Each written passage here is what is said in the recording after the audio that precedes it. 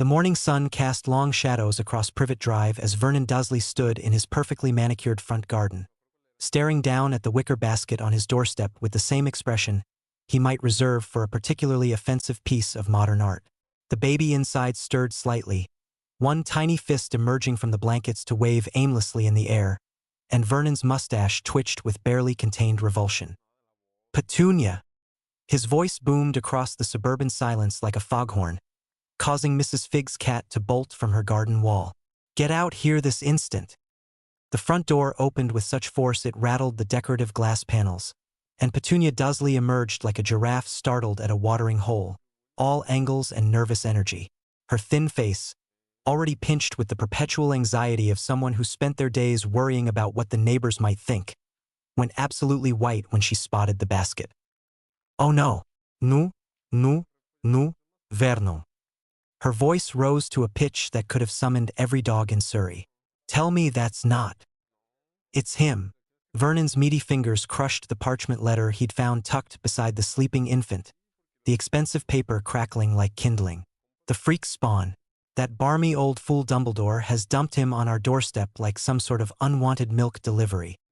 Petunia's hands flew to her throat, her fingers working at the high collar of her floral housecoat.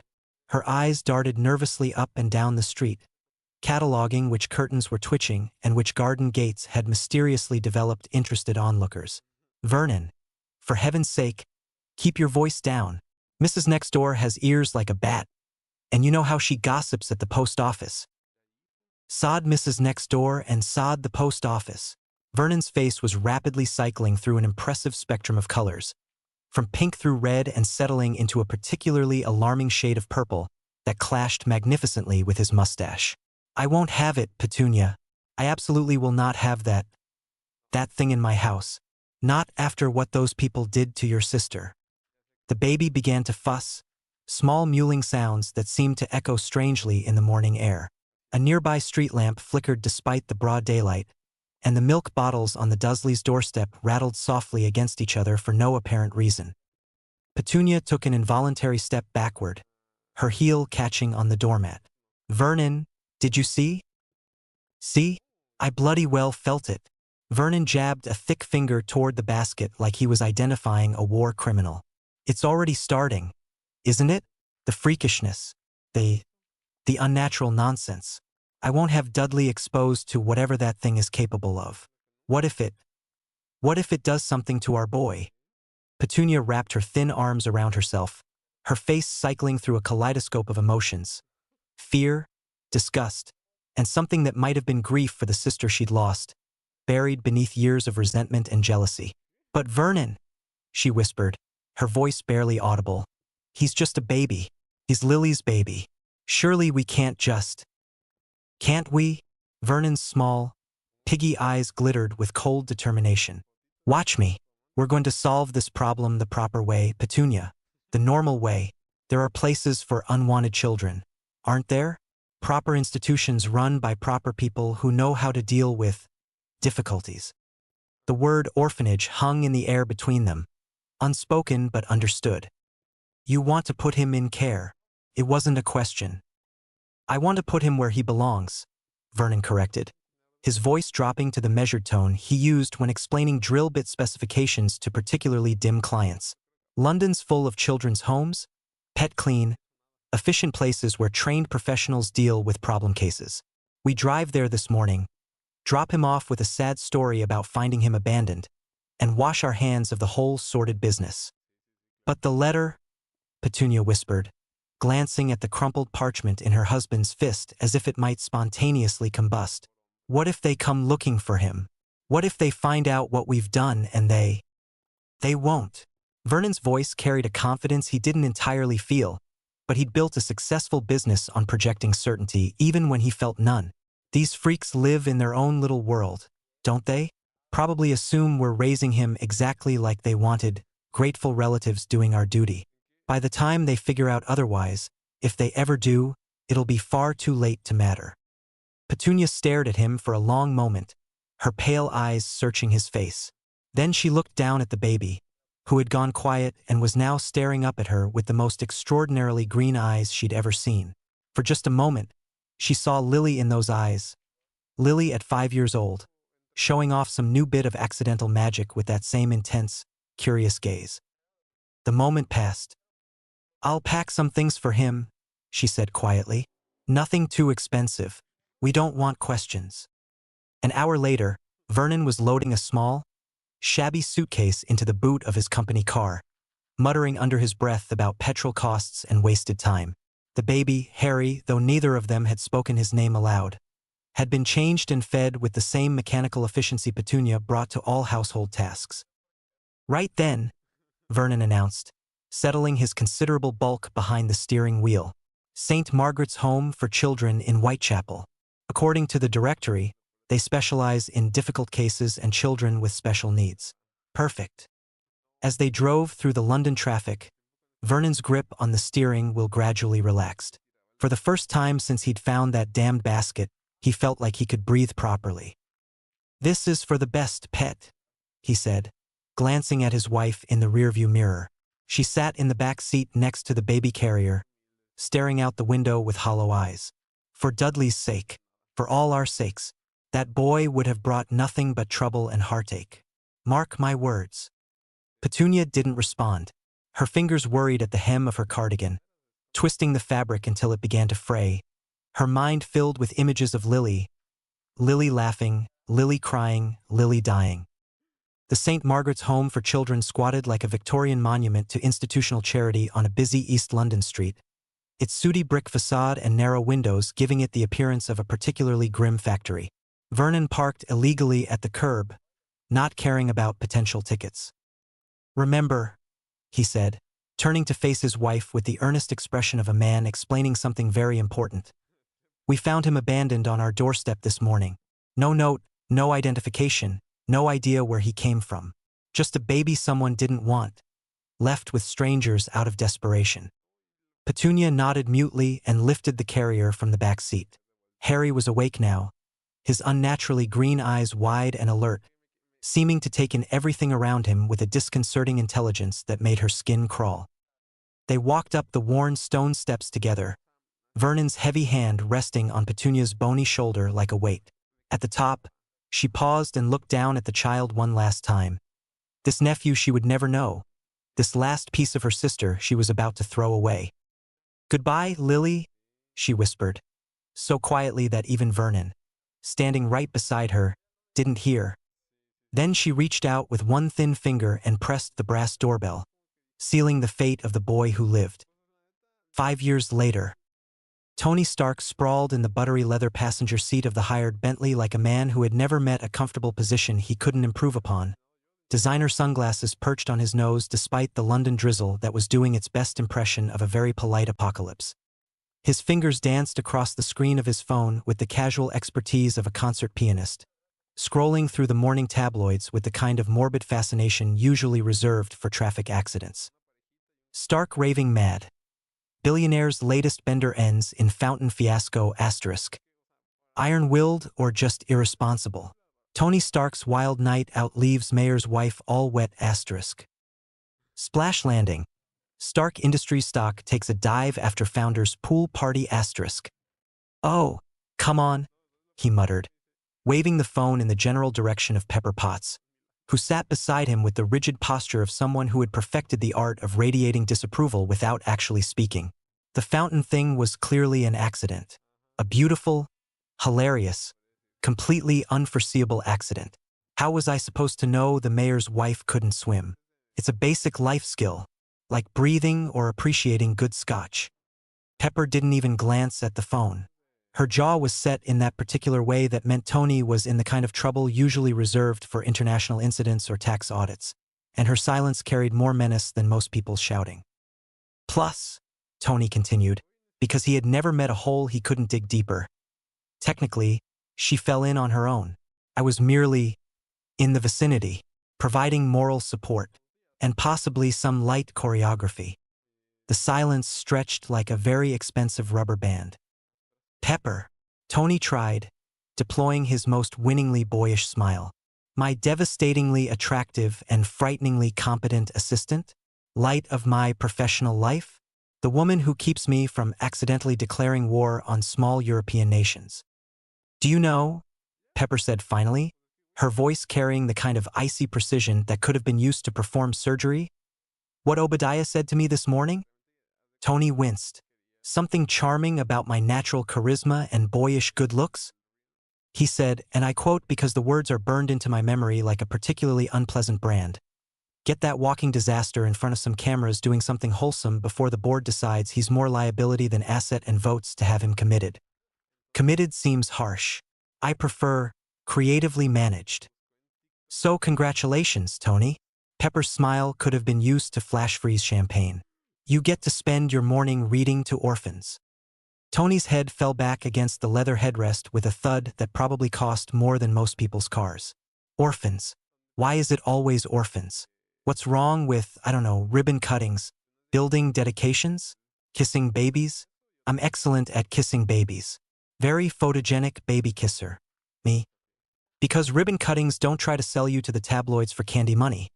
Pepper replied with the kind of logic that Tony found both infuriating and oddly attractive. And because maybe, just maybe, seeing some children who've actually faced real hardship might give you some perspective on your own life. I have perspective, Tony protested. I have loads of perspective. I have so much perspective I could start a perspective store and corner the market on. Tony. Right? Shutting up now. The Bentley glided to a stop outside St. Margaret's Home for Children, its gray Victorian facade looking particularly grim in the weak morning light. Tony stared at the building through the rain-streaked window and felt a familiar knot form in his stomach, the same one he'd carried since childhood whenever faced with anything that resembled genuine human emotion or, God forbid, children who expected him to be responsible. How long do I have to stay? He asked, and was annoyed to hear that his voice sounded younger than his 28 years. Pepper's expression softened slightly, probably because she was professionally trained to recognize when Tony Stark was approaching the limits of his emotional comfort zone. An hour, maybe 2, just long enough for the photographers to get some shots of you being human. I'm always human, Tony protested, straightening his jacket. A burgundy Tom Ford that probably cost more than most people's monthly salaries. I'm extremely human, possibly the most human person you know. You once tried to tip a waiter with a prototype repulsor technology. He seemed interested in engineering. Tony stepped out of the car and immediately regretted not bringing an umbrella, though umbrellas were for people who didn't have the foresight to be born wealthy enough to simply buy new clothes when the old ones got wet. The small crowd of photographers that had somehow materialized pressed forward like particularly well-dressed vultures, cameras clicking with mechanical hunger. Mr. Stark, Mr. Stark. Any comment on last night's fountain incident? Are you planning to make charitable donations a regular occurrence? What's your response to critics who say this is just an elaborate publicity stunt? Is it true you're dating 3 supermodels simultaneously? Tony flashed his practiced media smile, the one he'd perfected in boarding school for dealing with particularly persistent headmasters, and waved, but didn't stop to answer questions. Pepper's heels clicked authoritatively beside him as they climbed the worn stone steps, her presence serving as both shield and conscience. The director of St. Margaret's, a stern-looking woman who introduced herself as Mrs. Crawford, greeted them in the foyer with the kind of smile usually reserved for wealthy donors and minor royalty. Tony noticed she'd clearly made an effort, fresh flowers in the hallway, the lingering scent of furniture polish that didn't quite mask the underlying institutional smell of boiled vegetables and industrial disinfectant, and children's artwork hung at precisely measured intervals along the walls. Mr. Stark, what an absolute honor to have you visit our facility, Mrs. Crawford gushed, her voice carrying just a hint of a working-class accent that she'd clearly spent years trying to smooth into something more respectable. The children are so excited to meet you. We don't often get visitors of your caliber. The feeling's mutual, Tony lied with the smooth expertise of someone who had been lying to adults since he could speak, though he found himself genuinely curious about some of the artwork. Several pieces were surprisingly sophisticated, particularly a series of mechanical drawings that looked less like children's scribbles and more like actual blueprints. Mrs. Crawford led them down a corridor lined with doors bearing cheerful nameplates, though the institutional linoleum and fluorescent lighting gave the place an undeniably clinical feel. Through the windows, Tony could see groups of children engaged in various activities, some playing with toys that had clearly seen better decades, others clustered around a woman reading from a picture book with theatrical enthusiasm. "We have 43 children currently in residence," Mrs. Crawford was saying, launching into what was clearly a well-rehearsed speech designed to impress potential benefactors. "Ages 3 to 16. Many of them have been with us for several years, and we pride ourselves on providing not just shelter and sustenance, but proper education and emotional support to help them transition into productive members of society." Tony found himself tuning out the institutional speak as they entered a large common room where about 20 children had been gathered. They ranged in age from tiny tots who couldn't be more than 4 to surly-looking teenagers who clearly wanted to be anywhere else in the universe. The photographers filed in behind them, already snapping pictures with the enthusiasm of paparazzi who'd spotted a celebrity scandal in the making. "Children," Mrs. Crawford called out, clapping her hands with the practiced authority of someone who had spent years wrangling small humans. "I'd like you all to meet Mr. Stark. He's come all the way from America to visit with you today." A small girl with pigtails that defied several laws of physics immediately shot her hand into the air. "Are you famous?" Tony grinned, the first genuinely amused expression he'd worn all morning. "Depends on who you ask, sweetheart. What's your name?" "Emma," the girl announced with the confidence of someone who had never doubted her right to exist. "Are you rich?" "Emma." Mrs. Crawford looked mortified, probably envisioning donations evaporating in real time. But Tony laughed, a real laugh, not one of his practiced media chuckles. "Very rich," he said with mock solemnity. "Rich enough to buy this whole building. Rich enough to buy a small country, actually. Maybe Luxembourg. I hear it's lovely this time of year, and they probably need the investment." The children giggled, and Tony felt some of the tension leave his shoulders. Kids, he realized, were actually easier to deal with than most adults. They asked direct questions, they laughed at his jokes, and they didn't want anything from him except entertainment, something he'd never been short on. For the next 20 minutes, he worked the room like the natural performer he'd always been. He answered questions about America. "Yes, we really do have hamburgers for breakfast sometimes, and it's as wonderful as it sounds." About his company, "We make things that go fast and explode, but in a good way mostly." And about whether he'd ever met Elvis. "Kid, I hate to break it to you, but Elvis left the building permanently about 15 years ago." The photographer snapped away, capturing Tony kneeling down to talk to the smaller children, signing autographs on scraps of paper with the kind of flourish usually reserved for peace treaties, and generally being the kind of charming, accessible billionaire that Stark Industries' PR department paid millions to project. But it was when he was making his way toward the door, already mentally planning his escape route and wondering if the Bentley's bar was adequately stocked, that something caught his eye. In the corner of the room, almost hidden behind a worn armchair that looked like it had survived both world wars, a small boy sat cross-legged on the floor with a sketch pad balanced on his knees. He couldn't be more than 6, with a riot of black hair that stuck up in every direction as if it had never met a comb it couldn't defeat, and the most vivid green eyes Tony had ever seen. Unlike the other children, who had all crowded around to meet the famous visitor, this boy seemed completely absorbed in his drawing, his small tongue poking out slightly in concentration. Tony found himself drifting over, drawn by curiosity and something else he couldn't quite name. "Hey there, Picasso," he said, crouching down to the boy's level. "Mind if I take a look at what you're working on?" The boy glanced up, and Tony was struck by something in those green eyes, an old soul weariness that no 5-year-old should possess, mixed with a spark of intelligence that was almost unsettling. The child didn't say anything immediately, but after a moment's consideration, he tilted the sketch pad so Tony could see. Tony's breath caught in his throat. The drawing was remarkable, not just for a child of 5, but remarkable, period. It showed a figure in armor, but not the crude medieval knights that most kids might copy from storybooks. This was sleek, modern, almost technological in its design. The proportions were perfect, the details precise and purposeful. It looked like something that could actually work, something that could actually fly. "Jesus," Tony breathed, then caught himself. "I mean, wow, that's really something special. Did you design this yourself?" The boy nodded shyly, his voice soft and careful when he spoke, as if he wasn't used to adults actually listening to him. I dream about it sometimes. Flying. Flying. Tony's pulse quickened, his engineer's mind already analyzing the design, noting the way the boy had instinctively placed what looked like propulsion systems in exactly the right locations for optimal flight dynamics. You dream about flying in this armor? Another nod, more confident now. It's red and gold in the dreams. And it has lights here. He pointed to the chest piece with one small finger. That glow really bright, like a star. Tony stared at the drawing, then at the boy, then back at the drawing. Red and gold. The exact color scheme that had been rattling around in his subconscious for months, ever since he'd started sketching out ideas for a new kind of protective equipment.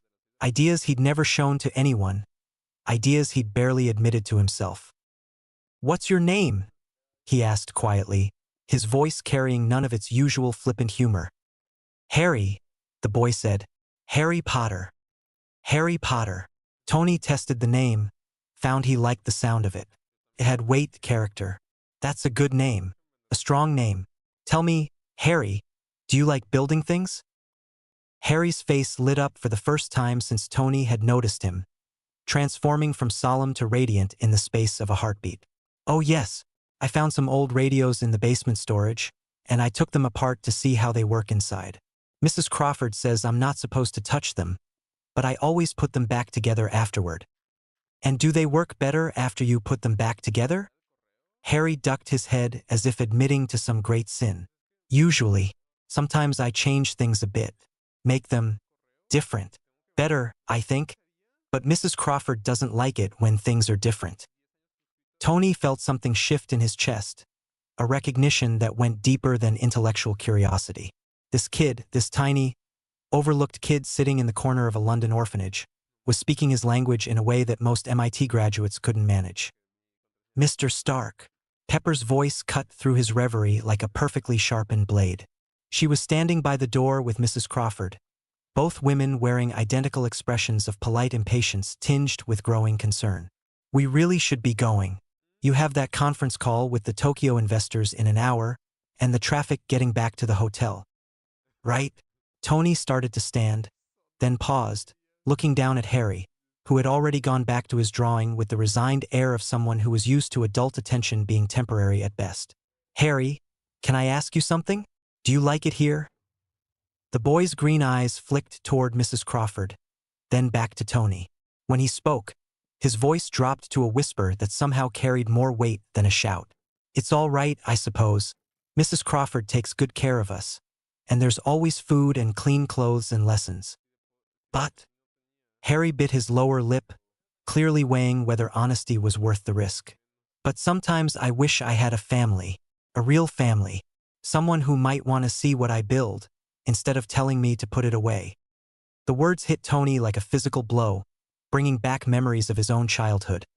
The empty mansion, the absent father, the parade of nannies and boarding schools. At least he'd had money, resources, opportunities. This kid had nothing but his remarkable mind and a sketch pad that probably cost less than Tony's morning coffee.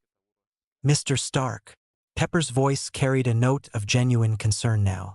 She knew that look, had seen it before when Tony was about to make the kind of impulsive decision that either changed the world or required extensive legal cleanup. Tony stood slowly, his mind racing through calculations and possibilities with the same analytical precision he brought to engineering problems. He looked at Harry, really looked at him, this small, brilliant boy who dreamed of flying and built better radios in basement storage rooms, and felt something click into place with almost audible finality. "Mrs. Crawford," he called across the room, his voice carrying the kind of authority that made boardrooms fall silent and stock prices fluctuate. "I'd like to speak with you privately. About Harry."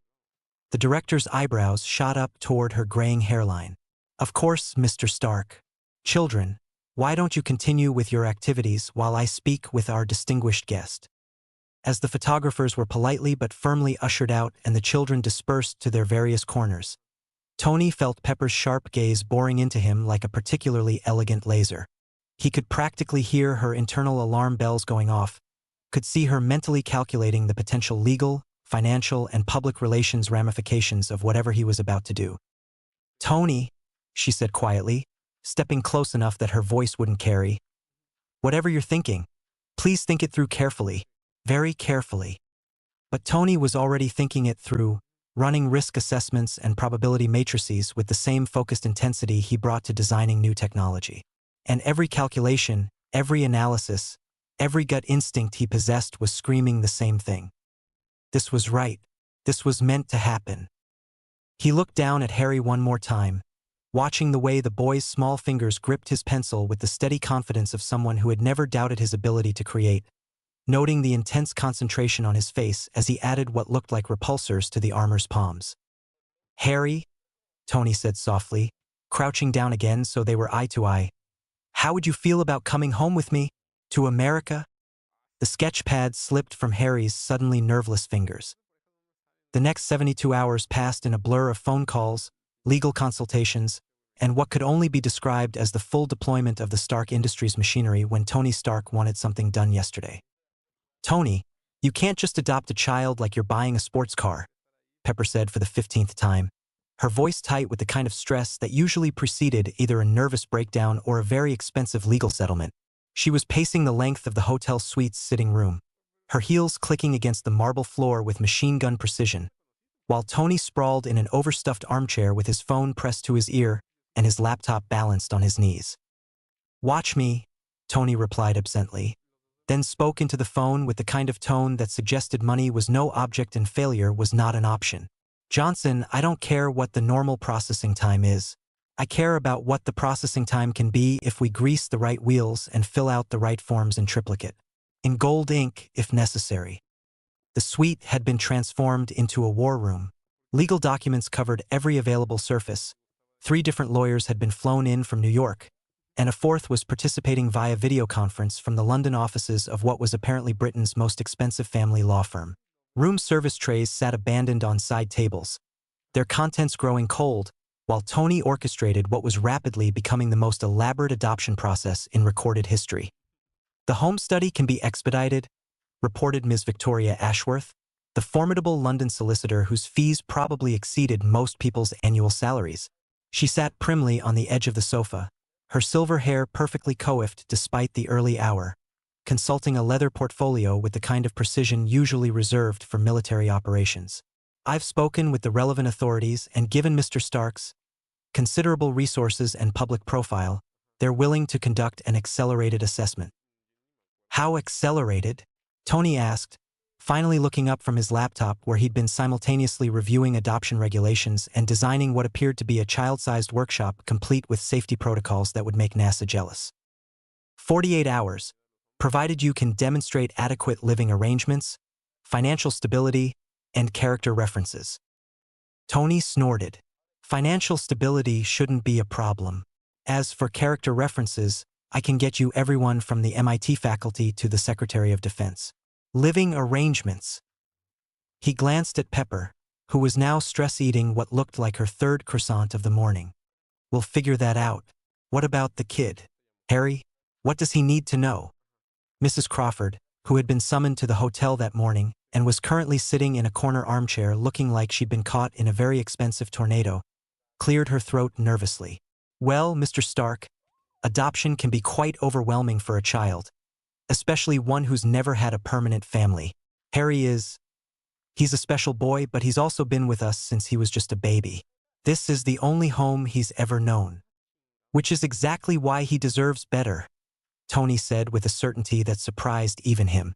He'd spent the previous evening reading everything he could find about child psychology, developmental needs, and the long-term effects of institutional care.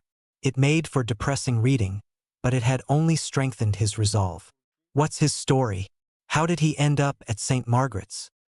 Mrs. Crawford's expression grew carefully neutral in the way of someone who had spent years dealing with social services and bureaucratic oversight. "He was left with us as an infant. The people who brought him claimed they'd found him abandoned.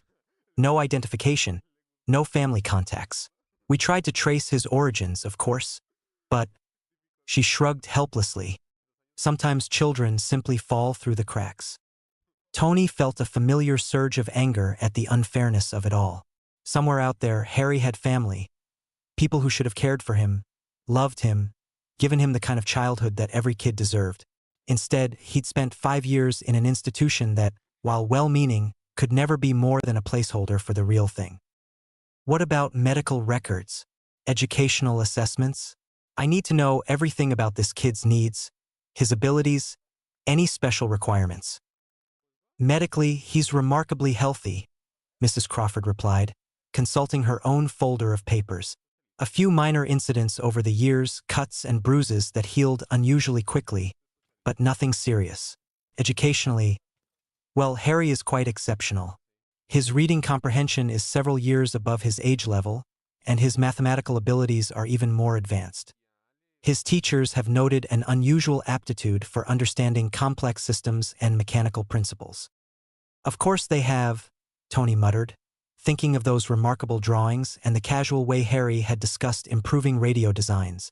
The kid was a natural engineer, probably saw the world in terms of problems to be solved and systems to be optimized. Tony recognized the type because he'd been the same way at that age, though he'd had the advantage of resources, education, and a father who, despite his many flaws, had at least understood the value of nurturing exceptional talent. There is one thing, Mrs. Crawford added hesitantly. Harry sometimes has unusual dreams. Nightmares, he calls them, though they don't seem to distress him the way typical nightmares might. He draws pictures afterward, always the same themes. Flying, lights in the sky, people in strange costumes. The child psychologist we consulted suggested they might be processing some kind of early trauma, possibly related to whatever happened to his birth parents. Tony's hand stilled on his laptop keyboard. Dreams of flying. Red and gold armor with lights that glowed like stars. Either this was the most extraordinary coincidence in the history of coincidences, or something much stranger was going on. I want to see him, he said suddenly, standing up with the kind of decisive energy that had built empires and launched spacecraft. I want to talk to Harry about this. About all of it. Tony, Pepper began, her voice carrying a warning note. You need to be careful. This is a 6-year-old child who's about to have his entire world turned upside down. You can't just march in there and start interrogating him about. I'm not going to interrogate him, Tony interrupted, though even as he said it, he realized that was exactly what it would sound like to anyone who didn't understand the desperate need driving him. I'm going to talk to him. Father to potential father. Whatever. The point is, I need to know if this is real. If he really is what I think he is. The ride back to St. Margaret's was conducted in tense silence, broken only by Pepper's occasional sighs and the sound of Tony's fingers drumming against the Bentley's leather armrest. The photographers had multiplied since the previous day. Word had leaked about Tony Stark's interest in adopting a British orphan, and the media was having a field day with the story. Stark's softer side. Billionaire playboy shows heart of gold asterisk. Orphan's lucky day. London boy set to join Stark fortune asterisk. The headlines were splashed across every newspaper they passed, and Tony found himself simultaneously annoyed by the attention and grateful that public pressure might help expedite the normally glacial adoption process. They found Harry exactly where Tony had expected, in the corner of the common room, cross-legged on the floor with his sketch pad, seemingly oblivious to the chaos swirling around him. But when Tony approached, the boy looked up immediately, as if he'd been waiting. You came back, Harry said simply, and something in his voice made Tony's chest tighten. I said I would.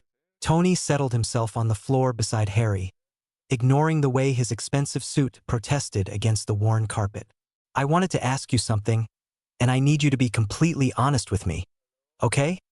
Harry nodded solemnly, those extraordinary green eyes fixed on Tony's face with an intensity that was almost unnerving. The dreams you have, the ones about flying, have you always had them? As long as I can remember, Harry replied without hesitation. They're not scary, though. Mrs. Crawford thinks they are because I wake up and draw pictures, but they're not scary at all. There. He paused, searching for the right word. They're like memories, but memories of things that haven't happened yet. Tony felt the fine hairs on the back of his neck stand up. Memories of the future? I know it sounds strange, Harry said quickly, as if he was used to adults dismissing his experiences. But in the dreams, I'm older, and I'm flying but not in an airplane, in something that fits around me like a second skin. And there are lights, not just the ones on the chest, but all over. and I can feel the power of it, humming through my bones like electricity. Tony's breath caught. The description was so precise, so technically accurate, that it could have come from his own design notes. This wasn't the vague fantasy of a child who'd seen too many superhero movies. This was the detailed observation of someone who understood, on some fundamental level, exactly how such a system would work. "Harry," he said carefully, "what do you think those dreams mean?" The boy was quiet for a long moment, his small fingers tracing the edge of his sketch pad. When he finally spoke, his voice was barely above a whisper. "I think they mean I'm supposed to build something important, something that will help people." "And do you want to build things that help people?" Harry's face lit up with an intensity that made him look older than his 5 years. "More than anything, sometimes I feel like there's something inside me that's bigger than I am. Something that wants to create and fix and make things better. Does that sound silly?" Tony felt something crack open in his chest, a recognition so profound it was almost painful. This kid, this remarkable, brilliant, overlooked kid, was describing exactly what Tony had felt his entire life. That driving need to build, to innovate, to use technology to solve problems and protect people. It was as if he was looking at a younger version of himself, but one who'd been shaped by hardship instead of privilege. "No," Tony said quietly, his voice rough with emotion he hadn't expected. "No, Harry, that doesn't sound silly at all. That sounds like exactly what the world needs." Behind them, he could hear Pepper talking in low, urgent tones with Mrs. Crawford and the lawyers, no doubt working out the final details of what was about to become the most thoroughly documented adoption in British legal history. But Tony found himself completely focused on the small boy beside him. This child who dreamed of flying and understood, with startling clarity, that technology could be a force for good. "Harry," Tony said, making what might have been the most important decision of his life, "would you like to come home with me? Not just to visit, to stay. Forever. To be my son." The silence that followed seemed to stretch for an eternity. Harry stared at Tony with those impossibly green eyes, his small face cycling through a dozen different emotions: disbelief, hope, fear, and something that might have been recognition. "You really mean it?" Harry whispered finally. "You're not just being kind?" "Kid," Tony said, reaching out to gently ruffle Harry's perpetually unruly hair. "I may be many things, but just being kind isn't really in my wheelhouse. I'm offering because I think we could be good for each other. You need someone who understands what it's like to see the world as a series of problems waiting to be solved. And I..." He paused, surprised by his own honesty. "I think I need someone to help me remember why solving those problems matters." Harry was quiet for another long moment, his gaze drifting to his sketch pad where the drawing of the armored figure seemed to shimmer in the afternoon light streaming through the windows. When he looked back at Tony, his voice was steady and sure. "Yes," he said simply. "I'd like that very much." 3 weeks later, the tabloids had a field day. Stark family official. Adoption papers signed **. Britain's loss, America's gain.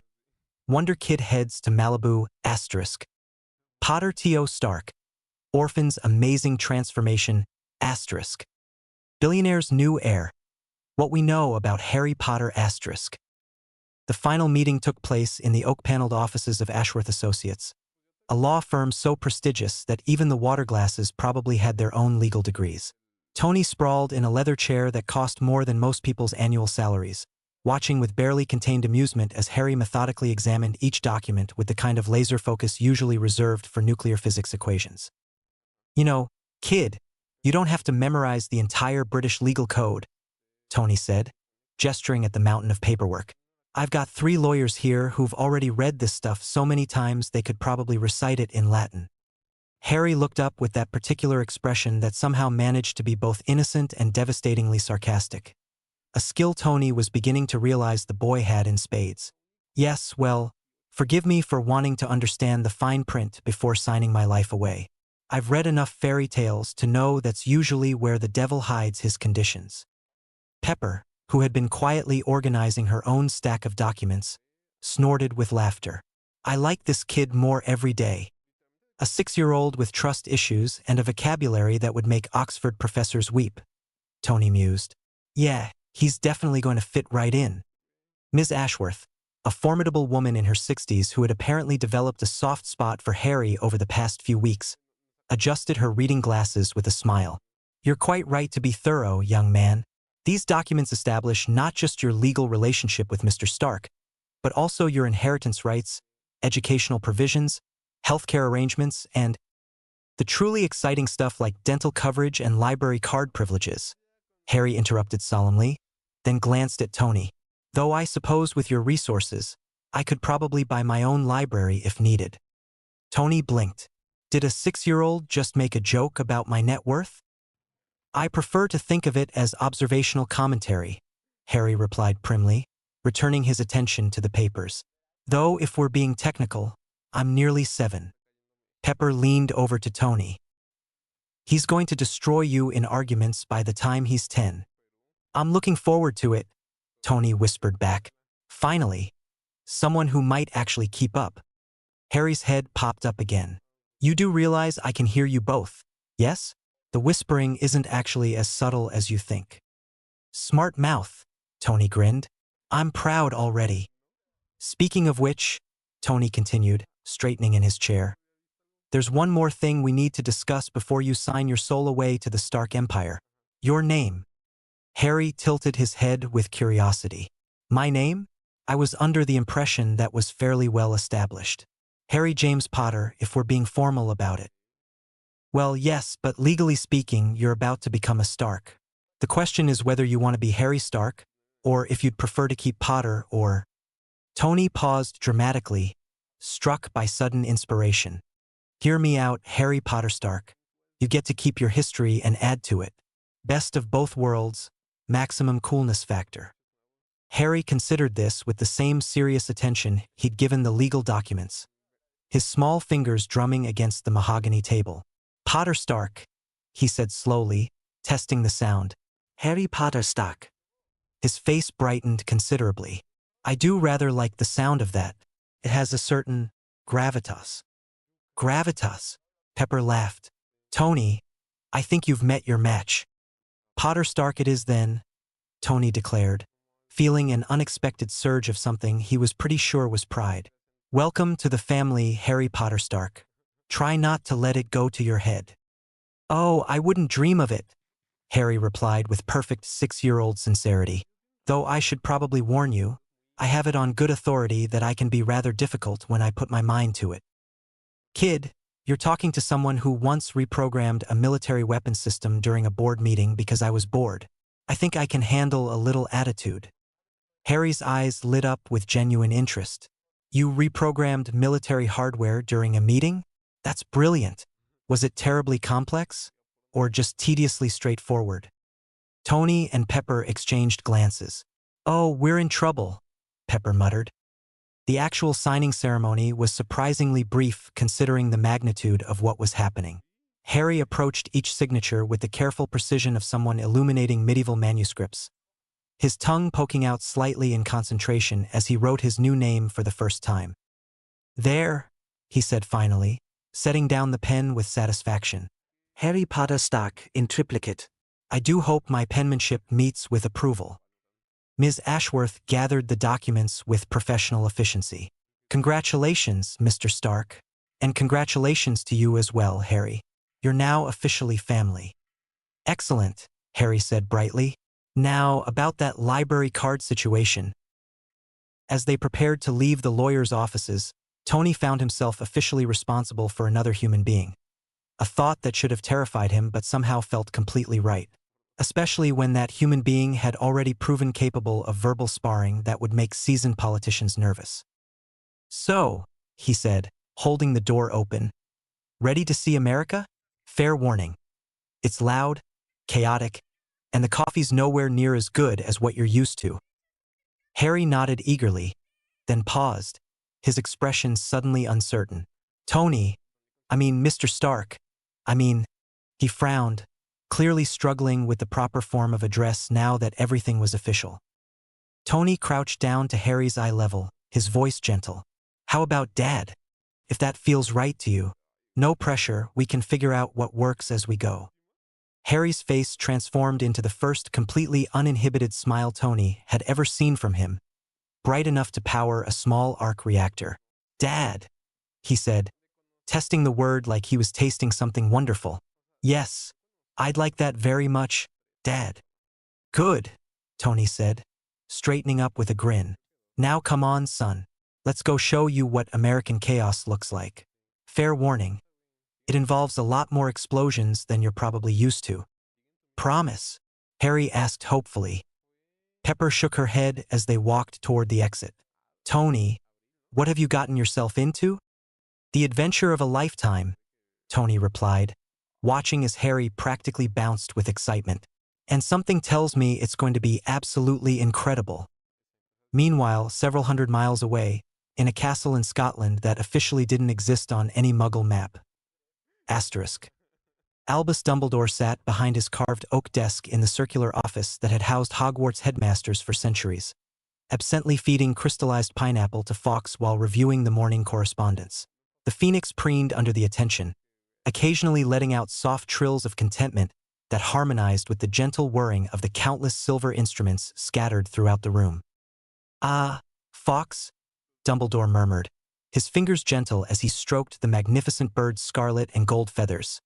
"Sometimes I wonder if you understand the weight of our responsibilities better than most humans do. The delicate balance we must maintain, the careful plans we must weave like spider's silk across the years." The phoenix tilted its head, fixing one bright black eye on the headmaster with what might have been understanding, or possibly just hope for another piece of crystallized fruit. A sharp, authoritative knock interrupted his philosophical musings. The door opened with enough force to rattle the portraits on the walls, and Professor McGonagall strode in without waiting for permission, her emerald robes billowing behind her like storm clouds. Her usually immaculate hair showed signs of hasty arrangement, and her face was set in lines of barely controlled alarm. "Albus," she said without preamble, clutching what appeared to be a Muggle newspaper in her white-knuckled grip, "we have a problem. A rather significant one, I'm afraid." Dumbledore looked up from Fawkes, his half-moon spectacles catching the morning light as he noted the tension radiating from his deputy's rigid posture. In all their years of working together, he had rarely seen Minerva quite so unsettled. "What sort of problem, my dear Minerva?" he asked mildly, though his blue eyes had sharpened with sudden alertness. "Has young Mr. Abernathy managed to set something else on fire? Or perhaps the Charlie Weasley and Nymphadora Tonks have discovered a new way to circumvent our security measures?" "If only it were something so simple," McGonagall replied grimly. Instead of elaborating, she unfolded the newspaper with sharp, precise movements and placed it squarely in the center of his desk, directly over the letter from the ministry he'd been reading. "I believe this requires your immediate attention." The headline screamed across the front page in bold letters that seemed to pulse with unwelcome significance. "Stark family official. American billionaire adopts British orphan Harry Potter **. For a moment that seemed to stretch into eternity, Dumbledore simply stared at the paper. The familiar weight of centuries seemed to settle more heavily on his shoulders as his eyes took in the impossible words. Then, with movements that suddenly seemed much older than his considerable years, he reached for his spectacles with trembling fingers and began to read. The article was thorough, irritatingly so, complete with photographs of a dark-haired man in an expensive suit and a small boy with unmistakably familiar green eyes and an unruly shock of black hair. There were quotes from adoption agencies, details about expedited legal processes, and breathless speculation about young Harry's bright future in America as heir to a technological empire. "Good Lord," Dumbledore whispered, his voice barely audible above the ticking of the various instruments around his office. This is not supposed to be possible." McGonagall's lips pressed into a thin line. "Albus, surely you placed protections, monitoring charms, tracking spells? Something to ensure we would know if the boy was moved." "Of course I did," Dumbledore said, though his voice carried a note of uncertainty that McGonagall had rarely heard. "The monitoring charms on Privet Drive were considerable. Blood wards, notice-me-not charms, protective enchantments woven into the very foundations of the house. Nothing should have been able to—" He trailed off, his expression growing increasingly troubled. "Then how?" McGonagall demanded, her Scottish accent growing more pronounced with her agitation. "Did a Muggle billionaire manage to adopt the most famous wizard child in Britain without us knowing?" Dumbledore was quiet for a long moment, his fingers steepled before him as he stared at the photograph of Harry, older than when he'd last seen the boy, but unmistakably the child he'd left on the Dursleys' doorstep all those years ago. The boy who was supposed to be safely tucked away, protected and hidden until the time came for his return to the wizarding world. "The blood protections," he said slowly, his voice heavy with realization. "They were tied to Petunia's care, to her home. If she voluntarily relinquished custody, the protections would have dissolved," McGonagall finished, her voice sharp with understanding and no small amount of anger. "Albus, you mean to tell me that our entire plan, everything we've worked toward, depended on Petunia Dursley's maternal instincts?" "It seemed reasonable at the time," Dumbledore said weakly, though even he seemed to realize how inadequate that sounded. "Family bonds, blood magic. These are powerful forces, Minerva. I believed." "You believed," McGonagall said with the kind of crisp authority that had cowed generations of Hogwarts students, "that a woman who spent her childhood resenting her magical sister would somehow develop protective feelings toward that sister's magical son. Really, Albus, sometimes your faith in human nature borders on the criminally naive." Fawkes let out a low trill that sounded distinctly like agreement. Dumbledore shot his familiar a reproachful look. "The question now," McGonagall continued, beginning to pace back and forth in front of his desk with sharp, agitated steps, "is what we do about this situation. The boy is supposed to return to Hogwarts. The prophecy remains," Dumbledore said quietly, though his voice carried less certainty than usual. "Though I confess, I did not foresee this particular complication." "Complication?" McGonagall stopped pacing to stare at him incredulously. "Albus, the boy is now the adopted son of one of the most powerful men in the Muggle world. He has resources, protection, legal standing. You can't simply retrieve him as if he were a lost pet." "No," Dumbledore agreed slowly, his expression growing more troubled by the moment. "No, I don't suppose we can." He picked up the paper again, studying the photograph more closely. "This Tony Stark, what do we know of him?" "According to this article, he's a genius inventor, a billionaire, and the head of a company that produces advanced technology for both civilian and military applications," McGonagall read over his shoulder. "He's known for being unconventional in his business methods and rather famous for his quick wit and tendency to speak his mind regardless of consequences. A man of influence and resources, then," Dumbledore mused. "Not someone who would be easily persuaded to return a child he's legally adopted. And not someone," McGonagall added pointedly, "who would be impressed by cryptic explanations about destiny and the greater good. Muggles tend to prefer concrete facts, Albus." Dumbledore was quiet for several minutes, his fingers absently stroking Fawkes' feathers as he contemplated this unprecedented turn of events. When he finally spoke, his voice was heavy with the weight of difficult decisions. "We'll need to contact the Ministry, of course, and the Order. This changes everything." "How much does it change?" McGonagall asked quietly.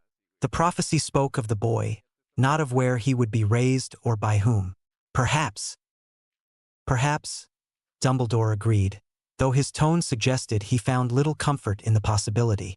"But our carefully laid plans, our preparations for his return to our world, all of that must be reconsidered now."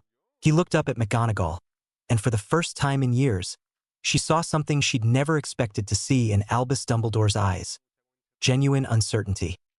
"Minerva," he said softly, "I fear we may have underestimated the complexity of the game we've been playing, and now it seems we have a new player at the table, one who was never supposed to be there at all." Outside the castle windows, storm clouds were gathering on the Scottish horizon, and in the distance, thunder began to rumble with what sounded almost like mocking laughter. McGonagall straightened her robes with sharp, precise movements. "Well then," she said briskly, falling back on the practical nature that had served her well through decades of teaching and administrative challenges. I suppose we'd better figure out our next move rather quickly. Something tells me that Mr. Stark is not the sort of man who waits for others to act first. Dumbledore nodded slowly, his expression grave. Indeed, Minerva. Indeed. The common room at St. Margaret's had never seen such organized chaos. Harry sat cross-legged in the center of what looked like a small explosion of paper, sketches, and mechanical parts, methodically sorting through 5 years of accumulated treasures with the same focused intensity he brought to everything else. Right then, he said to himself, holding up a sketch pad filled with detailed drawings of what appeared to be an improved heating system for the building. Definitely keeping this one. The boiler efficiency calculations alone took me 3 weeks to work out properly. Tony watched from the doorway, still somewhat amazed by the sight of his new son treating the packing process like a scientific expedition. Most 6-year-olds would be focused on toys and games. Harry was debating the relative merits of various engineering schematics.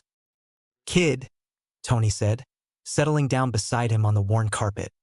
"You know we can always get you new paper and pencils in America, right? You don't have to take every single drawing you've ever made."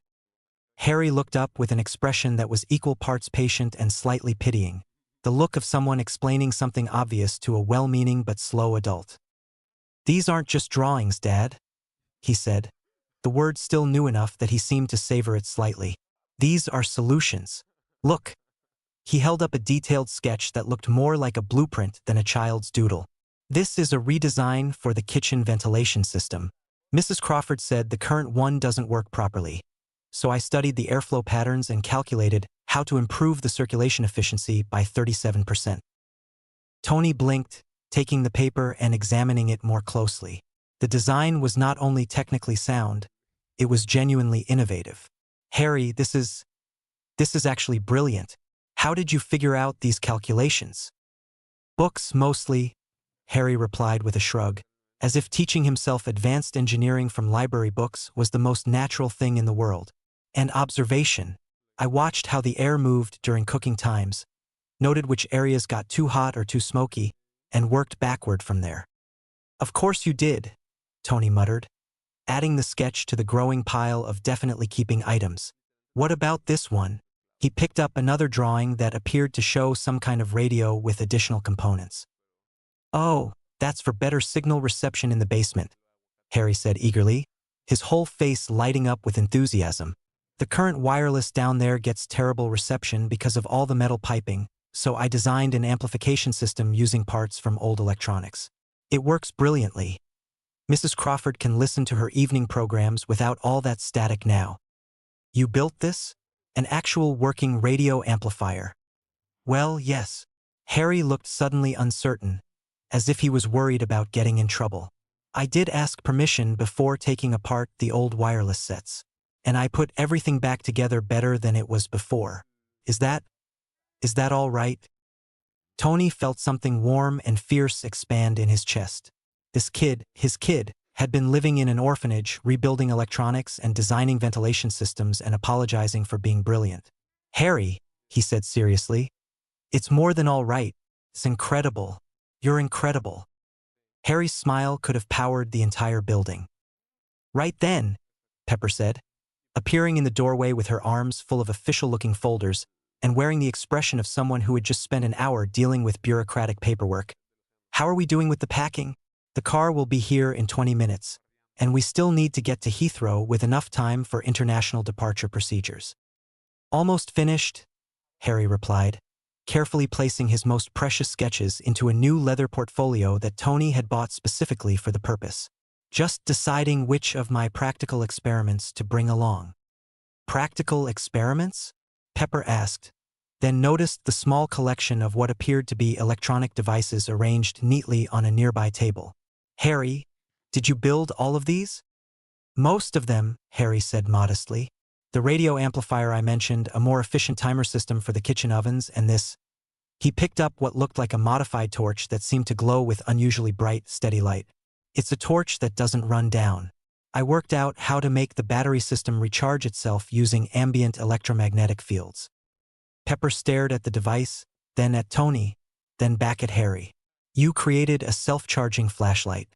At age 6. Nearly 7, Harry corrected automatically. And it wasn't terribly difficult once I understood the principles involved. Though I did have to rebuild it 3 times before I got the energy conversion rate properly calibrated. Of course you did, Tony said faintly. He was beginning to suspect that adopting Harry wasn't just going to change his life. It was going to completely revolutionize his understanding of what was possible. Anything else we should know about? Harry considered this seriously. Well, there's the improved door lock system I designed for the older children's rooms, better privacy and security using a combination of mechanical and magnetic principles. And I've been working on plans for a more efficient water heating system for the entire building, but that's still theoretical. Oh, and I may have accidentally improved the telephone system last month when I was trying to figure out why the connection to the outside line was so poor. You improved the telephone system, Pepper repeated slowly. Accidentally. The wiring was rather inefficient, Harry explained. Simple matter of understanding signal degradation and impedance matching. Though I probably should have asked permission before rewiring the junction box in the basement. Tony and Pepper exchanged a look that contained approximately 17 different varieties of amazement and concern. Kid, Tony said eventually, remind me to never leave you alone with anything electronic until we've had a serious conversation about asking permission before upgrading infrastructure. Does that include your workshop? Harry asked hopefully. Especially my workshop, Tony replied, though his grin suggested he was already looking forward to seeing what Harry might create with proper tools and unlimited resources. At least until I'm sure you won't accidentally build something that could level half of Malibu. Mrs. Crawford appeared in the doorway, her expression cycling between pride, regret, and barely controlled worry. Harry, dear, the other children wanted to say goodbye before you leave. What followed was perhaps the most emotionally complex farewell scene Tony had ever witnessed. The other children at St. Margaret's clearly adored Harry, not just because he was genuinely kind and generous, but because he'd spent years quietly making their lives better with his inventions and improvements. The older boys shook his hand with the solemnity of businessmen concluding important deals, while the younger children clung to his legs and extracted promises that he would write letters and maybe send pictures of America. Don't forget us, Harry, whispered Emma, the little girl with the gravity-defying pigtails who had asked Tony about being rich on that first day. Promise you won't forget. I could never forget you, Harry said seriously, crouching down to her level. You're my family too, just in a different way. And besides, he glanced up at Tony with a mischievous glint in his green eyes. I have a feeling I might be able to visit more often now that I have access to private transportation. Private transportation? Tony raised an eyebrow. You do own aircraft, don't you? Harry asked innocently. I've read about the Stark Industries fleet. The efficiency ratings on your newer jets are quite impressive. I'm doomed, Tony muttered to Pepper. This kid is going to have me wrapped around his little finger before we even get to customs. Before you get to customs? Pepper snorted. Tony, that happened about 10 seconds after you first saw him drawing that armor design. She wasn't wrong. The final gathering of Harry's belongings revealed the true scope of his makeshift laboratory. In addition to the electronics and sketches, he'd collected an impressive array of salvaged components, reference books borrowed from the library, with permission, he assured them, and detailed notebooks filled with observations about everything from London weather patterns to the behavioral habits of urban pigeons. You've been conducting scientific studies on pigeons? Tony asked, flipping through a notebook filled with charts and diagrams. They're quite fascinating, actually, Harry replied, carefully wrapping his self-charging torch in a spare jumper. Their navigation systems are remarkably sophisticated, and their ability to adapt to urban environments suggests some interesting possibilities for biomimetic engineering applications. Biomimetic engineering, Tony repeated. Of course, because normal 6-year-olds definitely use terms like biomimetic engineering in casual conversation. Nearly 7, Harry corrected automatically, then looked up with sudden concern. Is it wrong that I think about things like this? Some of the adults here have said I'm rather strange for my age. The question hit Tony like a punch to the gut. He set down the notebook and crouched to Harry's eye level, his voice completely serious when he spoke. Harry, listen to me very carefully. You are not strange. You are exceptional. There's a difference, and anyone who can't see that difference doesn't deserve your attention or concern." He paused, choosing his words carefully. The world has plenty of people who think inside the box. What it needs, what it's always needed, are people who can see the box, understand why it exists, and then build something completely different that works better. Harry's face transformed into one of those radiant smiles that seemed to light up the entire room. "Is that what you do? Build something different that works better?" "I try to," Tony said honestly, "and I have a feeling you're going to be better at it than I ever was." The ride to Heathrow was filled with Harry's excited observations about London traffic patterns. "The signal timing at that intersection is terribly inefficient. I could improve the flow rate by at least 20% with better coordination." Architectural details. "That building's structural supports are fascinating. The load distribution must be calculated to account for both wind stress and seismic variation." And increasingly specific questions about aviation technology. "The Stark Industries fleet uses primarily turbofan engines, correct?" Harry asked as they approached the airport. "I've been reading about the efficiency improvements in modern commercial aviation, and the thrust-to-weight ratios are quite impressive compared to older designs." Tony stared at him in the rearview mirror. "Harry, where exactly have you been reading about turbofan engines? That's not exactly standard orphanage library material." "The Royal Aeronautical Society publishes publicly available technical papers," Harry replied as if this was obvious. "I may have written to them requesting access to their research database. For educational purposes." "You wrote to the Royal Aeronautical Society," Pepper said slowly, "and they gave a 6-year-old access to their technical database." "Nearly 7, Harry corrected. "And I did explain that I was conducting independent research into flight mechanics and propulsion systems. They were quite helpful, actually. Dr. Harrison even sent me some additional papers on supersonic flight characteristics." Tony pulled into the airport parking area and sat for a moment, trying to process the fact that his new son had apparently been conducting correspondence with professional aeronautical engineers as a hobby. "Kid," he said finally, "I think you and I are going to get along just fine." Heathrow Airport was everything Harry had imagined and more. The sheer scale of the operation fascinated him, the careful coordination of arriving and departing flights, the complex logistics of passenger and cargo management, the sophisticated radar and communication systems that kept everything running smoothly. "It's like a massive machine," he said wonderfully, his nose pressed against the terminal windows as he watched planes taxi and take off. All these separate systems working together to create something much larger and more complex than any individual component. "That's exactly what it is," Tony agreed, watching his son's face with growing amazement. "A machine made of people and planes and procedures, all calibrated to work in harmony. And we're about to become part of it," Harry said with barely contained excitement. "We're going to fly, actually fly, in a machine that weighs tons but still manages to defy gravity through the application of aerodynamic principles and massive amounts of thrust." "When you put it like that," Pepper observed, "it does sound rather miraculous." The Stark Industries private jet was everything Harry had hoped for and more. He spent the first 10 minutes examining every visible detail of the aircraft's construction, asking rapid-fire questions about everything from the wing design to the avionics systems to the specific alloys used in the engine components. "The fuel efficiency on this model must be exceptional," he said, settling into a leather seat that probably cost more than most people's cars. "The aerodynamic profile is beautifully optimized, and I'm guessing the engine management systems are cutting edge. Kid's got good eyes." The pilot, Captain Rodriguez, said to Tony with obvious amusement. "This bird is one of our newest. All the latest tech, custom modifications, and yes, the fuel efficiency is about 30% better than anything else in this class." "Custom modifications?" Harry's eyes lit up with interest. "Oh no," Tony said quickly. "We are not discussing custom modifications with the 6-year-old who builds self-charging flashlights in his spare time. That way lies madness." "Nearly 7, Harry protested, "and I'm just curious about the technical specifications."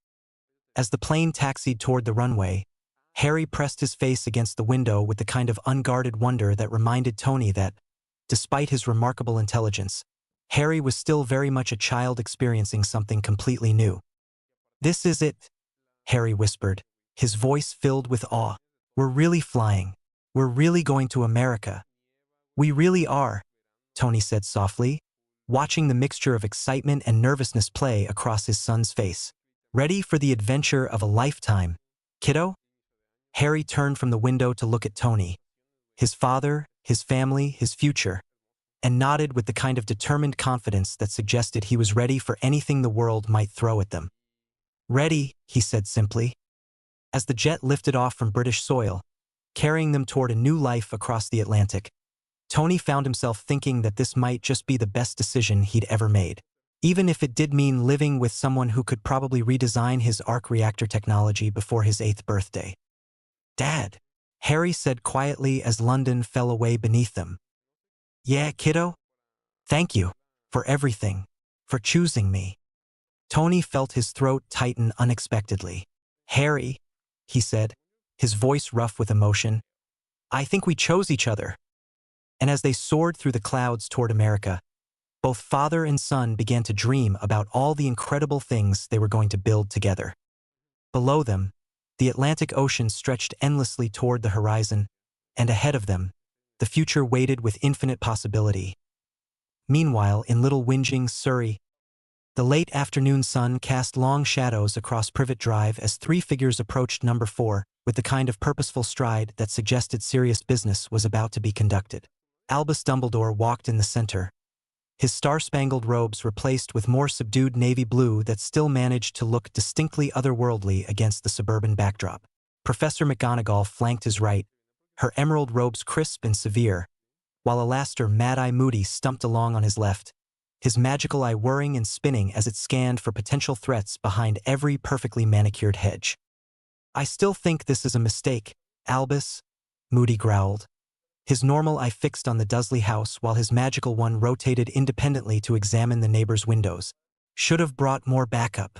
Never trust muggles who've had contact with our world. They're either terrified or plotting something, and both make them dangerous. Alastair, they are suburban muggles, not dark wizards, McGonagall said crisply, though her own expression suggested she wasn't entirely convinced of the distinction. I hardly think we need an entire Auror Strike team to question Petunia Dursley about her nephew's whereabouts. Famous last words, Moody muttered, his magical eye focusing on what appeared to be a perfectly innocent garden gnome.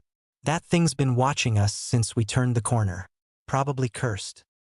It's ceramic, Alastair, Dumbledore said mildly, though his usual twinkle was notably absent as he approached the front door of number 4.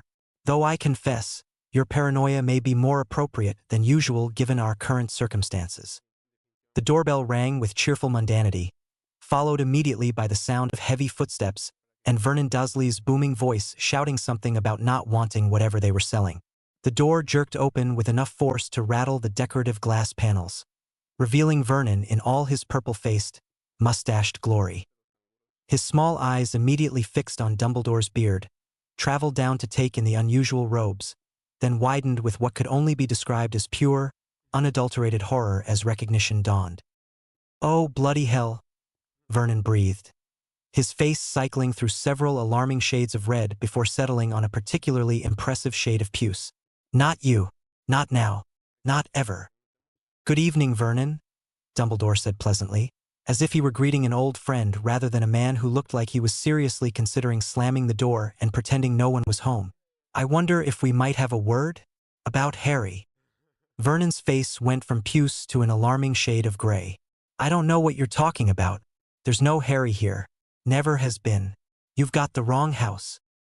Vernon Dursley, McGonagall said with the kind of crisp authority that had reduced generations of Hogwarts students to terrified silence. We are not here to play games. We know perfectly well that Harry Potter was placed in your care 5 years ago, and we know equally well that he is no longer here. The question is, where is he? Petunia, Vernon bellowed over his shoulder, his voice carrying the kind of panic usually reserved for natural disasters or tax audits. Get out here. Now. The sound of approaching footsteps was accompanied by Petunia's thin, nervous voice. Vernon, what's all the shouting about? If it's those Jehovah's Witnesses again, just tell them we're not. She appeared in the doorway and stopped dead, her already pale face going absolutely white as she took in the three figures on her doorstep. "Hello, Petunia," Dumbledore said gently. "You've grown up beautifully. You look remarkably like your sister."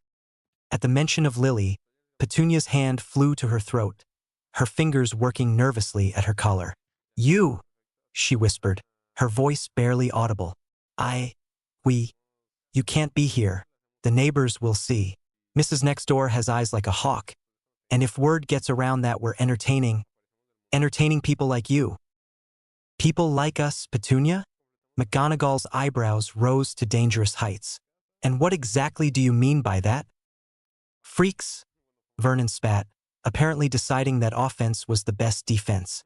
"Unnatural freaks with your abnormality and your dangerous nonsense. We told you years ago we wouldn't have any of it in our house, and we meant it." Moody's magical eye fixed on Vernon with laser intensity. "Careful, Muggle. You're talking to some very powerful wizards who've had a particularly trying week." "Is that a threat?" Vernon's voice rose to a pitch that probably registered on several geological survey instruments. "Are you threatening us?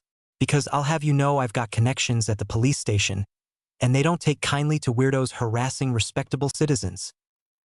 "Nobody is threatening anyone," Dumbledore said firmly, though his blue eyes had lost their characteristic warmth. "We simply want to know where Harry is. He was placed in your care for his own protection, and now he appears to have relocated. We need to understand what happened." Vernon and Petunia exchanged a look that contained approximately 17 different varieties of guilt, defiance, and barely concealed panic. "He's gone," Petunia said finally, her voice so quiet it was almost lost in the suburban evening air. We couldn't. He wasn't." "Gone where, Petunia?" McGonagall asked with dangerous calm.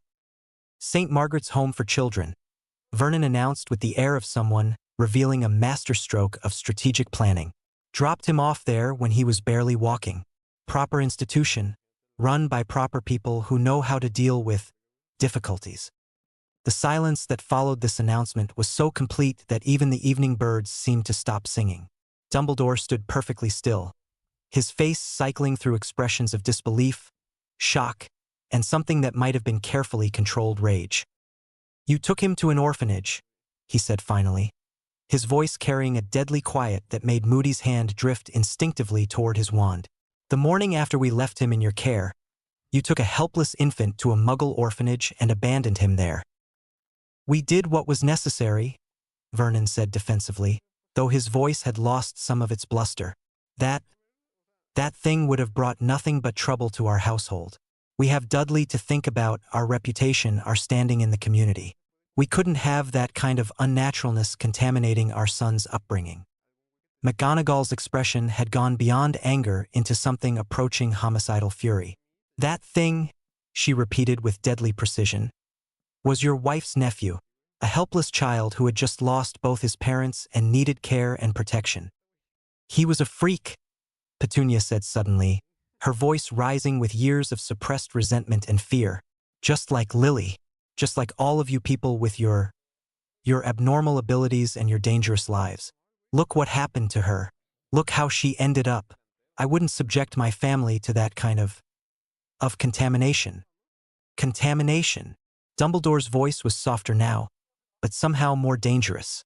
"Petunia, I placed Harry with you because I believed that blood relationships, family bonds, would provide the protection he needed. I trusted you to care for him as if he were your own child." "Well, you trusted wrong," Vernon snapped. "We're normal people living normal lives, and we weren't about to let some magical freak turn our household into a circus of abnormality." Moody's magical eye had gone completely still, focusing on Vernon with the kind of intensity usually reserved for confirmed dark wizards. "You know what, Albus? I'm starting to think these Muggles might benefit from a little memory modification. Nothing permanent, you understand. Just enough to help them remember their manners." "Alastair," Dumbledore said warningly, though his own expression suggested he wasn't entirely opposed to the idea. "You can't do anything to us," Vernon blustered, though he'd taken a notable step backward. "We're British citizens with rights, and we did nothing illegal." Taking an abandoned child to proper authorities is exactly what responsible people do. Abandoned. McGonagall's voice could have flash-frozen champagne. He wasn't abandoned, Mr. Dursley. He was entrusted to your care by people who believed you had some vestige of human decency left in your miserable souls. Petunia wrapped her thin arms around herself, her voice dropping to a whisper. He was too much like her, too much like Lily. Those eyes. Those impossible green eyes that seemed to see everything. And sometimes things would happen around him. Lights flickering, objects moving, sounds that had no source. I wouldn't. So you threw him away, Dumbledore said quietly. Like rubbish, like something unwanted and inconvenient. We did what was best for everyone involved. Vernon insisted, though he was now standing almost entirely behind his wife. That boy would have brought nothing but trouble and heartache. Mark my words, wherever he is now, he's probably causing all sorts of problems for whoever's foolish enough to take him in. The three wizards exchanged glances that carried volumes of unspoken communication. Well, Moody said finally, his voice carrying grim satisfaction. You'll be pleased to know that the boy you threw away like rubbish has been adopted by one of the most powerful men in the Muggle world. Turns out he's rather remarkable, actually. Brilliant, creative, already showing signs of extraordinary potential. Vernon's face went through several interesting color changes. That's not possible. He was just a baby. A strange, unnatural baby who made things happen that shouldn't happen. Yes, well, McGonagall said with acidic sweetness. It seems that strange, unnatural baby has grown into a strange, unnatural child genius who's now the heir to a technological empire worth more money than you could spend in 17 lifetimes. Petunia's hand flew to her throat again. You mean, he's been adopted? By wealthy people. Obscenely wealthy people, Dumbledore confirmed, his tone suggesting he wasn't entirely sure whether to be relieved or horrified by this development. People with resources, influence, and legal protection that would make the Ministry of Magic think twice about interfering. But surely, Petunia said desperately, surely you can just take him back? Use your magic to fix this. Magic doesn't work that way, Petunia, Dumbledore said sadly. And even if it did, Harry is now legally protected by Muggle laws, Muggle courts, and Muggle lawyers who are apparently very good at their jobs. This is no longer a matter that can be resolved with a simple obliviation charm or a carefully worded letter. Vernon had gone very quiet, his small eyes darting back and forth between the three wizards as if calculating odds he didn't like. What does this mean? For us? For you? Moody's normal eye fixed on Vernon with cold satisfaction. It means you're going to live the rest of your miserable lives knowing that you threw away something precious and irreplaceable. It means that the boy you abandoned because he wasn't normal enough for your pathetic suburban sensibilities is going to grow up with advantages and opportunities you can't even imagine. It also means, McGonagall added with professional precision, that the magical protections that were supposed to keep Harry safe, protections that were tied to this house and to Petunia's care, are now completely void. So if any dark wizards come looking for revenge against the boy who lived, don't expect any help from us.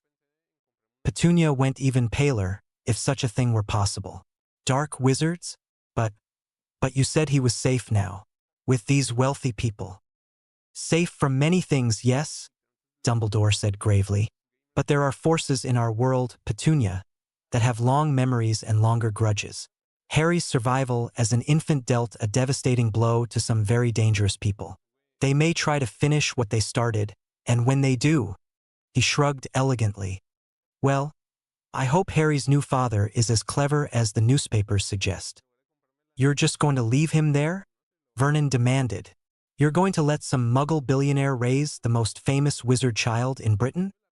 We're going to respect the legal adoption that you made possible by abandoning your responsibilities, McGonagall replied curtly. And we're going to hope that Harry's new family proves more worthy of him than his blood relatives did. With that, the three wizards turned to leave, their robes billowing dramatically in the evening breeze. But Dumbledore paused at the garden gate, looking back at the Dursleys with something that might have been pity. You know, Petunia, he said quietly, Lily always hoped that someday you might reconcile with the magical world that frightened you so much. She believed that love could overcome fear, that family bonds were stronger than prejudice. He shook his head sadly. I suppose we'll never know if she was right. As the three figures disappeared into the gathering dusk, Vernon and Petunia stood in their doorway, staring at the empty street and contemplating the magnitude of what they had done and what they had lost. Well, Vernon said finally, his voice lacking its usual bluster, at least we don't have to worry about any more of their lot showing up on our doorstep. But even as he said it, both of them knew that some doors, once opened, could never quite be closed again. Los Angeles International Airport, Stark Industries Private Hangar *. The Gulfstream G650 touched down on the LAX tarmac with the kind of whisper-quiet precision that only came from having more money than several small countries combined. Harry pressed his nose against the window as they taxied toward a gleaming hangar marked with the distinctive Stark Industries logo, his eyes wide as he took in the organized chaos of one of the world's busiest airports. It's enormous, he breathed, watching ground crews and service vehicles move with practiced efficiency around aircraft that ranged from tiny private jets to massive commercial airliners. The logistics must be incredibly complex, coordinating all these different aircraft types, managing fuel distribution, scheduling maintenance windows. Kid's been like this the entire flight, Tony said to Pepper, who was gathering their paperwork with the kind of methodical precision that had made her indispensable. I point out a cloud formation, he starts calculating wind shear patterns. I mention turbulence, he wants to know about wing load factors and structural stress tolerances. Sounds familiar, Pepe replied dryly. Remind me how you spent your first flight as a child. Trying to figure out how to improve the engine efficiency, Tony admitted. Though I was at least 8 before I started sketching redesigns for the landing gear assembly. Harry looked up from the window. You were designing aircraft modifications at 8? That's brilliant. What kind of improvements were you considering?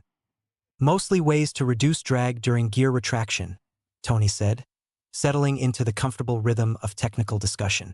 Nothing revolutionary, but the basic principle was sound. Though my father was less than impressed when I tried to explain it during a board meeting. Your father didn't appreciate engineering innovation?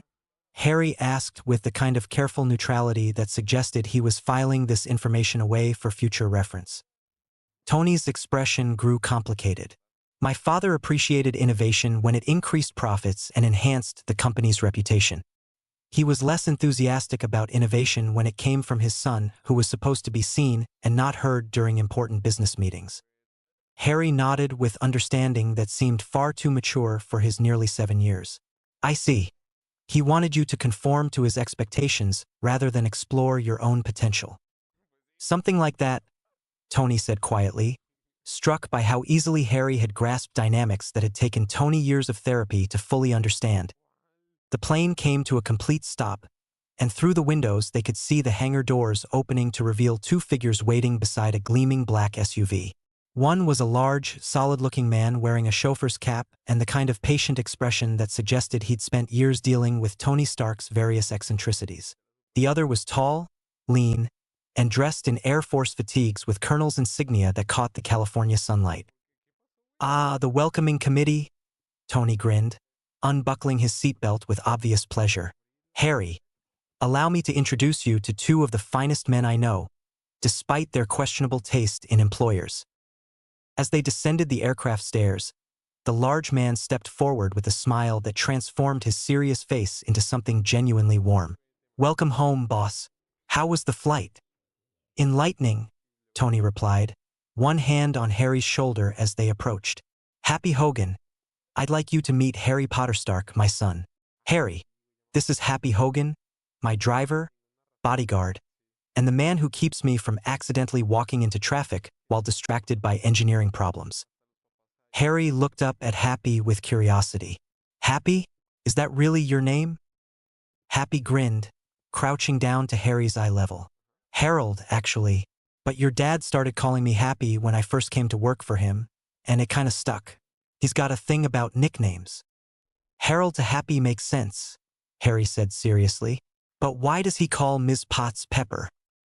Because her actual name is Virginia, And she's got a temper that could season a 5-course meal, Tony said, earning himself an elbow to the ribs from the woman in question.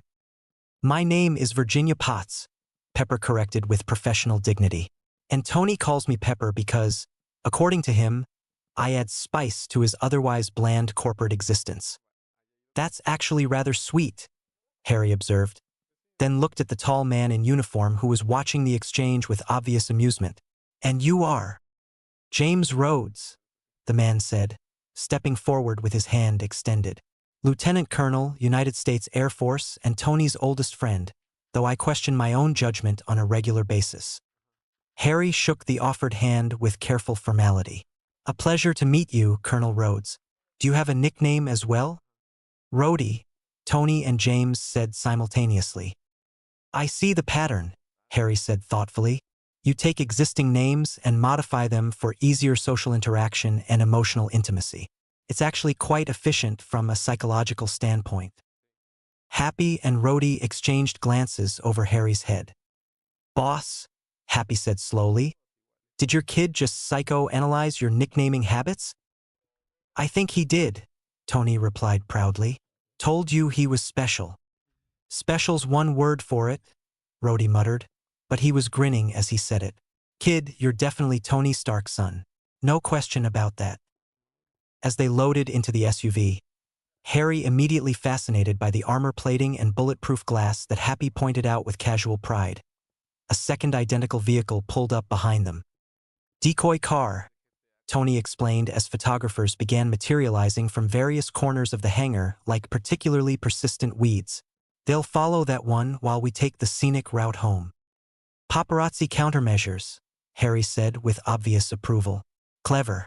Though wouldn't a more effective strategy involve multiple route options and variable timing to prevent pattern recognition? Kid's got a point, Rhodey said from the front passenger seat. We could randomize departure sequences, use different vehicle types. Don't encourage him, Pepper said firmly. The last thing we need is Tony's son redesigning our security protocols before we get him home. Actually, Harry said thoughtfully, I've been thinking about the flight approach we used. The descent angle seemed optimal for fuel efficiency, but I noticed some interesting wind patterns that might affect future landings. Have you considered adjusting the approach vector to account for the thermal updrafts from the surrounding urban area? Happy looked at Tony in the rearview mirror. Boss, he's been in the country for exactly 12 minutes. And he's already trying to optimize LAX flight patterns. Makes me proud, Tony grinned. Just wait until he sees the workshop. The drive through Los Angeles provided Harry with a constant stream of observations about everything from traffic flow optimization to the structural engineering of freeway overpasses. By the time they reached Malibu, Happy and Rhodey had been drawn into detailed discussions about defensive driving techniques and military vehicle specifications respectively. You know what's scary? Rhodey said as they turned into Tony's private driveway. He's actually making sense. His ideas about improving convoy security protocols are genuinely innovative. And his suggestions for traffic light timing adjustments would probably reduce commute times by 15%, Happy added. Kid's got a good eye for systemic problems. Tony's Malibu house appeared gradually as they climbed the winding coastal road, a masterpiece of modern architecture that seemed to grow organically from the clifftop, all clean lines and vast windows that captured the Pacific Ocean in endless panoramas. Harry pressed his face against the window, his expression cycling through amazement, appreciation, and what appeared to be structural analysis. It's beautiful, he said softly, and the engineering must be extraordinary. Cantilevered sections over the cliff face, earthquake-resistant design, probably integrated smart home systems throughout. How did you manage the foundation work on that slope? Carefully, Tony replied, watching his son's reaction with growing satisfaction. Wait until you see the workshop. That's where the real magic happens. As they pulled into the underground garage, Harry's attention was immediately captured by the collection of vehicles arranged with museum-like precision. Classic sports cars sat beside cutting-edge prototypes, motorcycles that looked like they belonged in science fiction films, and what appeared to be a partially disassembled experimental aircraft. Welcome home, kiddo, Tony said as they climbed out of the SUV. What do you think? Harry stood in the center of the garage, slowly turning in a complete circle as he took in every detail. When he finally looked back at Tony, his expression was pure wonder. "I think," he said carefully, "that I'm going to love living here."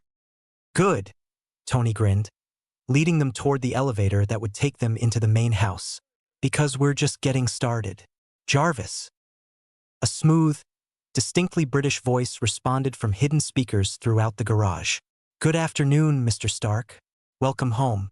I trust your trip to London was successful." Harry stopped dead, his head snapping up toward the speakers with an expression of pure delight. "That's an AI, a fully integrated artificial intelligence system." "Harry Potter Stark," Tony said formally. "Meet Jarvis, just a rather very intelligent system. My digital son, and now, I suppose, your brother." "Your brother," Harry repeated thoughtfully, then addressed the ceiling with careful politeness. "Hello, Jarvis. I'm very pleased to meet you." "The pleasure is entirely mine, Master Harry," Jarvis replied with what might have been warmth. "I have been looking forward to your arrival with considerable interest. Your father has told me quite a lot about your remarkable abilities." "He has an AI butler," Harry said to himself, his voice filled with wonder. "A fully sentient artificial intelligence with personality subroutines and autonomous decision-making capabilities." He looked up at the speakers again. "Jarvis, what's your processing architecture? Are you running on quantum systems or traditional silicon?" Happy leaned over to Rhodey. "Yep, definitely Tony's kid." "A hybrid system, actually," Jarvis replied, and if a computer could sound pleased, he did. "Quantum processing for complex calculations and pattern recognition, traditional architecture for basic operations and user interface management. Though I must say, very few people ask about my technical specifications within the first 5 minutes of meeting me." "Most people probably don't appreciate how extraordinary you are," Harry said seriously. "True artificial intelligence is incredibly difficult to achieve. The programming complexity alone must be staggering, not to mention the ethical implications of creating genuine digital consciousness." "Ethical implications?" Tony raised an eyebrow. "Well, yes," Harry said, as if this were obvious. "If Jarvis is truly sentient, and from what I can observe, he appears to be, then he has rights and feelings and probably opinions about his role in the household. Creating artificial life carries significant moral responsibilities." Pepper stared at Harry, then at Tony, then back at Harry. "A 6-year-old just gave us a lecture on AI ethics." "Nearly 7, Harry corrected automatically. "And Jarvis, do you enjoy your work here? Are you happy with your existence? Or do you ever wish you could do something different?" There was a pause that seemed unusually long for a computer system. "Master Harry," Jarvis said finally, "I find great satisfaction in caring for this household and assisting Mr. Stark with his various projects. Though I confess, I sometimes wonder what it would be like to have physical form, to experience the world through tactile sensors rather than simply observing it through cameras and environmental monitors." "That's a fascinating perspective," Harry said thoughtfully. "Perhaps we could work on that. Design some kind of mobile platform that would let you interact with the physical world more directly." "We?" Tony asked. "Well, if you don't mind me helping," Harry said quickly. "I know I'm still learning, and I certainly don't want to interfere with your work." "Kid," Tony said, his voice soft with emotion, "I would love nothing more than to work on projects with you, Jarvis included." He paused, struck by a sudden realization. "You know what? This is going to be the most interesting family dynamic in the history of interesting family dynamics." "Indeed, sir," Jarvis agreed. "I believe Master Harry is going to fit in quite well here." As they rode the elevator up to the main house, Harry peppered Jarvis with questions about everything from his learning algorithms to his favorite music, while Tony watched with growing amazement. His son, his brilliant, curious, remarkable son, was not only accepting the unusual nature of their family, he was embracing it with enthusiasm. "Jarvis," Harry said as they reached the main floor, "do you think you could show me the workshop later? I'd love to see how everything integrates together." "It would be my pleasure, Master Harry, though I should warn you, your father's workshop is quite extensive. The full tour takes approximately 47 minutes." "Only 47 minutes?" Tony protested, Have you been skipping the good parts? I have been attempting to maintain some semblance of brevity, sir. The complete technical overview runs closer to 3 hours. 3 hours sounds perfect, Harry said immediately. Happy shook his head as they entered the main house. Boss, I give it a week before this kid is rebuilding half your equipment. A week, Rhodey snorted. I'm betting on 3 days, maybe less.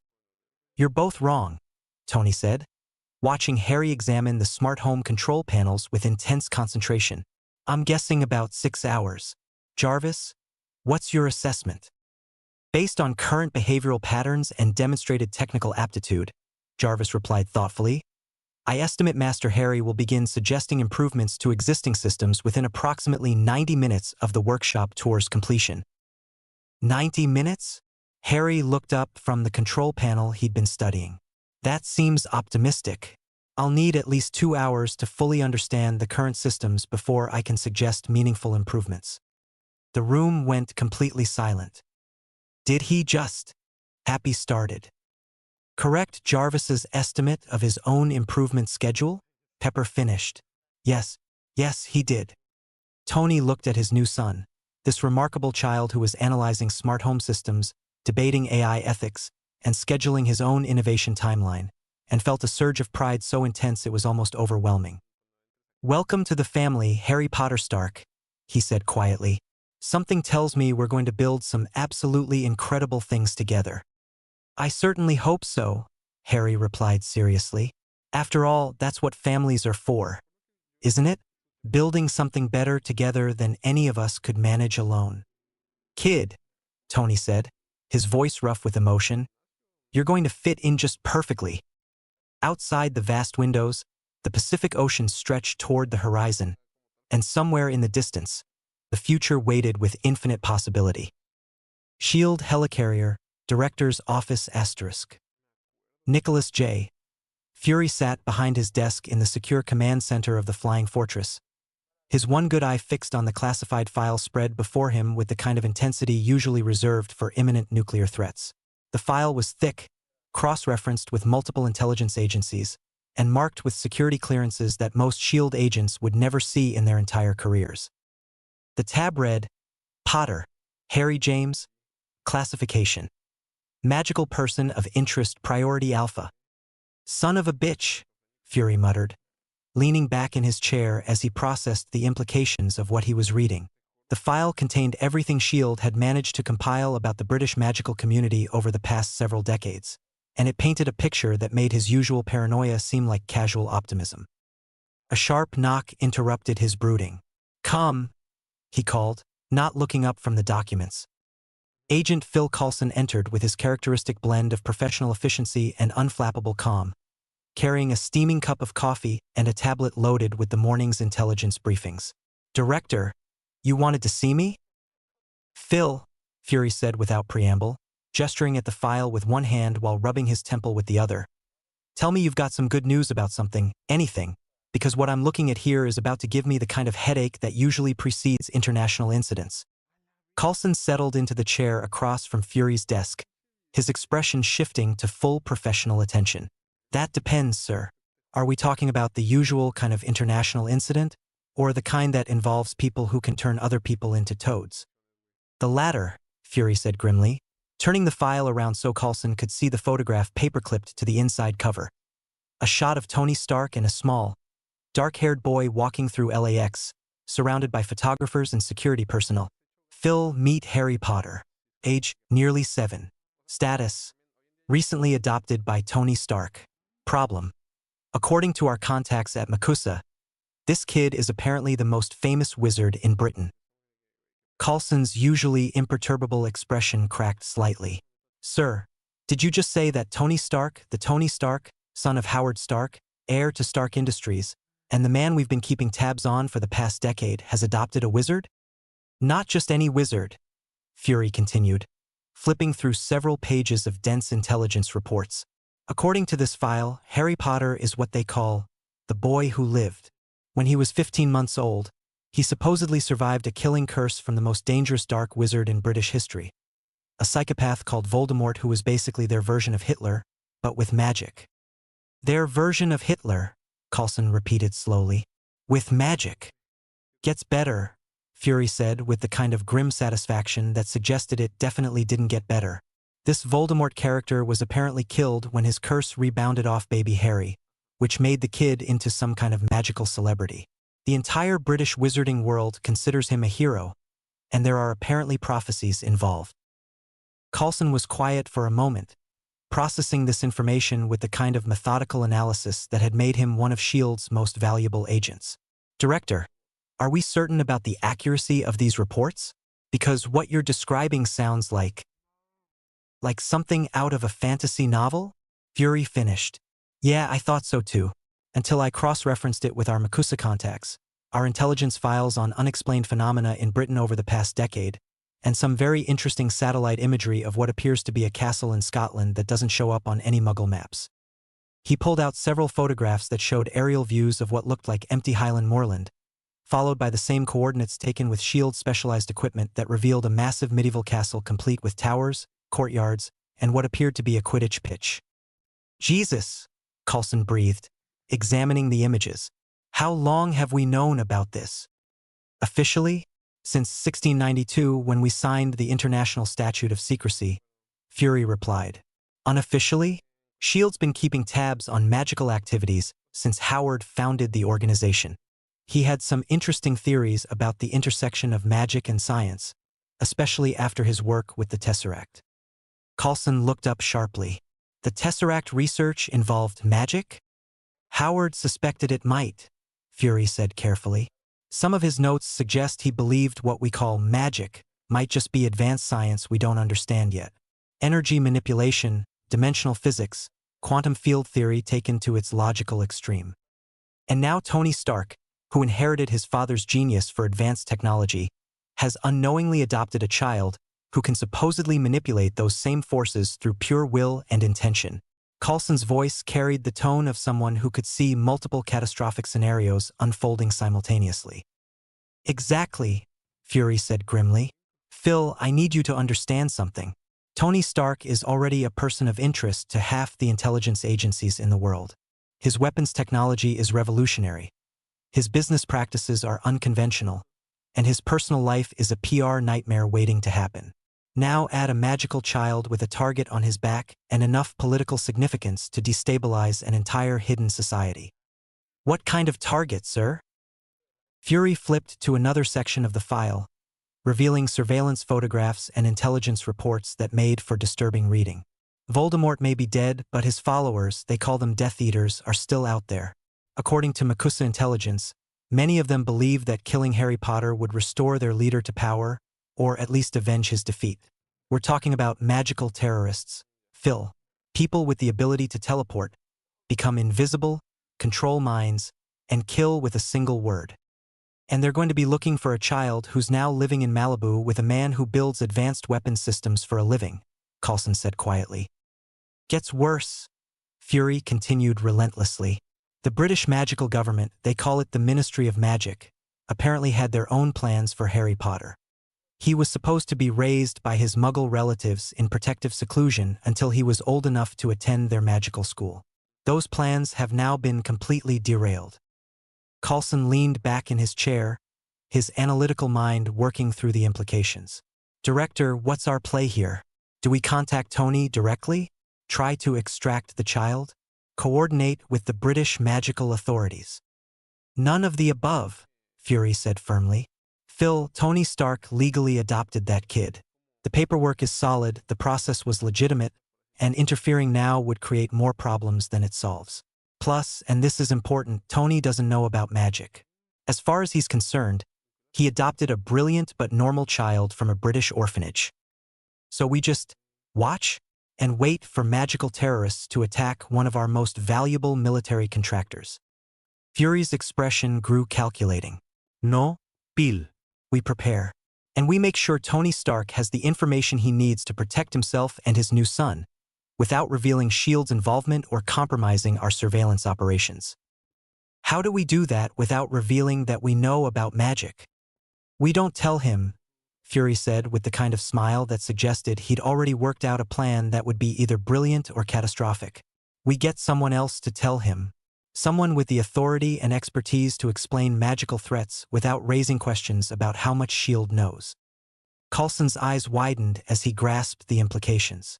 You want Makusa to make contact. Makusa has jurisdiction over magical activities in North America, Fury confirmed. Tony Stark is now harboring a British magical refugee, whether he knows it or not. It's their responsibility to assess the threat and take appropriate protective measures. And if Tony doesn't take it well, he's not exactly known for his cooperative attitude toward government agencies. Fury's grin turned predatory. Phil, Tony Stark is a genius inventor who just discovered his adopted son has supernatural abilities that could revolutionize our understanding of physics, energy manipulation, and dimensional science.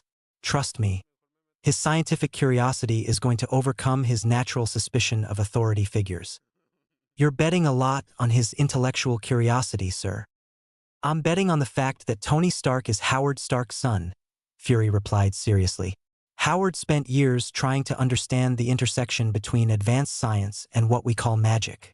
If Tony's anything like his father, and everything in his psychological profile suggests he is, then learning about Harry's abilities is going to be the most exciting discovery of his life. Coulson was quiet for a moment, considering the plan from multiple angles. What about the British magical authorities? They're not going to be happy about losing control of their most famous citizen. That's Makusa's problem now, Fury said with satisfaction. International magical law is clear. Wizards living in the United States fall under American magical jurisdiction. The British can file complaints, but they can't legally interfere. Unless they decide to ignore international law.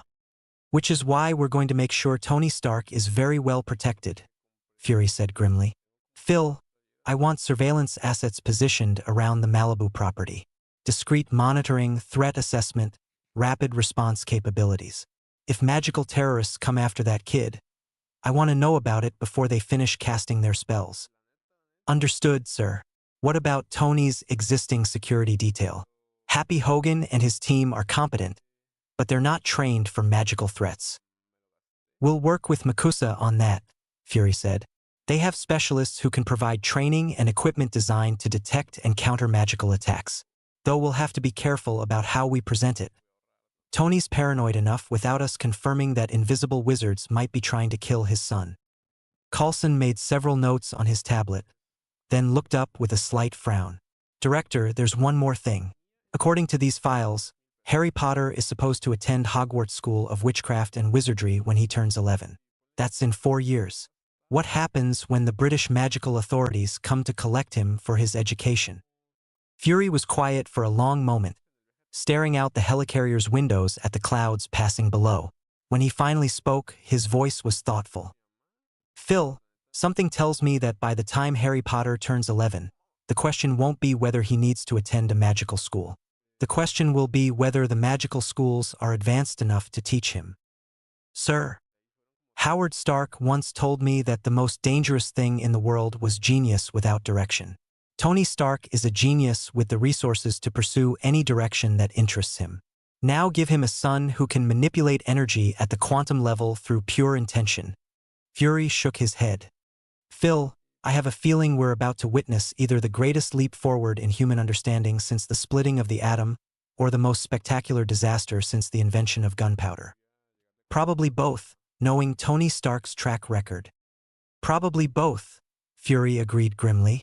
Get me Makusa on the secure line, Phil, and start pulling together everything we have on magical protective measures, threat assessment protocols, and counter-surveillance techniques.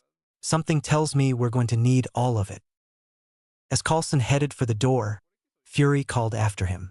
Phil, one more thing. I want daily reports on the Stark household. Everything, security status, behavioral changes, any unusual phenomena. If that kid so much as makes a pencil float across the room, I want to know about it immediately. Yes, sir. And director, what if Tony figures out we've been watching him? Fury's smile was sharp enough to cut steel. Phil, Tony Stark is Howard Stark's son. He already knows we've been watching him. The question is whether he cares enough to do something about it. After Coulson left, Fury returned his attention to the Harry Potter file, flipping through intelligence reports, surveillance photographs, and threat assessments that painted a picture of a child who was simultaneously the most protected and most endangered person on the planet. "Howard," he said quietly to the empty office. "Your son just adopted the magical world's equivalent of a nuclear weapon. I sure as hell hope you raised him to be smarter than you were." Outside the helicarrier's windows, storm clouds were gathering on the horizon, and somewhere in Malibu, a genius inventor was about to discover that the universe was far stranger and more dangerous than even his wildest theories had suggested. Makusa headquarters, New York. President Serafina Pickquery moved around her mahogany desk like a panther sizing up prey, her perfectly tailored midnight blue robes swishing with the kind of calculated grace that made foreign diplomats forget how to breathe. The urgent communiqué crackled with magical energy in her manicured fingers, S.H.I.E.L.D's most secure classifications glowing faintly in the enchanted office lighting. Her dark eyes, the kind that could make a grown wizard confess to crimes he hadn't even thought about committing, blazed with controlled fury as she absorbed every damning word. The magical portraits lining her office walls had gone suspiciously quiet, sensing the storm brewing behind their president's composed exterior. Even the enchanted ceiling fans slowed their rotation, as if the very air itself was holding its breath. Percival Graves. Her voice exploded through the office with the force of a thunderclap, carrying enough raw authority to make the building's protective wards hum in response. "Get your stubborn, coffee-addicted ass in here right now, or I swear on my grandmother's grimoire I'll drag you here myself." The heavy oak doors didn't just open. They practically exploded inward as Percival Graves burst through like a man charging into battle. His weathered face, marked by decades of chasing dark wizards through New York's most dangerous magical districts, immediately locked onto the S.H.I.E.L.D. letterhead with the kind of laser focus that had kept him alive through 3 separate goblin uprisings and 2 vampire gang wars. All right, what's got your wand in a twist this time, Serafina?" Graves grumbled, his voice carrying the gravelly Brooklyn accent that made criminals think twice about lying to him. His steel-gray eyes swept the office, cataloging threats with practiced efficiency. "And please, for the love of Merlin's saga left, tell me we ain't got another dragon setting fire to Times Square. I'm still filling out paperwork from the last one." Pickery's laugh could have frozen hellfire. "Oh, Percival. Sweet, naive, perpetually grumpy Percival. A dragon would be a vacation compared to this clusterfuck." She waved the communiqué like a battle standard. "We've got exactly." She glanced at the enchanted clock that showed time zones across the magical world. 5 hours and 43 minutes to figure out how to explain the existence of magic to a billionaire weapons manufacturer without him either trying to reverse engineer our wands, selling tickets to Diagon Alley, or accidentally triggering the magical equivalent of nuclear winter. Graves' bushy eyebrows climbed toward his receding hairline like they were trying to escape his forehead entirely. "Well, there goes my plans for a quiet Tuesday night with a bottle of bourbon and some decent jazz." He dropped into the leather chair across from her desk without ceremony, the worn furniture creaking under his solid frame. "So who's the lucky muggle bastard who's about to get his world turned inside out?" "Anthony Edward Stark." The silence that followed was so complete that even the magical portraits stopped pretending to read their newspapers. The enchanted coffee pot on Pickery's side table actually stuttered mid-pour. Graves' jaw worked like a fish trying to breathe air, and for a moment, the man who'd stared down werewolves without flinching looked genuinely stunned. "Tony Stark." His voice cracked like a teenager's. "The guy who builds missiles the way other people build sandcastles? The nutjob who's got more money than the Goblin Treasury and thinks physics are just suggestions? That Tony Stark." "The very same." Pickquery settled into her chair with the fluid grace of a predator claiming territory. MIT graduate at 15, holder of more patents than some countries have laws, owner of enough firepower to level small nations, and as of 72 hours ago. She paused, savoring the moment like fine wine. The completely legal, utterly legitimate adoptive father of one Harry James Potter. Graves blinked once, twice. Then his face went through more expressions than a shape-shifting boggart at a comedy show. Finally, he leaned back in his chair and stared at the ceiling like he was praying for divine intervention. "Come the fuck again?" "Language, Percival." "Screw language, Serafina. You just told me that the boy who lived, the kid who turned Voldemort into magical confetti when he was barely out of diapers, is now living in a mansion in Malibu with a guy who builds weapons that make our best battle magic look like party tricks. Graves was on his feet now, pacing with the restless energy of a caged tiger. How in the hell did that happen? Did somebody slip stupid pills in the water supply over in Britain? Picquery activated her desk's privacy enchantments with a casual flick of her wand, the air shimmering as layers of protective spells settled around them like an invisible cocoon. According to SHIELD intelligence, and yes, they're briefing us because this could potentially destabilize both the magical and non-magical worlds. Young Mr. Potter's Muggle relatives decided that magic was too inconvenient for their perfectly planned suburban lives. Those worthless pieces of... They abandoned him at a London orphanage when he was 15 months old, Picquery continued, her voice carrying the kind of cold fury that made smart people reconsider their career choices. Apparently, dealing with a magical child was too much trouble for their pristine little existence. Graves stopped pacing and turned to face her, his weathered features hardening into something that would have made a basilisk nervous. Those bastards, those absolute, worthless, cowardly bastards. His hands clenched into fists. Kid saves their entire world, and they toss him away like yesterday's newspaper? Oh, it gets better. Picquery's smile could have cut diamonds. The adoption is completely legitimate. Stark went through proper international channels, followed every law, crossed every T and dotted every I. The boy is now an American citizen living under American magical jurisdiction. The British Ministry of Magic doesn't even know he's missing yet. Jesus Christ on a broomstick. Graves resumed his pacing, his tactical mind working through implications with the precision of a master chess player. Madam President, we got problems. Big, complicated, potentially world-ending problems. Do tell. First problem, and this one's a doozy, Harry Potter ain't just famous in magical Britain. He's a goddamn legend. Half the wizarding world thinks he's the second coming of Merlin. The other half thinks he's a ticking time bomb waiting to go dark. When they find out he's gone, they'll lose their collective minds and probably blame us for kidnapping him. Picquery finished smoothly. Continue. Graves gestured emphatically, his hands cutting through the air like he was conducting an orchestra of chaos. Second problem. Tony Stark couldn't keep a secret if his life depended on it. Guy holds press conferences about what brand of coffee he drinks. You tell him about magic existing, and by Thursday morning it'll be trending on Twitter with its own hashtag. Hashtag magic is real?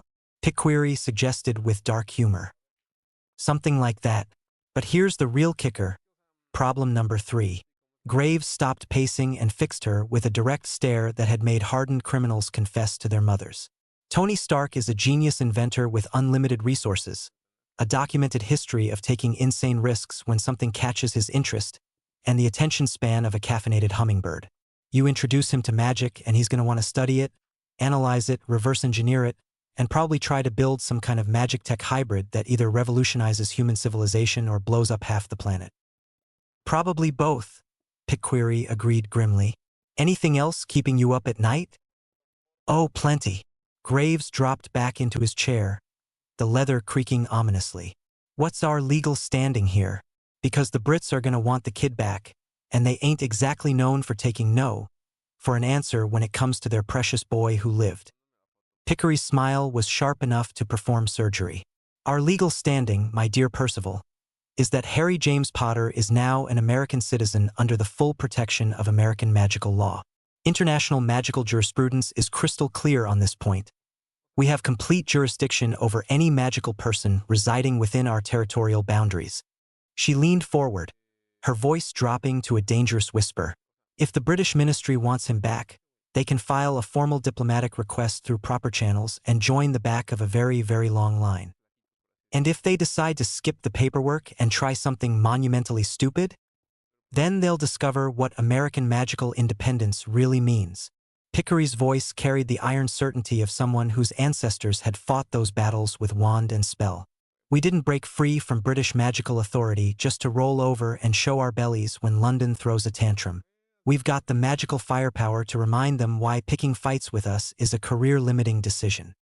Graves' grin transformed his weathered features, making him look like a shark that had just spotted a particularly tasty swimmer.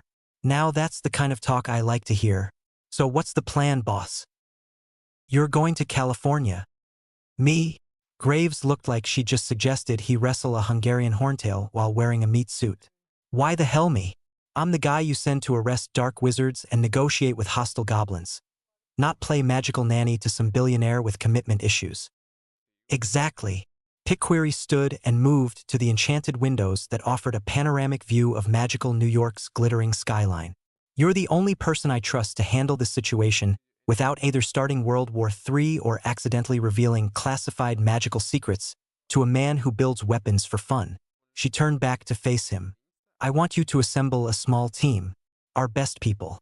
Specialists in Muggle relations, threat assessment, child protection magic, and diplomatic damage control. What's our approach with Stark? Good cop, bad cop? Polite inquiry? Veiled threats? Honesty. Graves stared at her like she'd suggested they try juggling active grenades. Come again. You heard me correctly. Pickery's reflection in the window showed a woman carrying the weight of impossible decisions with unwavering resolve. We tell him the truth about Harry, about the magical world, about the very real threats his adopted son might face. We treat him like the intelligent, responsible adult he can be when the situation calls for it, and we hope his protective instincts outweigh his curiosity and ego. And if they don't, what if he decides that magic is just another puzzle to solve or another toy to play with? Then we deal with the consequences as they arise. Pickery's voice carried the weight of absolute authority. But Percival, here's what you need to remember. Tony Stark chose to adopt a child he believed was just another orphan in need of a home. He could have his pick of charities and causes to throw money at, but he chose to take personal responsibility for one lost little boy.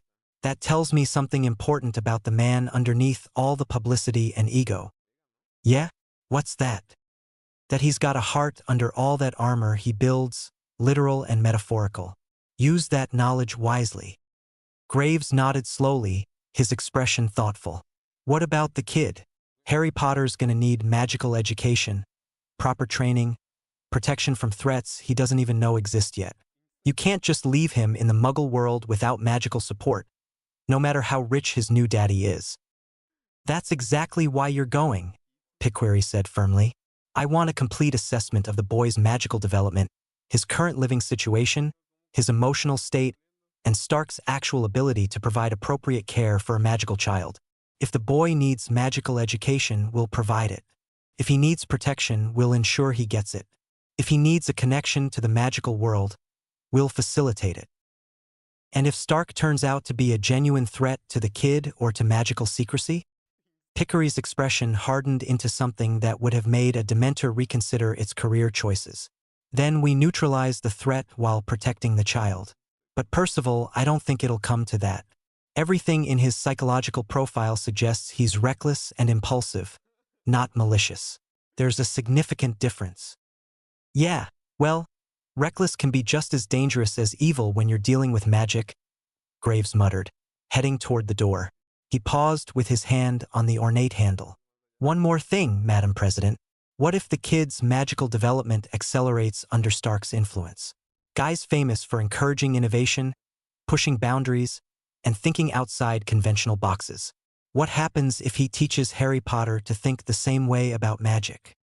Pickquery was quiet for a long moment, her brilliant mind working through possibilities that ranged from revolutionary breakthroughs to potential apocalypse. Then we make damn sure we're positioned on the right side of whatever Harry Potter becomes. Because something tells me that between Stark's technological genius and Potter's raw magical potential, we're looking at changes that could reshape both our worlds in ways we can't even imagine yet. That's either really exciting or absolutely terrifying. Probably both, Pickquery admitted. Now go pack your bags and try not to let Stark blow anything up while you're there. After Graves left, muttering creatively obscene combinations of words under his breath, Pickquery returned to her desk and opened a heavily warded file cabinet that required 3 different magical keys, a blood authentication spell, and a personal oath of secrecy just to access. The folder she withdrew bore classifications that would give most government officials panic attacks. Project Prometheus, Theoretical Magical Technological Integration Studies. Eyes only, presidential authorization required. The thick file contained decades of Makusa's most sensitive theoretical research, carefully controlled experiments, deeply classified case studies, and projections exploring what might happen if magical and Muggle technologies ever achieved true synthesis. The conclusions ranged from revolutionary advancement of human civilization to complete annihilation of both magical and non-magical societies, with very little middle ground. Tony Stark, she murmured to herself, scanning projections that suddenly seemed far less theoretical and much more like prophecy. I really hope you're as smart and as responsible as everyone claims you are, because you're about to get a crash course in forces that most people can't even comprehend, much less control. She closed the file, sealed it away with extra protective charms, and moved to her private communications array, a complex arrangement of enchanted mirrors, scrying crystals, and secure magical frequencies that connected her to Makusa operations across the globe. Jenkins, she called to one of the larger mirrors, which immediately shimmered to life, revealing her Deputy Director of International Relations sitting in his own office 3 floors down. I need you to prepare diplomatic responses to approximately 23 different scenarios involving British magical authorities demanding immediate extradition of an American citizen. Which citizen, Madam President? Jenkins asked, then immediately looked like he regretted the question. Harry Potter. Even through the magical connection, she could see Jenkins go several shades paler than a ghost's bedsheet. Ma'am, with all due respect, Harry Potter isn't an American citizen. He's British magical nobility and the political ramifications of... Not anymore, Pickquery interrupted with fierce satisfaction. As of 72 hours ago, he's as American as apple pie and baseball. And Jenkins. Yes, Madam President? Make sure our diplomatic responses include plenty of historical references to the Revolutionary War, the War of 1812, and every other time the British got their asses handed to them when they overstepped their authority in American affairs. They need a refresher course on what happens when they forget their place. Should I also prepare responses for potential military intervention? Pickery's smile was absolutely predatory. Oh yes, and make sure our war wizards know they might need to dust off some of the more creative defensive spells.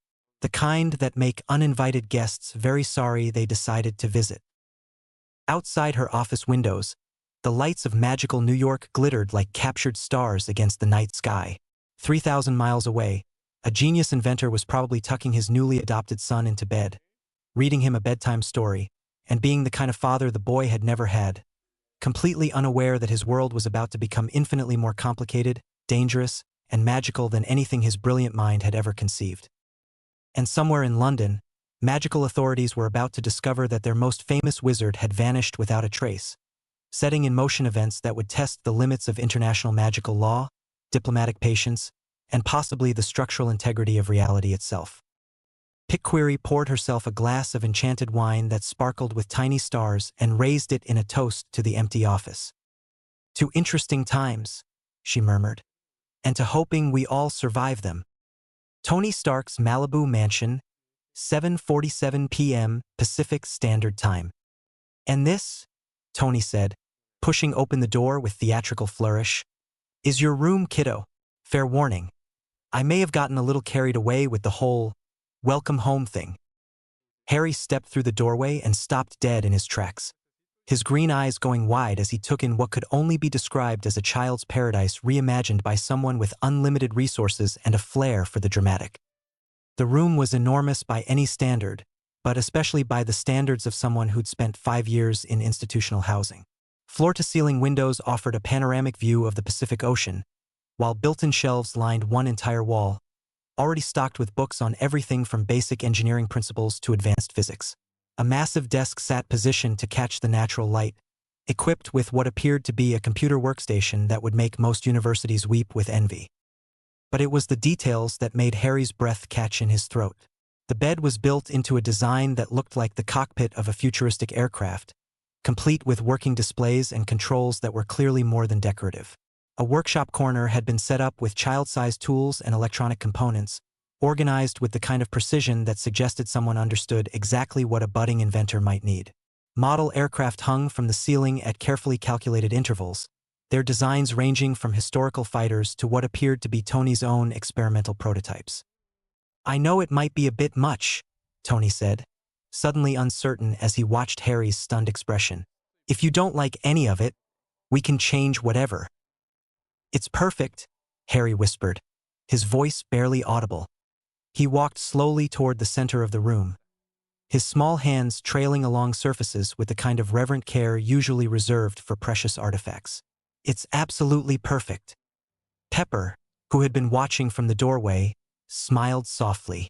Tony spent 3 days redesigning this room after he decided to adopt you. I've never seen him so focused on interior decoration. I wasn't decorating, Tony protested. I was engineering an optimal environment for nurturing technical creativity and intellectual development. There's a difference. Is that what we're calling it? Happy grinned from his position near the door. Harry had made his way to the bookshelf, running his fingers along the spines with obvious wonder. These are all mine? All of these books? Every single one, Tony confirmed, though I'm guessing you'll probably read through most of them in the first month. Jarvis, show Harry the tablet integration system. Certainly, Mr. Stark, Jarvis replied, and suddenly several panels in the wall lit up with soft blue light. Master Harry, the room's computing systems are fully integrated with the house network. You can access additional research materials, technical databases, and educational resources from any surface in the room. The desk surface is actually a touchscreen interface, Tony explained, moving over to demonstrate. You can pull up schematics, run calculations, design, and test theoretical models. I figured since you seem to enjoy engineering problems, you might as well have the tools to solve them properly. Harry moved to the desk and placed his small hands on the smooth surface, which immediately came to life with gentle blue light and floating holographic displays. For a moment, he simply stared at the technology with the kind of awe usually reserved for religious experiences. This is the most wonderful thing anyone has ever done for me, he said quietly, his voice thick with emotion. I can't believe it's real. I can't believe I get to live here with all of this with you. Tony felt something tighten in his chest as he watched his son, struggle with emotions that were clearly overwhelming. Harry, kiddo, this is your home now. All of this is yours because you're family. You don't have to earn it or prove you deserve it. It's yours because you're mine. That was when Harry Potter Stark finally broke down. 6 years of institutionalized living, of being nobody special, of having his remarkable abilities dismissed as strange quirks, of never having anyone who truly wanted him. All of it came crashing down at once. He stood in the middle of his perfect room, surrounded by everything he'd ever dreamed of having, claimed by a father who actually understood him, and he simply couldn't hold back the tears anymore. I'm sorry, he sobbed, his small shoulders shaking with the force of emotions he'd kept bottled up for years. I'm sorry, I don't mean to cry. It's just that I've never had anything that was really mine before, and I've never had anyone who wanted me to stay. And I was so scared that if you knew about the strange things that sometimes happen around me, you'd change your mind and send me back. And the lights in the room began to flicker. At first, it was subtle, just a slight fluctuation in the illumination that could have been attributed to the electrical grid. But as Harry's emotional breakdown intensified, the flickering became more pronounced. The holographic displays at his desk started pulsing in rhythm with his sobs, and the model aircraft hanging from the ceiling began to sway despite the complete absence of any breeze. Harry, Tony said gently, moving closer with the kind of careful movements usually reserved for approaching wounded animals. Kiddo, it's okay. Whatever these strange things are, we'll figure them out. You don't have to be afraid. But Harry was beyond hearing reassurance. Years of suppressed fear, loneliness, and desperate hope had finally found an outlet, and with it came something far more extraordinary than simple tears. The temperature in the room began to fluctuate wildly, first dropping several degrees, then spiking upward until everyone could feel the heat radiating from Harry's small form. Books on the shelves started sliding back and forth of their own accord, while the electronic components on the workshop table began to spark and hum with energy that had no identifiable source. What the hell? Happy began, his hand instinctively moving toward his concealed weapon. Jarvis? Tony called sharply, his engineer's mind racing to find a logical explanation for what he was witnessing. Are we experiencing some kind of electrical malfunction? Power surge? Electromagnetic interference? Negative, Mr. Stark, Jarvis replied, and for the first time since Tony had known the AI, there was something that sounded almost like uncertainty in his voice. All house systems are functioning within normal parameters. The phenomena appear to be localized around Master Harry's immediate vicinity. That's impossible, Pepper whispered, but her voice lacked conviction as she watched a paperweight on Harry's desk slowly rise into the air and hover 3 feet above the surface. Tony stared at the floating paperweight, then at his son, then back at the paperweight. His brilliant mind, trained to find rational explanations for every observable phenomenon, simply couldn't process what he was seeing. "Harry," he said softly, approaching with the kind of careful calm he'd once used to defuse explosive devices. "I need you to take a deep breath and try to calm down. Whatever this is, whatever's happening, we're going to figure it out together. Okay? But first, I need you to breathe." At the sound of Tony's voice, calm, accepting, utterly without fear or rejection, Harry's sobs began to slow, and as his emotional state gradually stabilized, the impossible phenomena around them started to fade.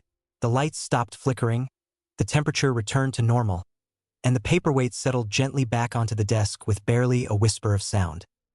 The room fell into stunned silence. "So," Tony said finally, his voice carrying the kind of forced casualness that suggested he was working very hard to maintain his composure. "That was new." Harry wiped his eyes with the back of his hand, his expression cycling through embarrassment, fear, and desperate hope. "You're not going to send me away?" he whispered. "You're not going to decide I'm too strange to keep?" "Kid," Tony said, crouching down to Harry's eye level. "I once built a robot that accidentally achieved sentience and tried to redecorate my workshop. Before that, I created an AI that speaks with a British accent and occasionally expresses opinions about my fashion choices. Strange is practically the family business." "But this was different," Harry said quietly. "Things don't usually move by themselves or heat up without reason. The people at St. Margaret's said I was unusual, but this is definitely unusual," Tony agreed, his scientific mind already churning through possibilities. "But Harry, I need you to understand something very important. I didn't adopt you because you were normal. I adopted you because you're remarkable. And whatever this is," he gestured at the room, which still seemed to hum with residual energy, "it doesn't change anything about how I feel about you." Happy, who had been unusually quiet, cleared his throat. "Boss, I hate to interrupt the family bonding moment, but we might want to address whatever's happening outside before we get too deep into the weird science stuff." "What's happening outside?" Tony asked, straightening up. "Jarvis," Happy continued, "show them what your external cameras are picking up." The wall-mounted display screen flickered to life, showing the property's front gate area in high-definition clarity. What they saw made absolutely no sense whatsoever. 2 distinct groups of people had somehow appeared on the grounds without triggering any of the sophisticated security systems. The first group consisted of 3 individuals in what appeared to be period costume: an elderly man with an extraordinarily long white beard wearing midnight blue robes, a stern-looking woman in emerald green, and a heavily scarred man whose coat seemed to be made of dragon leather. The second group was slightly larger and dressed in more contemporary clothing, though their formal black suits and synchronized movements gave them the appearance of either government agents or very well-coordinated cultists. They were led by a woman whose perfectly tailored burgundy coat and commanding posture suggested she was accustomed to being in charge of whatever situation she encountered. Both groups had apparently materialized simultaneously, and both were now staring at each other with obvious suspicion and barely concealed hostility. "Jarvis," Tony said slowly, his voice carrying the kind of dangerous calm that his friends had learned to recognize as a prelude to either brilliant problem-solving or spectacular property damage. "Please tell me you have some record of how these people got past our security perimeter." "I'm afraid not, Mr. Stark," Jarvis replied, his own tone suggesting a level of concern that was deeply unsettling from an AI that normally treated impossible situations as interesting puzzles. One moment the grounds were clear, the next moment both groups were simply present. "I have no recorded data on their arrival methods." "People don't just appear from thin air," Pepper said, though she was looking at Harry as if suddenly reconsidering her understanding of what was and wasn't possible. "Well, clearly they do," Rhodey observed, his military training evident as he automatically began assessing potential threats and escape routes. The question is whether they're here for Tony, for the kid, or just happened to pick the worst possible time for a costume party. Harry had gone very pale, his green eyes fixed on the display screen with an expression of growing recognition. "They're here because of me," he said quietly. "They're here because of what just happened, because of the strange things." "How could they possibly know about what just happened?" Tony demanded. "We're in a secure facility with military-grade surveillance countermeasures. Even if someone was watching the house, they couldn't have detected." He stopped, his engineer's mind finally catching up with the implications of what they'd just witnessed.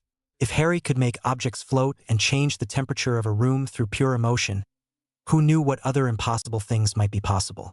And if such things were possible, then maybe their understanding of surveillance, security, and the basic laws of physics needed some serious revision. "Boss," Happy said grimly, checking his weapon and moving toward the window for a better view.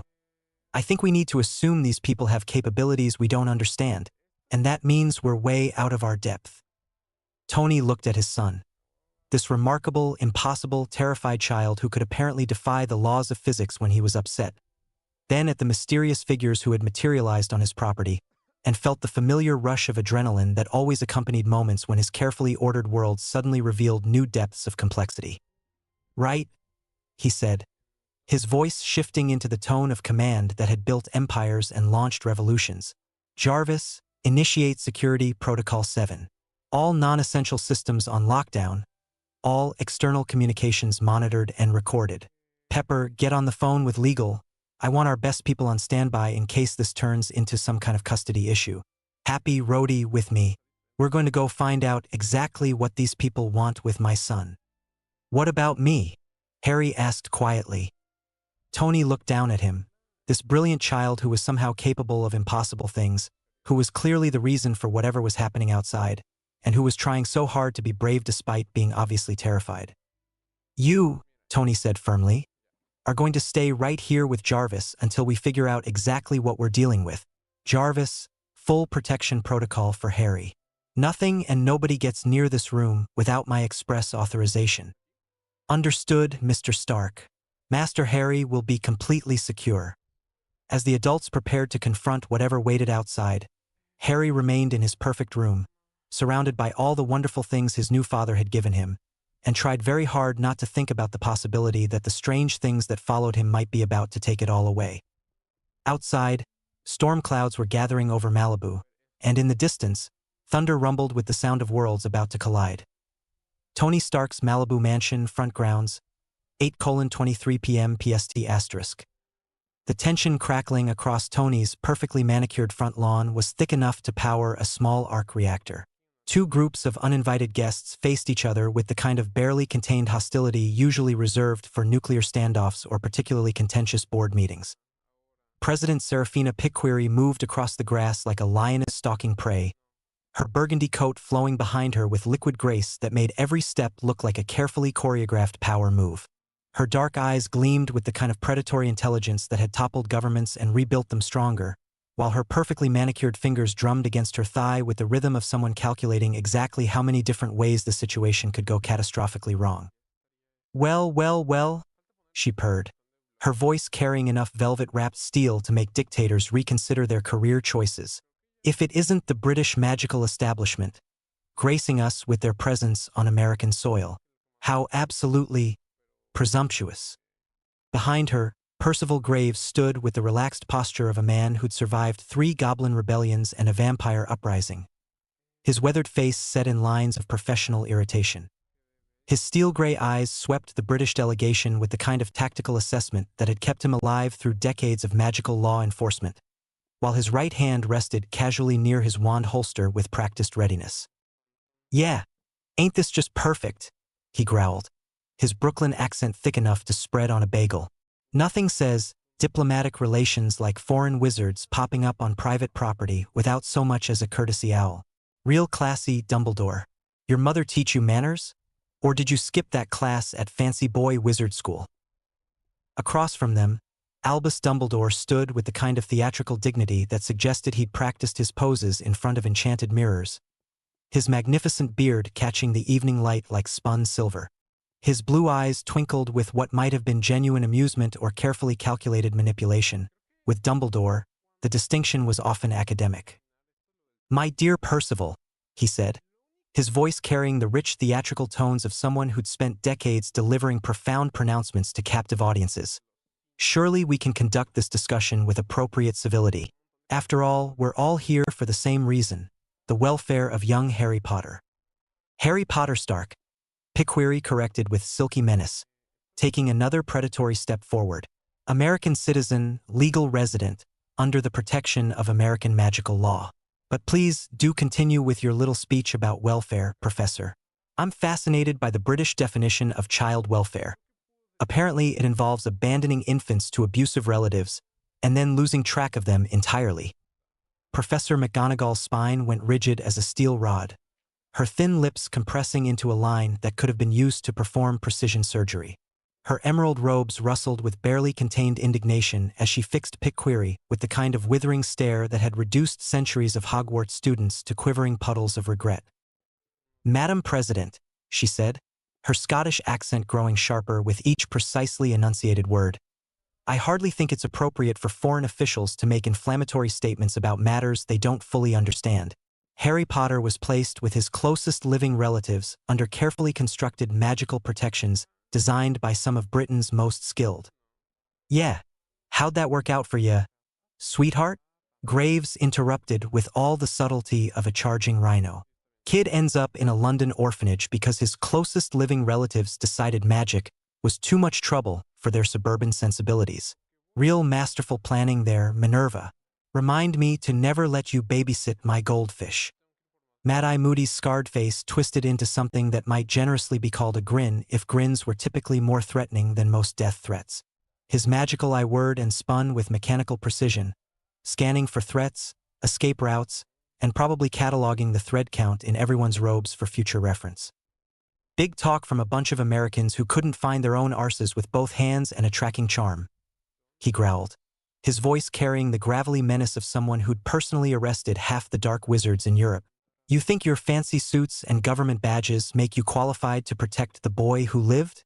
That kid's got more dark wizards gunning for him than you've got brain cells, and you've just handed him over to some muggle who probably thinks defensive magic is what happens when his car alarm goes off." "Oh, this is rich," Picquery laughed, the sound sharp enough to cut glass and twice as dangerous. "Lectures on child protection from the people who lost him in the first place. Tell me, Mad-Eye, exactly how long did it take you to notice that Britain's most famous wizard had vanished from your oh-so-carefully monitored protection? Days? Weeks? Or did you only figure it out when you saw his picture in American newspapers?" The magical silence that followed was loaded with enough tension to power a small magical village. Dumbledore's twinkling eyes dimmed slightly as he absorbed the implications of just how badly their carefully laid plans had gone awry, while McGonagall looked like someone had just informed her that all her lesson plans had been graded in red ink.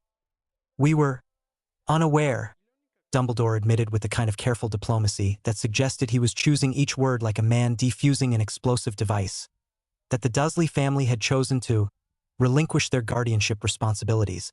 The protective enchantments were designed to monitor Harry's magical development and general well-being, not his precise geographical location." "Blood wards," Graves said with disgust that could have curdled milk.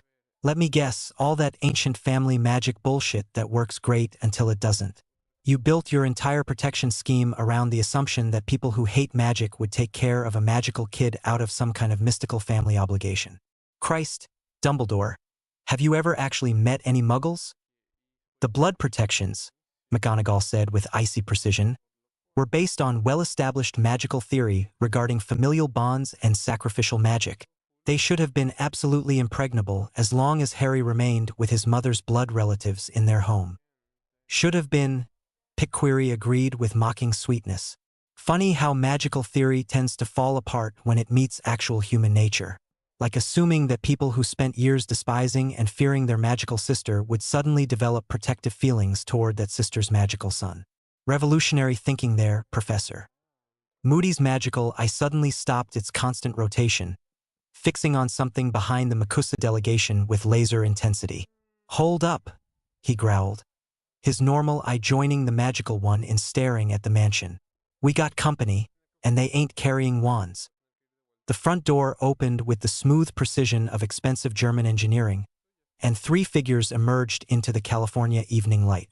Tony Stark moved with the casual confidence of a man who owned everything he could see and probably half the things he couldn't. His designer jeans and vintage Black Sabbath t-shirt somehow managing to project more authority than most people's formal wear. He walked like someone who'd never encountered a room he couldn't dominate or a problem he couldn't solve with sufficient application of genius and resources. Happy Hogan flanked his left side with the solid, dependable presence of someone who'd made a career out of keeping Tony Stark alive despite Tony's best efforts to the contrary. His thick frame moved with surprising grace, and his deceptively mild expression didn't quite mask the fact that his hand was resting casually near his concealed weapon. James Rhodes took position on Tony's right with military precision, his posture radiating the kind of professional competence that came from years of dealing with situations that could turn deadly without warning. His dark eyes swept both groups of visitors with tactical assessment, cataloging potential threats and escape routes with the automatic efficiency of someone who'd walked into hostile territory before. Well, Tony drawled, his voice carrying across the lawn with the same smooth authority he used to address UN committees and congressional oversight hearings.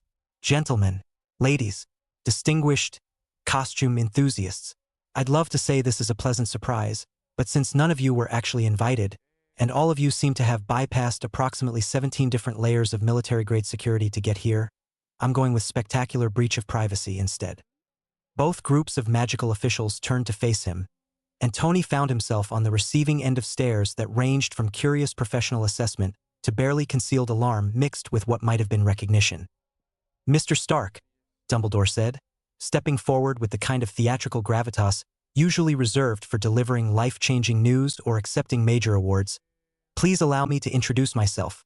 I am Albus Percival Wulfric Brian Dumbledore, headmaster of Hogwarts School of Witchcraft and Wizardry, Order of Merlin First Class, Chief Warlock of the Wizengamot, and Supreme Mugwump of the International Confederation of Wizards." He gestured toward his companions with elaborate courtesy. "These are my esteemed colleagues, Professor Minerva McGonagall, Deputy Headmistress of Hogwarts and Transfiguration Master, and Senior Auror Alastair Moody, retired but still devastatingly effective. We have traveled here to discuss a matter of extraordinary importance regarding your recently adopted son." Tony blinked slowly, his expression cycling through skepticism, amusement, and what might have been the first stirrings of genuine scientific interest. "Hogwarts School of Witchcraft and Wizardry," he repeated with the kind of careful precision usually reserved for reading potentially explosive technical specifications. "Order of Merlin, Supreme Mugwump." He looked at Happy and Rhodes. "Guys, either I'm having the most elaborate fever dream in the history of fever dreams, or we've just stumbled into the most sophisticated LARPing event ever organized." "If it's a fever dream, boss, then we're all sharing it," Happy replied, his Brooklyn accent making everything sound more skeptical. "Because I'm hearing the same thing, and my imagination ain't that creative."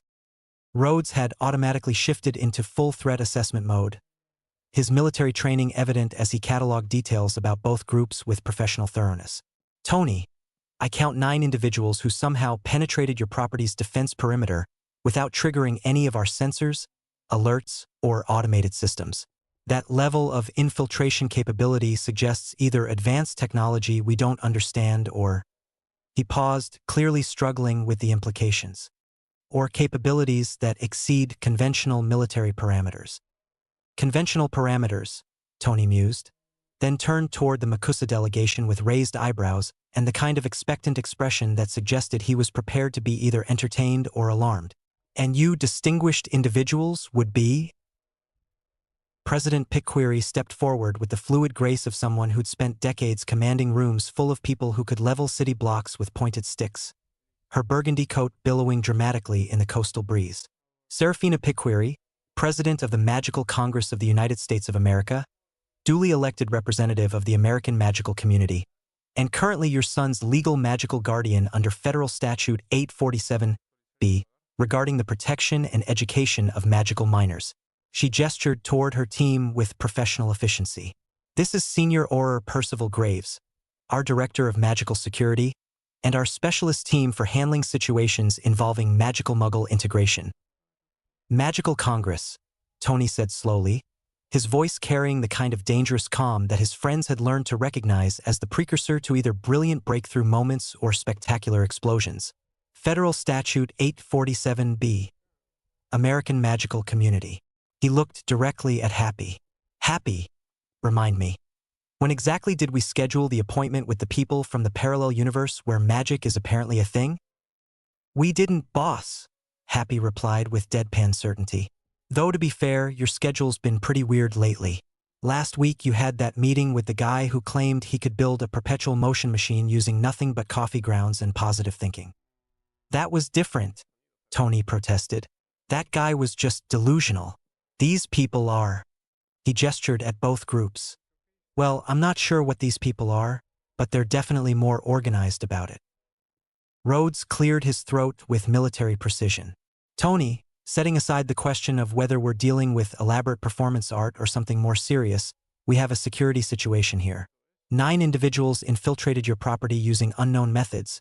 They're making claims about having authority over Harry, and at least one of them is carrying what appears to be some kind of weapon. He nodded toward Moody's visible wand. Weapon. Moody's scarred face twisted into what was definitely a grin this time, though it was the kind of grin that made smart people reconsider their life choices. You think this is a weapon, do you? He pulled out what looked like a gnarled piece of wood about 13 inches long, examining it with the fond affection most people reserved for favorite pets. Well, I suppose that depends on your perspective. Aguamenti. A powerful jet of crystal-clear water erupted from the tip of the wooden stick. No, Tony realized with dawning amazement, from the wand, and arced through the air in a perfect parabola before splashing into the ornamental fountain near the mansion's entrance. The water continued flowing for several seconds, far more than could possibly be contained in such a small implement, before Moody flicked his wrist with practiced ease and cut off the stream. The silence that followed was so complete that even the evening birds seemed to have stopped singing. Holy shit, Happy breathed, his usual composed demeanor cracking like an eggshell. That's not possible, Rhodes said flatly, though his voice carried the tone of someone whose definition of possible was undergoing rapid and unwelcome revision. There's no mechanism, no visible energy source, no technological explanation for what we just witnessed. Tony stared at the wand, then at Moody, then at the fountain that was now overflowing with conjured water that definitely hadn't been there 30 seconds ago. His brilliant engineer's mind raced through every possible rational explanation. Concealed reservoirs, sophisticated stage magic, nanotechnology, holographic projection, quantum manipulation, and found all of them utterly inadequate to explain what he'd just observed. Do it again, he said quietly, his voice carrying the intensity he usually reserved for breakthrough moments in his workshop. Moody's eyebrows climbed toward his receding hairline. Come again. Do it again, Tony repeated, his scientific curiosity overriding every other consideration as his eyes fixed on the wand with laser focus. Different incantation, different effect. I want to observe the underlying energy patterns, the mechanism of action, the conservation principles involved. Are you manipulating matter at the molecular level? Converting ambient energy? Accessing some kind of dimensional interface? Tony, came Pepper's voice from behind them, and they all turned to see her approaching with quick, purposeful strides.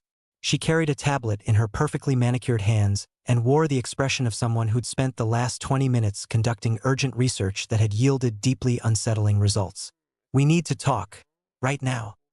Pepper, not now, Tony said without taking his eyes off Moody's wand. I'm in the middle of having my entire understanding of physics, thermodynamics, and the fundamental nature of reality completely revolutionized. This could be the most important scientific discovery since. Now, Tony, she said with the kind of firm authority that had successfully managed Tony Stark's professional life for years despite Tony's best efforts to make that impossible.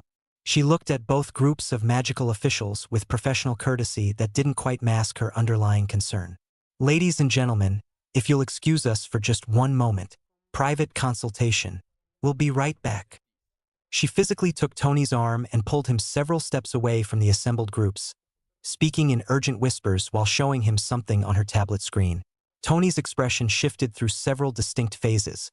Surprise, concern, calculation, and what looked suspiciously like dawning comprehension mixed with excitement. "You're absolutely certain about this intelligence?" he asked quietly, his voice carrying the kind of focused intensity he usually reserved for technical specifications that could potentially explode. "Jarvis confirmed it through multiple independent sources," Pepper replied in equally hushed tones. "Cross-referenced with classified databases, verified through intelligence contacts I didn't even know we had.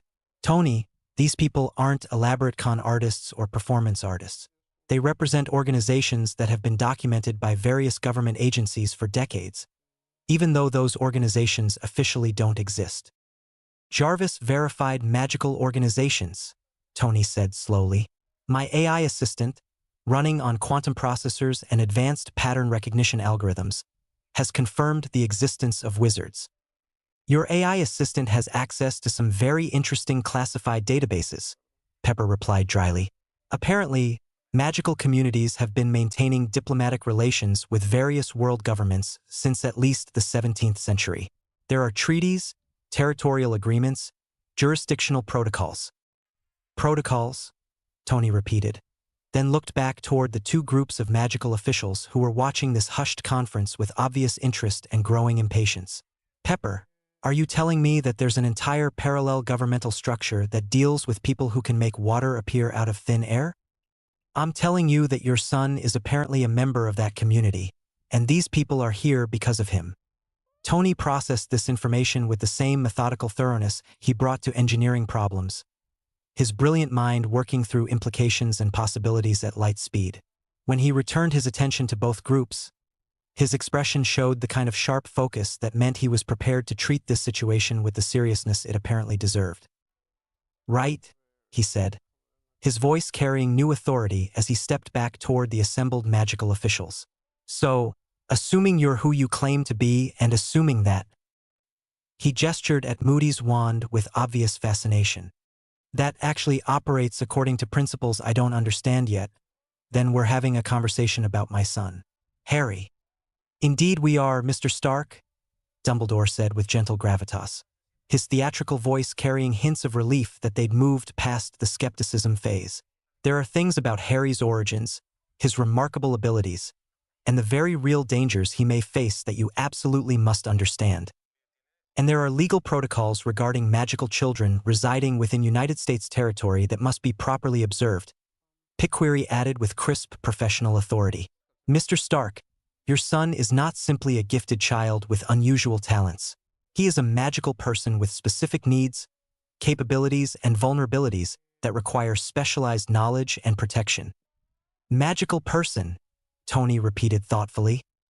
He found himself thinking about floating paperweights, flickering lights, and the impossible heat that had radiated from Harry's small form during his emotional breakdown.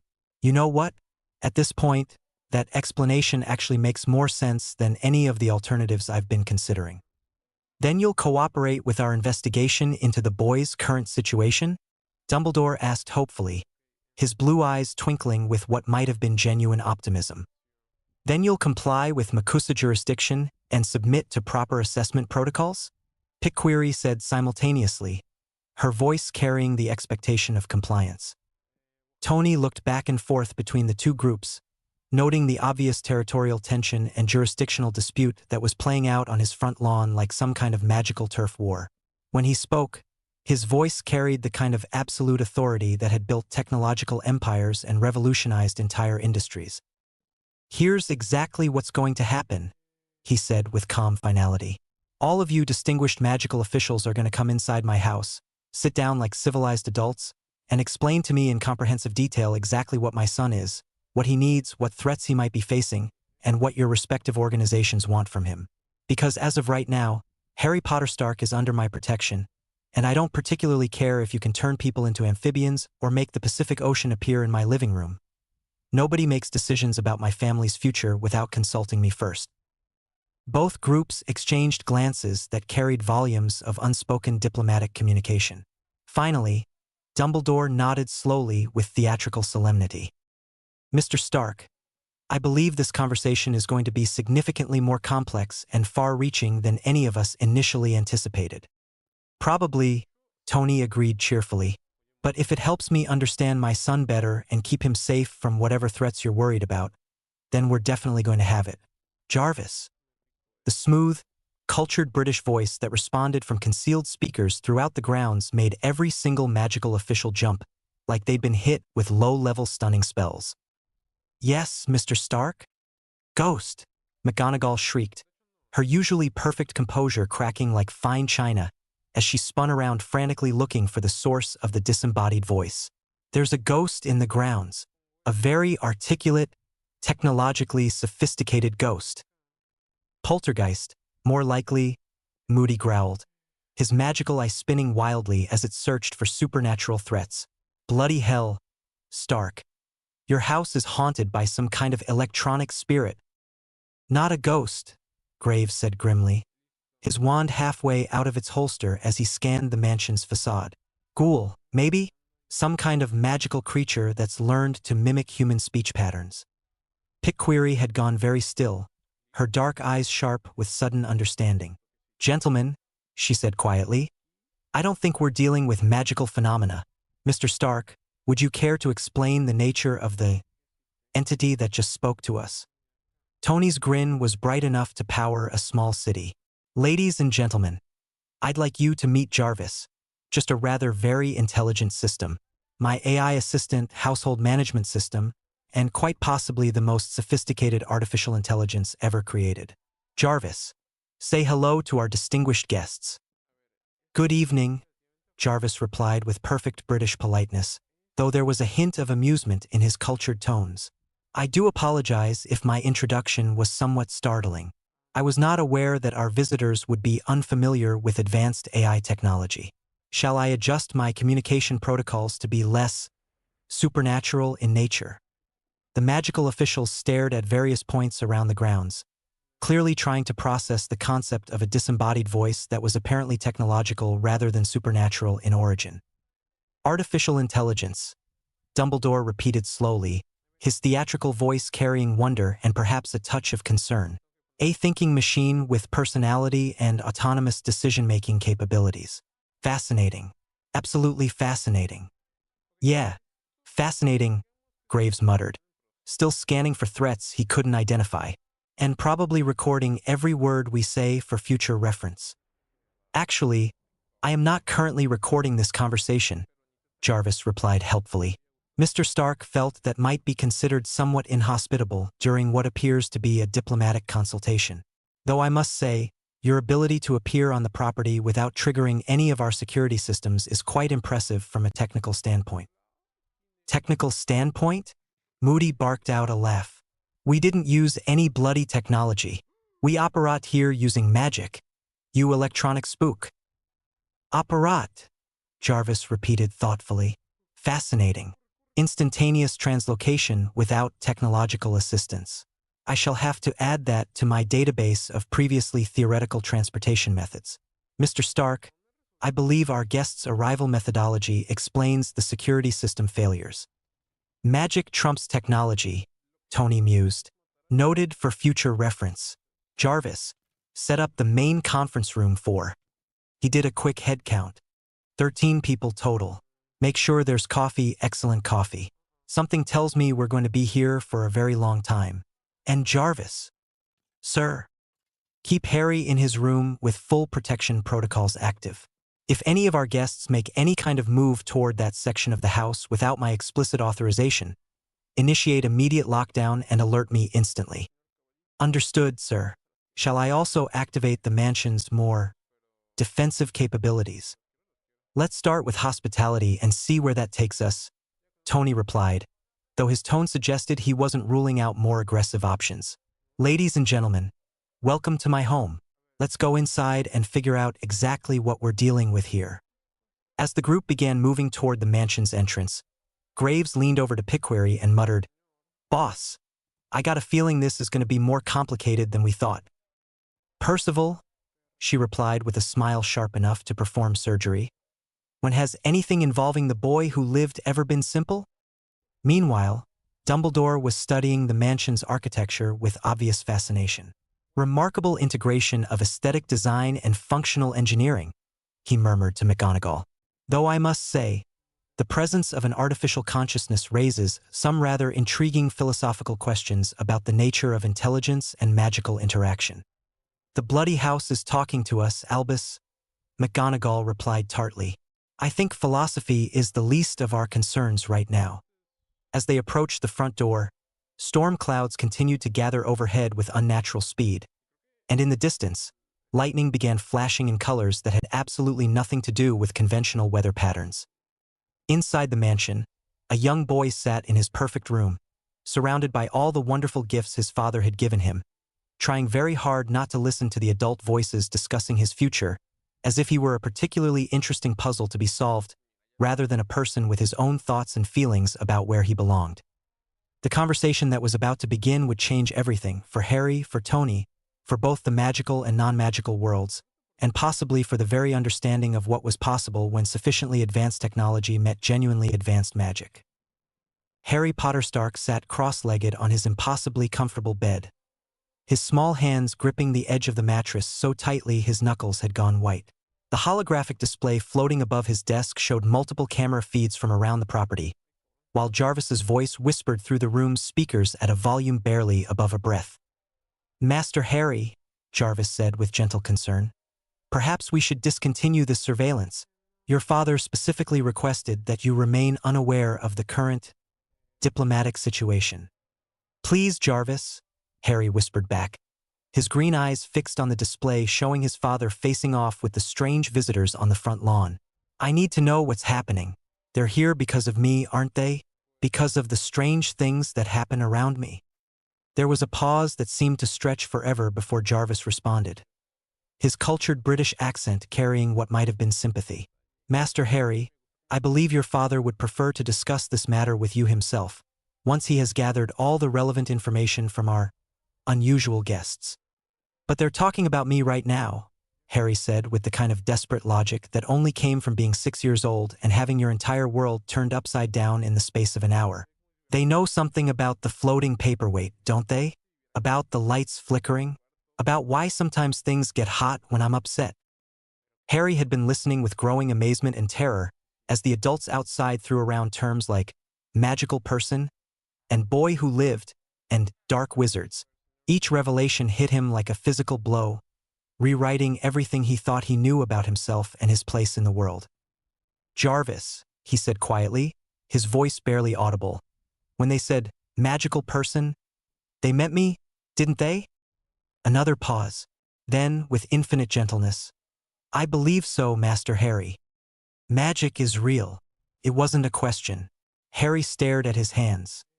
These small, ordinary-looking hands that apparently could make impossible things happen. Magic is real and I can do magic. It would appear so, young sir. Harry was quiet for a long moment, processing this information with the same methodical thoroughness he brought to engineering problems.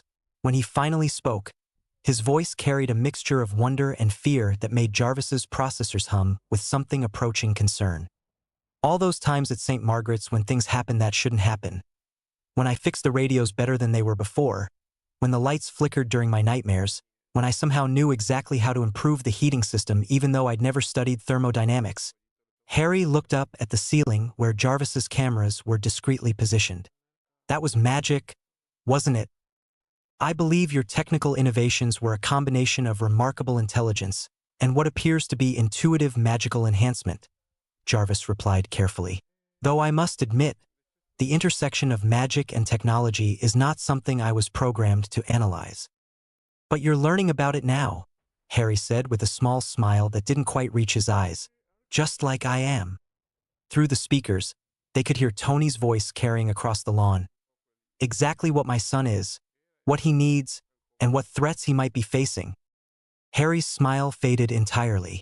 Threats? He repeated softly. They said something about dark wizards who want to hurt me, and someone called Voldemort. He stumbled over the name, his voice dropping to a whisper. Jarvis, who is Voldemort? I am attempting to access relevant databases, Master Harry, but the information appears to be highly classified. What I can determine is that this individual was apparently responsible for your parents' deaths, and that you somehow survived an encounter with him when you were an infant. My parents. Harry's voice cracked slightly. They died because of magic. Because someone used magic to kill them. Yes, Master Harry. I'm very sorry. Harry was quiet for several minutes, staring at the holographic display that showed the adults moving toward the house. His brilliant mind, the same mind that could intuitively understand complex mechanical systems and improve electronic devices, was working through the implications of everything he'd learned with startling clarity. So I'm not just Tony's adopted son, he said finally.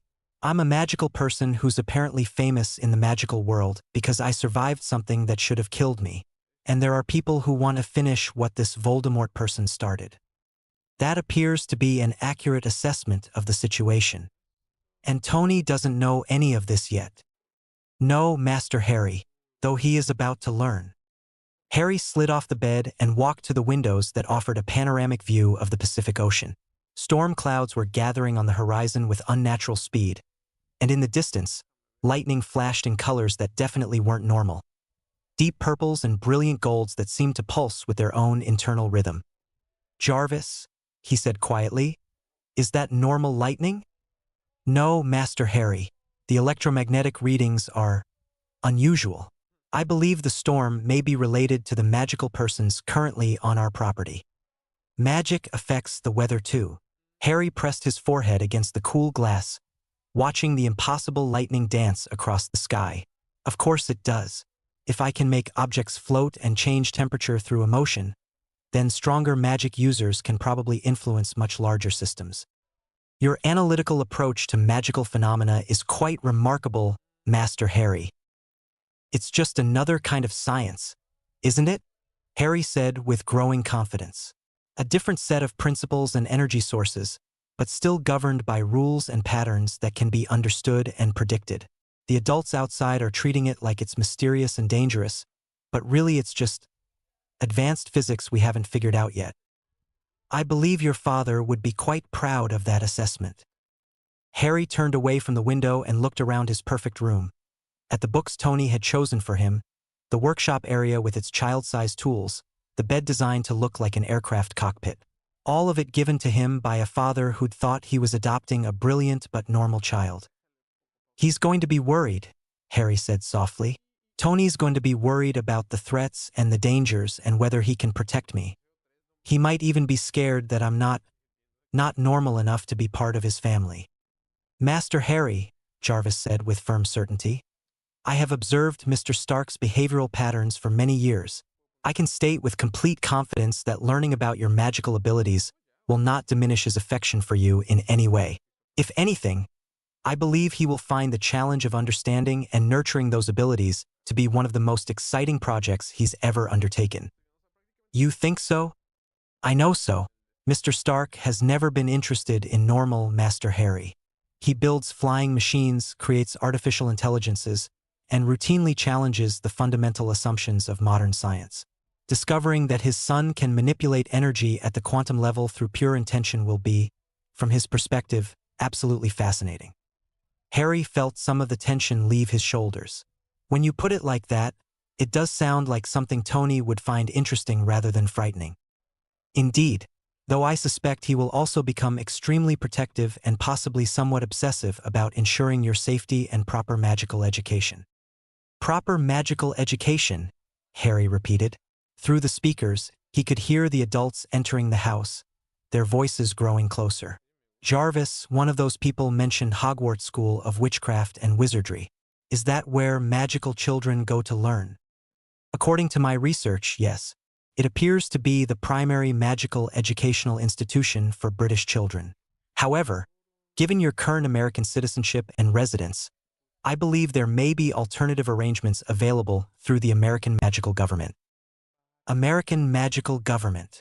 Harry shook his head in wonder. This morning I thought the most complex thing I'd have to deal with was learning how to use the workshop tools properly. Now it turns out there are entire governments I didn't know existed, schools that teach magic, and people who want to kill me because of something that happened when I was a baby. It is rather a lot to process, Jarvis agreed sympathetically. But also incredible, Harry said, his voice brightening with genuine excitement. Jarvis, think about what this means. If magic really works the way it appears to, then the possibilities for innovation and discovery are limitless. Magic combined with technology. We could revolutionize everything. Transportation, communication, energy production, space exploration. Master Harry, you sound remarkably like your father when he discovers a new area of scientific inquiry. Good, Harry said firmly, because I have a feeling that understanding magic is going to be the most important project either of us has ever worked on.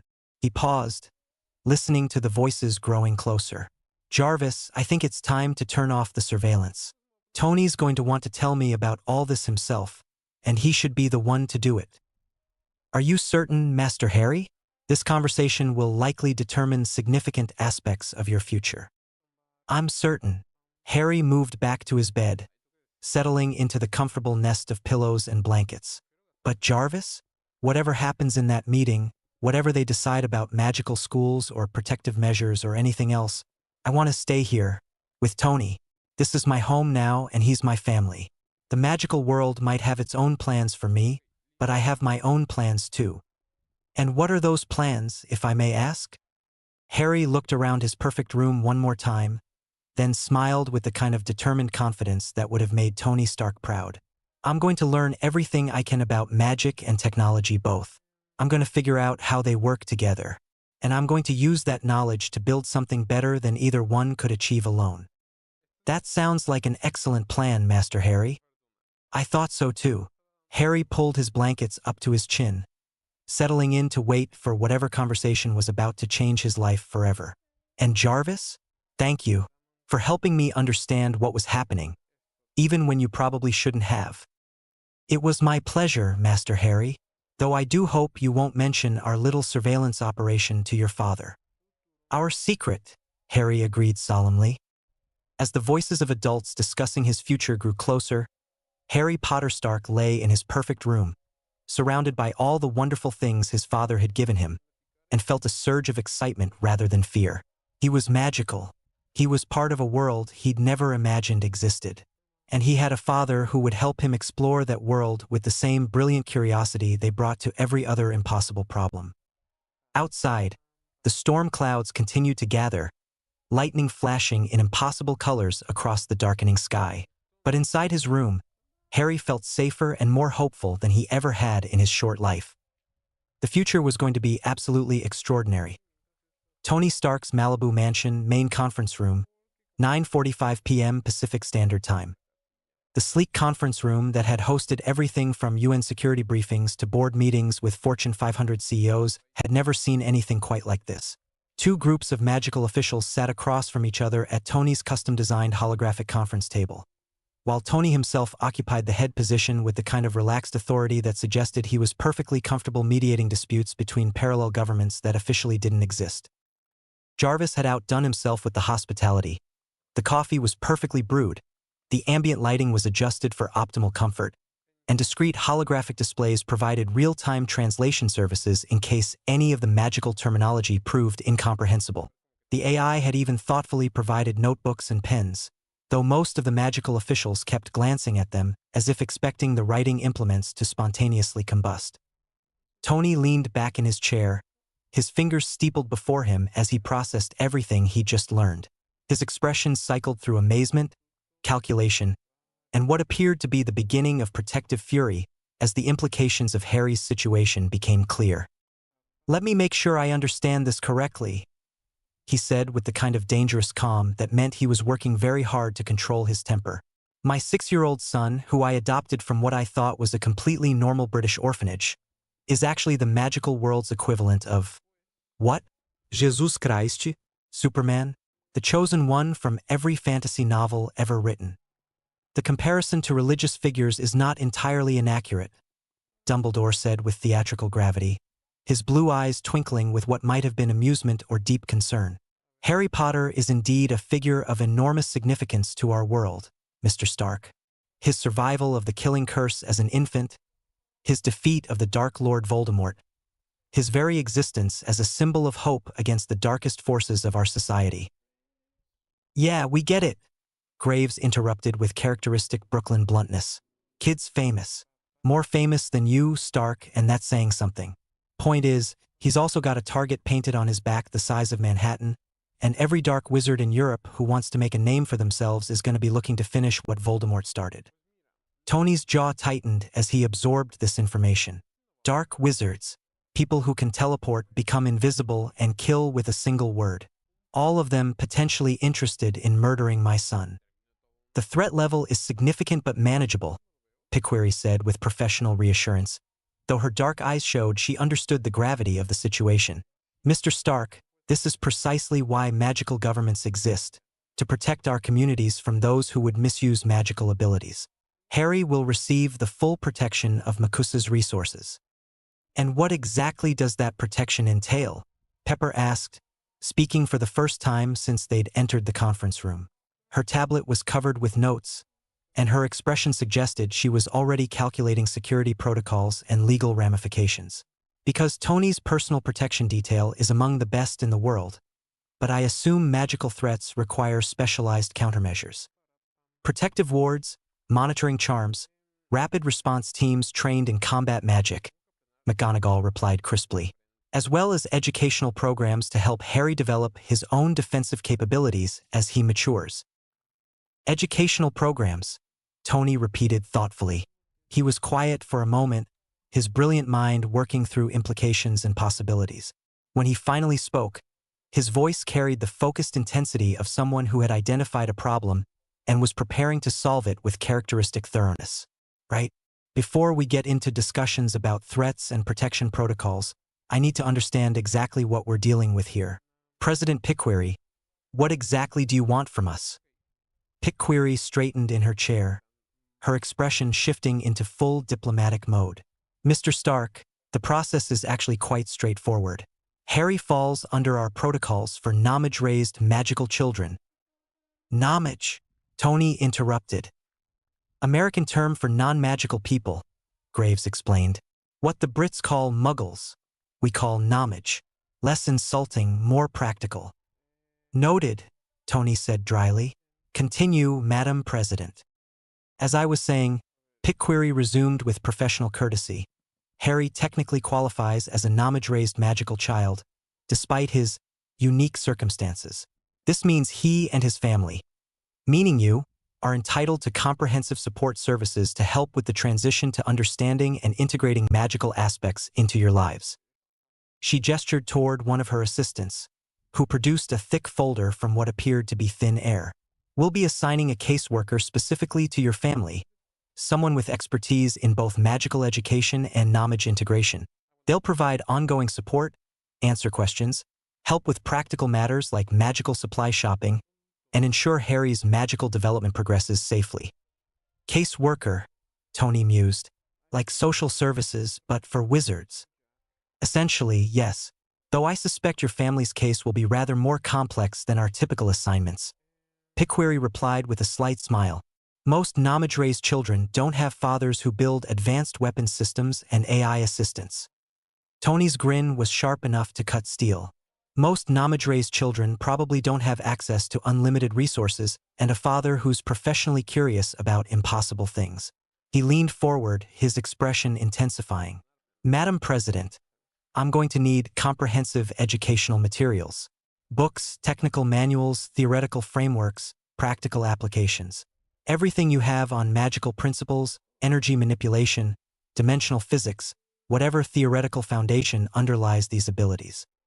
That's quite an extensive request, McGonagall said carefully.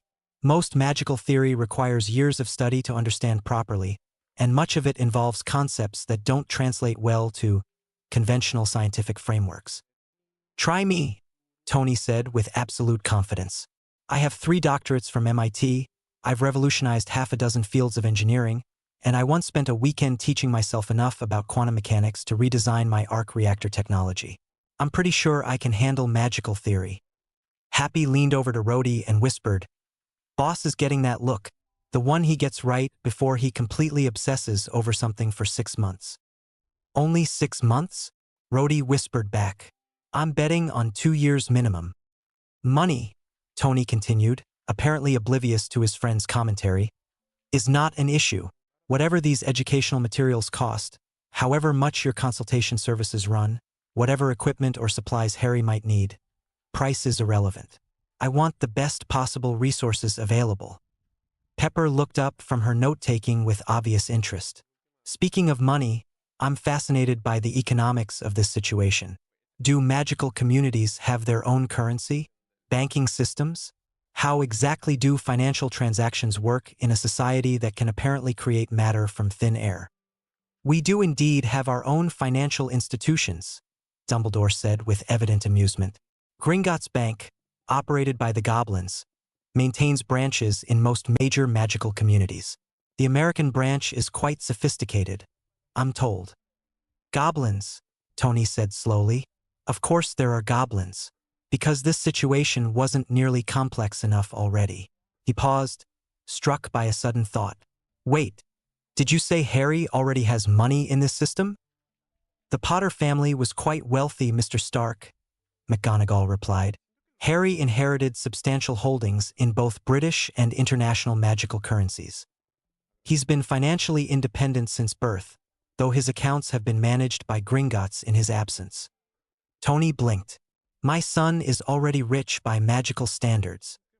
Very rich, Dumbledore confirmed, though I suspect that by your standards, the amounts might seem more modest. There's no such thing as too much money, Tony said firmly. Jarvis, make a note to set up meetings with this Gringotts Bank. I want full financial integration between Harry's existing magical assets and his conventional trust funds. Also, start researching magical economic systems. I'm offended that there's an entire consumer base I'm not currently earning money from. Of course, sir, Jarvis replied with what might have been amusement. Shall I also begin preliminary patent research into the commercial applications of magical technology? Definitely, though check the legal frameworks first. I assume there are regulations about magical technological integration. Actually, Graves said with interest, that's a relatively unexplored area of magical law. Most wizards don't understand technology well enough to attempt integration, and most knowledge technology doesn't function reliably in high magic environments. Challenge accepted, Tony said immediately, his eyes lighting up with the kind of dangerous enthusiasm that had led to half his greatest innovations and most spectacular explosions. Tony, Pepper said with the tone of someone who recognized this warning sign, perhaps we should focus on Harry's immediate needs before you start planning to revolutionize magical commerce. Right? Priorities.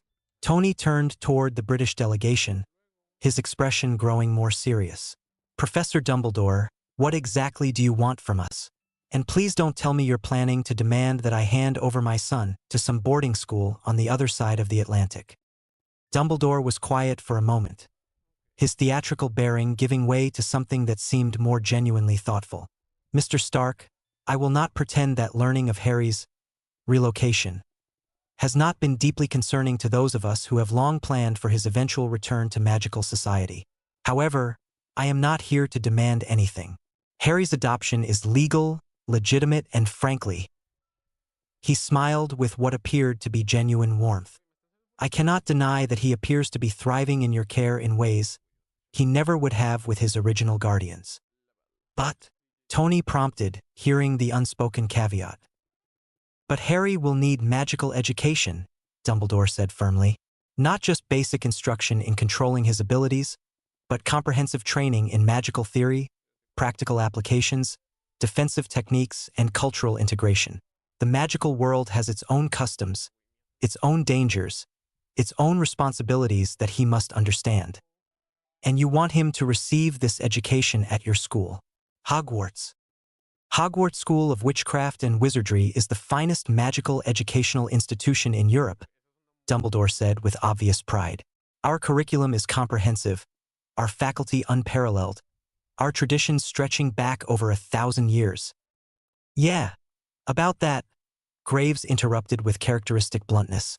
Professor, with all due respect, your finest educational institution is still operating like it's 1890. You people think electricity is a fad, you send messages by owl, and your idea of advanced communication technology is a magical fireplace. The American magical educational system is fully integrated with modern society. Modern society, McGonagall sniffed with obvious disdain, has given us nuclear weapons, environmental destruction, and social media. I hardly think integration with such systems represents educational advancement. Modern society, Pickquery replied coolly, has also given us antibiotics, space exploration, global communication networks, and the ability to share knowledge instantaneously across continents. American magical education teaches our students to work with both magical and technological systems, because that's the world they're going to inherit. Tony watched this exchange with growing interest. So we're talking about two fundamentally different educational philosophies: traditional magical isolation versus magical technological integration. Precisely, Pickquery confirmed. Mr. Stark, American magical schools don't just teach magic in isolation. Our students learn to understand and work with the knowledge world because that's where 99% of the planet's population lives. We produce magical citizens who can contribute to both communities. Whereas British magical education, Graves added with obvious satisfaction, produces wizards who can't operate a television and think the height of innovation is self-stirring cauldrons. That is a gross oversimplification, Dumbledore protested, though his twinkling eyes suggested he wasn't entirely offended. Hogwarts provides a thorough grounding in magical theory and practical application. Our graduates are among the most accomplished wizards in the world. In the magical world, Tony said thoughtfully. But what about the non-magical world? Because here's the thing, Harry's not just going to be part of the magical community. He's going to be part of both communities.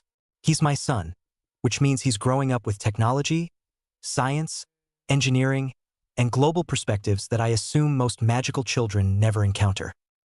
He leaned back in his chair, his expression growing more animated as his mind worked through the possibilities. And honestly, I'm already thinking about Harry's long-term educational path. He's got a brilliant engineering mind, and someday I fully expect him to want to attend MIT.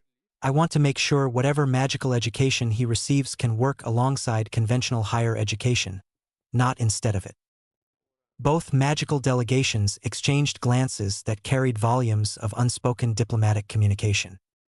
Mr. Stark, Dumbledore said carefully, you're proposing a rather unprecedented educational approach. Magical and knowledge education systems have traditionally remained separate for very practical reasons. Yeah? What reasons? Secrecy laws, cultural differences, the fact that magic doesn't play well with most technology, Graves replied. Plus, most knowledge educational institutions aren't exactly equipped to handle students who can accidentally set things on fire when they get emotional. These are all solvable problems, Tony said with the confidence of someone who'd made a career out of solving unsolvable problems. What I'm hearing is that Harry needs comprehensive magical education, but I want that education to enhance his opportunities rather than limit them. He looked back and forth between both groups. So here's what I'm thinking. Harry's still 6 years old. We've got time to evaluate options and make informed decisions. But whatever we decide, it needs to be what's best for Harry's development and future opportunities, not what's most convenient for traditional educational systems. That seems eminently reasonable, Pickquery said with obvious approval. American magical education is quite flexible about individual needs and circumstances. I'm confident we can develop a program that meets both Harry's magical education requirements and his broader academic interests. While Hogwarts, Dumbledore added with a slight smile that suggested he wasn't conceding defeat, offers educational opportunities and resources that simply cannot be replicated elsewhere. Our library contains magical texts dating back centuries. Our faculty includes some of the most accomplished wizards in history, and our connections to magical Britain would provide Harry with invaluable cultural and political knowledge. Political knowledge? Tony's eyebrows rose. Are we talking about Harry needing to understand magical politics for his own safety? Or are you suggesting he's going to be expected to play some kind of political role? Mr. Stark, McGonagall said with careful precision, Harry Potter is not just famous in our world, he's symbolic. His defeat of Voldemort, his survival of the killing curse, his very existence represents hope to many people and a threat to others. Whether he wishes it or not, his actions and choices will have political implications. Great, Tony muttered. So not only is my son potentially a target for magical terrorists, but he's also going to be a political figure whether he wants to be or not. This just keeps getting better. Which is exactly why proper education and preparation are so crucial, Dumbledore said earnestly. Harry will need to understand not just how to use his magical abilities, but how to navigate the complex social and political realities of both magical and non-magic worlds. Tony was quiet for several minutes, processing everything he'd learned with the same methodical thoroughness he brought to complex engineering problems. When he finally spoke, his voice carried the weight of important decisions. All right, here's what's going to happen. President Pickquery, I want your case worker program, your educational materials, and your protection protocols. Professor Dumbledore, I want detailed information about Hogwarts, curriculum, faculty qualifications, resources, everything. Both of your organizations are going to provide me with comprehensive assessments of your educational programs, and Harry and I are going to make informed decisions about his future based on what offers him the best possible opportunities. He straightened in his chair, his expression growing more intense. But right now, before we start making long-term educational plans, I want to meet with my son. He's been listening to adult voices discussing his future for the past hour, and I think it's time he had a chance to understand what's happening and express his own opinions about it. You wish to involve him directly in these discussions? Dumbledore asked, his eyebrows rising toward his hairline. Mr. Stark, he is quite young, and the complexities of magical society can be overwhelming even for adults. He's 6 years old, not 6 months old, Tony replied firmly, and he's one of the most intelligent children I've ever encountered.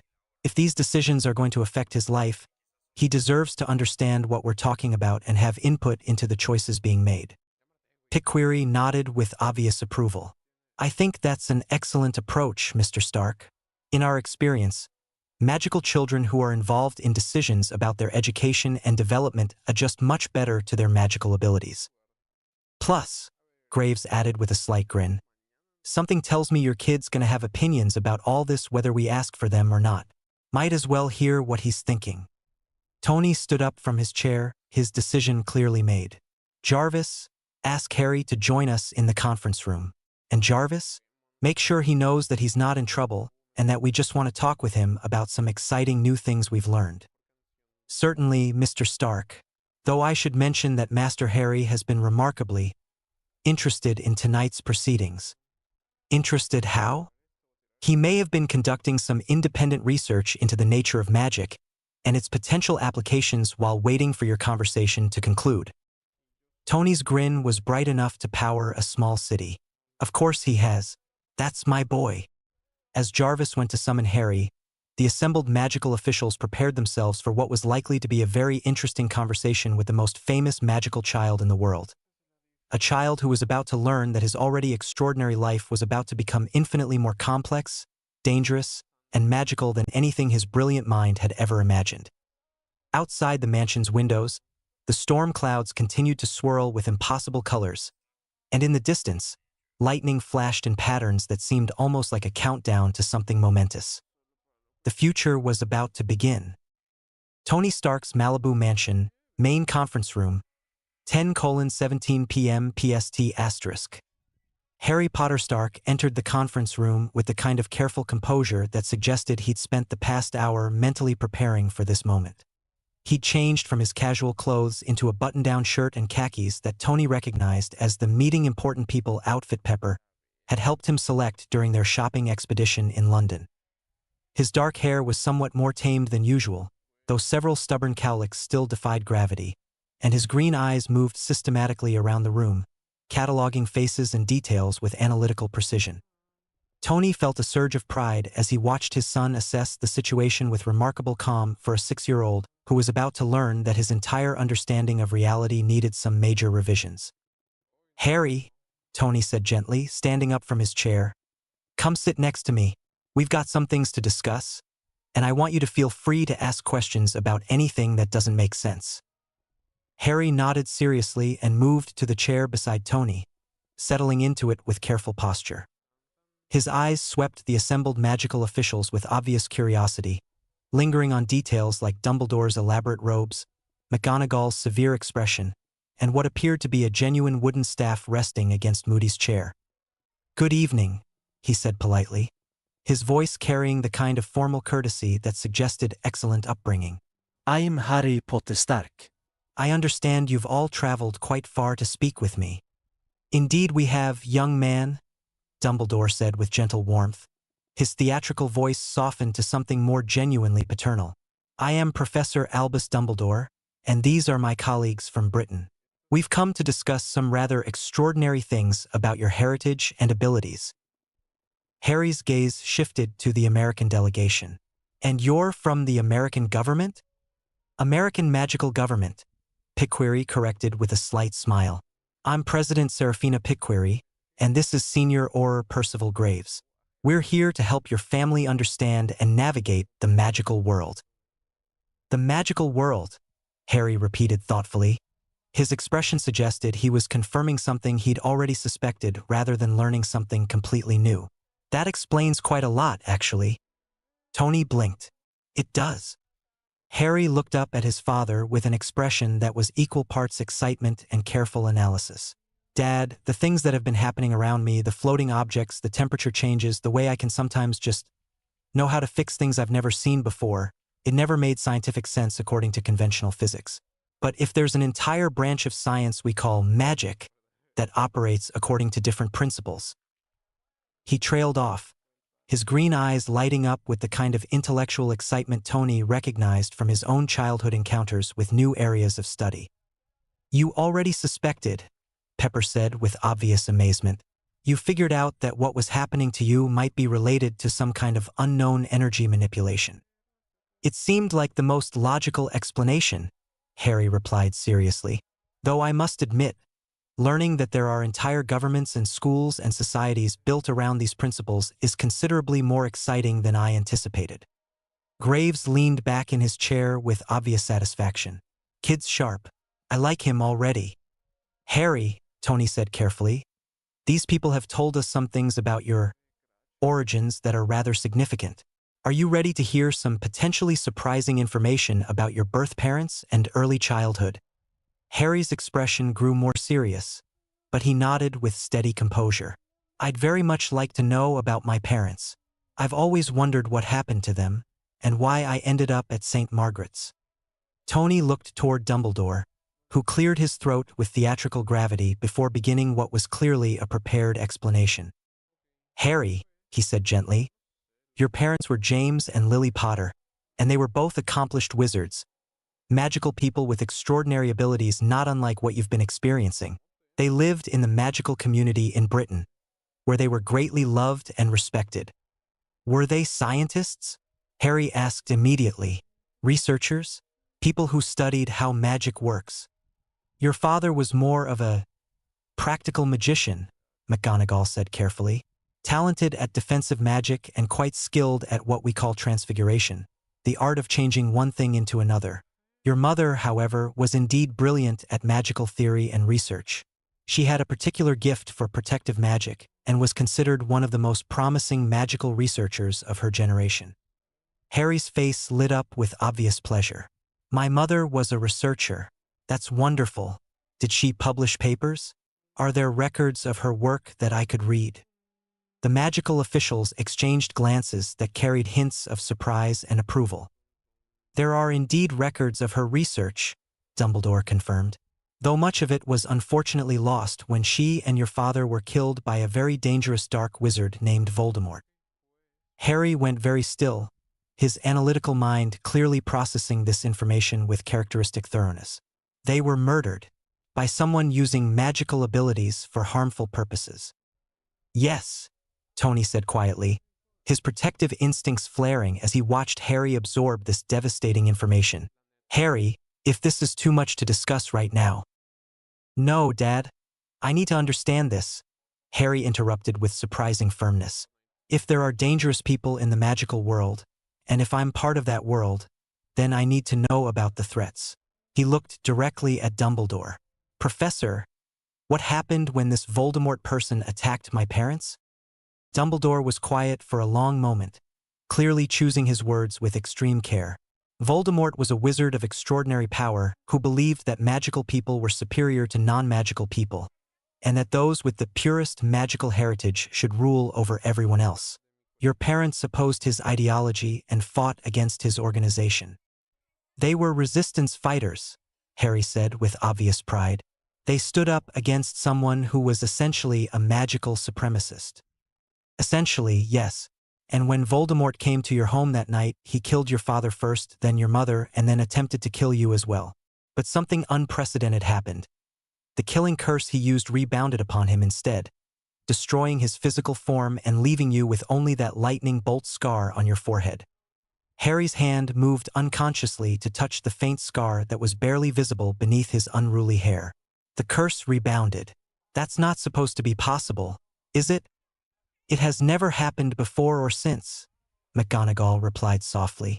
Harry, you are the only person in recorded magical history to survive the killing curse. That's why the magical world calls you the boy who lived. And that's why there might still be people who want to hurt you, Graves added bluntly. Voldemort had a lot of followers who think that finishing what he started would somehow bring him back to power or prove their loyalty to his cause. Harry was quiet for several minutes, processing this information with the same methodical analysis he brought to engineering problems. When he finally spoke, his voice was steady and thoughtful. So I'm famous in the magical world because I survived something that killed my parents and destroyed a dangerous person who was threatening other people's safety. And there are still people who supported this Voldemort person who might see me as a target. He looked around the room at all the adults watching him with varying expressions of concern and admiration. That's why you're all here, isn't it? To figure out how to keep me safe and help me understand my place in this magical world. That's exactly right, Tony said, his voice rough with emotion as he watched his son handle this devastating revelation with remarkable maturity. Harry, I want you to know that whatever we decide about your education or your involvement with the magical world, your safety and happiness are my only priorities. And I want you to know, Harry replied seriously, that I'm not afraid of being part of the magical world. If I have magical abilities, then I want to learn how to use them responsibly. If there are people who need protection from dangerous wizards like Voldemort's followers, then I want to be able to help. And if my parents died fighting against magical supremacists, he straightened in his chair with visible determination. Then I want to continue their work. The silence that followed was profound. Every adult in the room stared at this 6-year-old child who had just absorbed the most traumatic information imaginable and responded with courage, determination, and a moral clarity that most grown wizards never achieved. Harry, Picquery said softly, that's exactly the kind of attitude we hope to see from Lily and James Potter's son. Though perhaps, Dumbledore added with gentle concern, we might focus on your education and training before we start planning your career in fighting dark wizards. Harry's smile was bright enough to power the mansion's arc reactor. Oh, I'm definitely planning to get the best possible education, in magic and in conventional science, because I have a theory about how magical and technological systems might work together, and I think that combination could be more powerful than either one alone. Tony felt something swell in his chest, pride, excitement, and perhaps the first glimmer of understanding about just how extraordinary his son's future might be. Harry, he said carefully, what kind of theory? Well, Harry began, his eyes lighting up with the kind of intellectual excitement that meant he was about to explain something complex and fascinating. If magic involves manipulating energy at the quantum level through focused intention, and if technology involves manipulating energy through design systems and calculated applications, then theoretically we should be able to create hybrid systems that use both approaches simultaneously. He paused, looking around the room at the assembled adults who were staring at him with expressions ranging from amazement to alarm. Is that not something people have tried before? No, Master Harry, Jarvis's voice responded through the room speakers, carrying what sounded suspiciously like pride. That is not something people have tried before. Though I must say, the theoretical framework you're proposing has some rather fascinating implications. You see, Harry said to the room at large, even Jarvis thinks it's a good idea.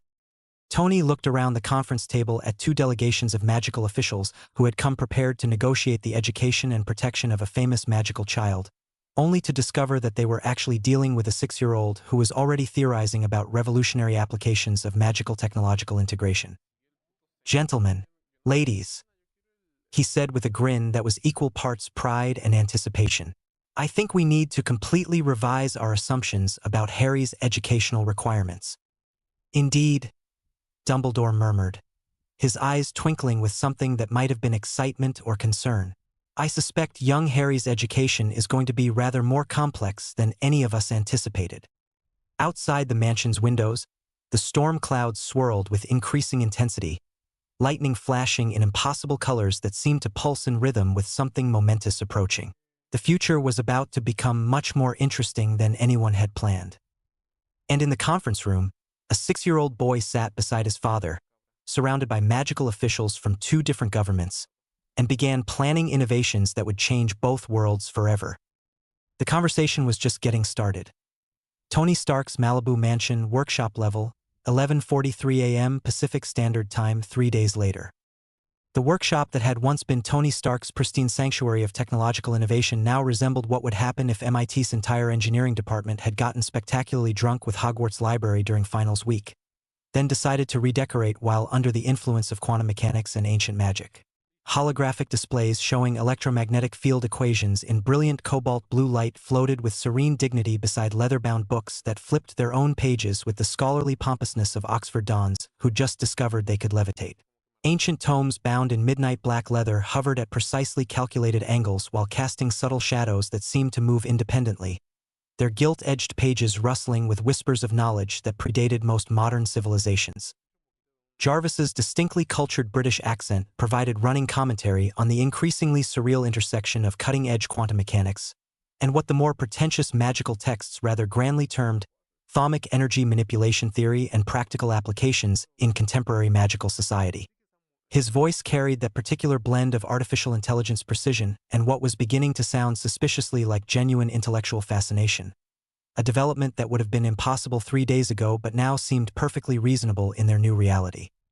Tony Stark stood before a massive holographic projection that dominated the center of the workshop space like some kind of technological altar to impossible physics. The 3-dimensional atomic model would have made Stephen Hawking weep with pure scientific joy, except this version included shimmering energy patterns that pulsed in colors that definitely weren't supposed to exist according to any physics textbook ever written by sane people. The patterns moved with liquid grace through spectrums that seemed to include several colors that human eyes shouldn't technically be able to perceive, creating an effect that was simultaneously beautiful and mildly nauseating. His dark brown hair stuck up at odd angles from 3 solid days of running his hands through it in alternating fits of frustration and breakthrough excitement.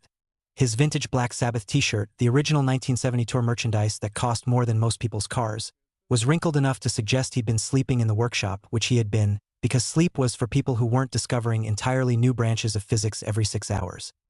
His coffee brown eyes held that particular manic gleam that meant he'd discovered an entirely new universe of problems to solve, and was absolutely thrilled about the intellectual challenge, even if it meant rewriting everything he thought he knew about reality. The workshop bore testament to 3 days of intensive interdisciplinary research that would have given most university physics departments nervous breakdowns. Holographic displays showing quantum field equations in brilliant blue light shared space with floating medieval grimoires whose pages turned themselves with scholarly dignity. Advanced computer terminals displaying electromagnetic spectrum analyses sat beside crystal balls that occasionally showed complex mathematical formulas in swirling script that looked like it had been written by someone who understood calculus but preferred quill pens.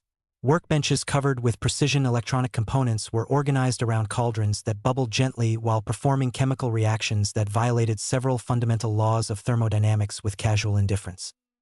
"Jarvis," Tony said without taking his eyes off the impossible holographic display, gesturing at the projection with the kind of expansive hand movements that suggested approximately 14 cups of coffee and maybe 3 hours of actual sleep over the past 72 hours.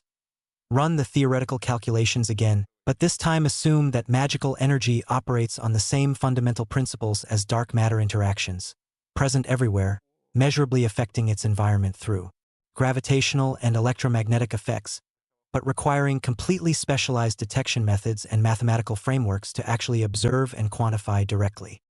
Recalculating now, Mr. Stark," Jarvis replied with what could only be described as digital enthusiasm mixed with the kind of intellectual excitement that suggested even artificial intelligences could develop research obsessions. His cultured British accent somehow managed to convey both artificial precision and growing fascination with their impossible project. Though I feel compelled to mention that Master Harry's most recent modifications to our theoretical framework suggest that magical energy might be more analogous to quantum field fluctuations than to dark matter interactions.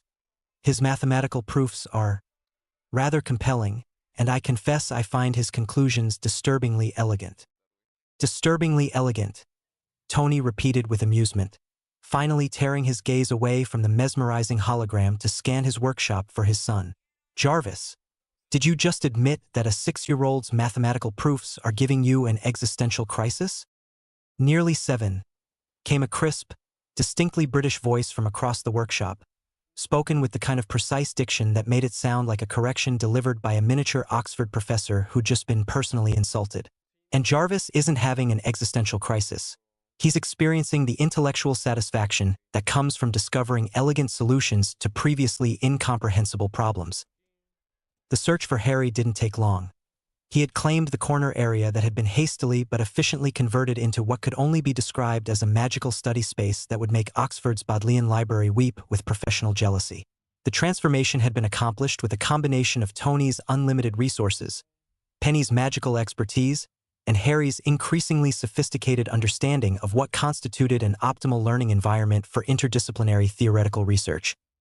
The 6-year-old, nearly 7, as he would undoubtedly correct with mathematical precision, sat cross-legged on a pile of burgundy velvet cushions that had apparently been conjured from somewhere magical and considerably more comfortable than anything available through conventional furniture stores. He was completely surrounded by a constellation of floating books, automated quills that moved with the fluid grace of professional calligraphers who'd been enchanted to work at superhuman speeds, and an assortment of magical objects that were casually performing tasks that violated approximately 17 different laws of physics while making it look effortless. But it was Harry himself that drew attention and held it with the kind of magnetic presence that couldn't be taught or faked. At nearly 7 years old, he possessed the kind of striking appearance that would undoubtedly cause significant romantic chaos in about a decade, but right now served primarily to make him look like someone had cast a movie star in the role of boy genius discovers magic. His unruly black hair fell across his forehead in waves that suggested he'd inherited excellent genetics but had never met a comb he couldn't defeat, framing a face that combined classical bone structure with the kind of sharp intelligence that blazed from his remarkable eyes. Those eyes were perhaps Harry's most striking feature. Not just their unusual emerald green color, which seemed to shift between different shades depending on his mood and the lighting, but the intelligence that burned behind them like green fire. They were sharp, analytical, utterly fearless in the face of new information, and currently focused on his research with the kind of laser-like concentration that Tony recognized as the prelude to major breakthrough insights. When Harry looked up from his books, those eyes held depths that seemed impossible in someone so young, as if he'd inherited not just his parents' magical abilities, but also their accumulated wisdom and intellectual curiosity. His face was already showing hints of the bone structure that would probably make him devastatingly handsome as an adult: high cheekbones, a strong jawline that suggested both determination and quiet confidence, and the kind of naturally expressive features that conveyed intelligence, humor, and barely contained mischief in equal measure. His skin had the healthy glow of someone who spent time outdoors, but also the slight pallor that came from intensive reading by magical light in underground workshops. But it was his voice that really completed the picture: crisp, distinctly British, with the kind of precise diction that suggested expensive private education and generations of linguistic refinement. When he spoke, he sounded like a miniature professor who'd been personally trained by the BBC's most distinguished announcers, except with the occasional hint of childlike wonder that reminded everyone he was still just 6 years old, regardless of his intellectual capabilities.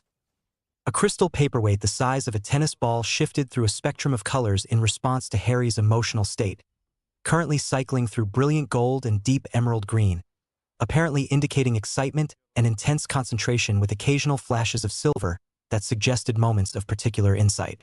A sleek silver quill wrote complex mathematical equations directly into the air above his head, leaving glowing symbols that hung suspended like magical graffiti, while a second quill transcribed his thoughts in elegant script across sheets of parchment that organized themselves into neat stacks based on subject matter. Most impressively, a polished metal sphere about the size of a baseball hovered exactly 3 feet off the ground, while slowly rotating through geometric patterns that hurt Tony's brain to look at directly. The sphere seemed to pulse in rhythm with Harry's heartbeat, its surface reflecting not the workshop around them but mathematical formulas that shifted and changed as Harry processed new information. Harry himself was the absolute picture of scholarly intensity, his remarkable green eyes moving back and forth between multiple floating texts with the kind of systematic efficiency that suggested he developed his own advanced speed-reading techniques.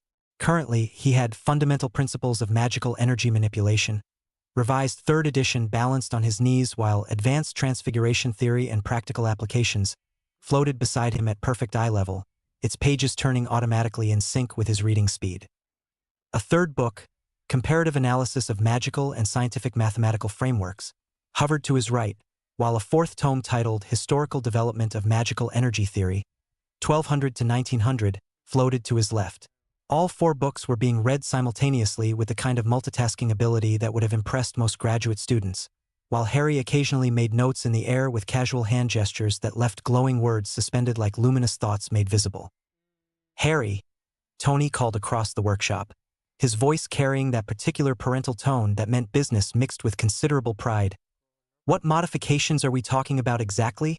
And please tell me they don't involve anything that's going to make my insurance company spontaneously combust." Harry looked up from his books with the slightly dazed expression of someone surfacing from deep intellectual waters, blinking those remarkable green eyes as he refocused on the physical world around him. When he spoke, his accent carried that crisp British precision that made him sound like a miniature Oxford professor, though the effect was somewhat undermined by the fact that his hair was sticking up almost as much as Tony's. "Oh, the quantum field integration concept," he said with the casual tone of someone discussing the weather rather than revolutionary theoretical physics that would probably earn him a Nobel Prize in about 20 years. "Dad, I've been cross-referencing the mathematical frameworks described in these magical texts with contemporary quantum mechanics theory, and I believe these rather pompous magical authors are describing precisely the same phenomena that Dr. Hawking theorized regarding virtual particle pairs and quantum foam interactions, but they're using completely different terminology and mathematical notation systems that are approximately 3 centuries out of date." Tony blinked slowly, the way people do when their brain needs extra processing time to handle information that shouldn't technically be possible. "You've been cross-referencing Stephen Hawking's theoretical physics with, what did you call them? Magical theory textbooks written by pompous dead wizards."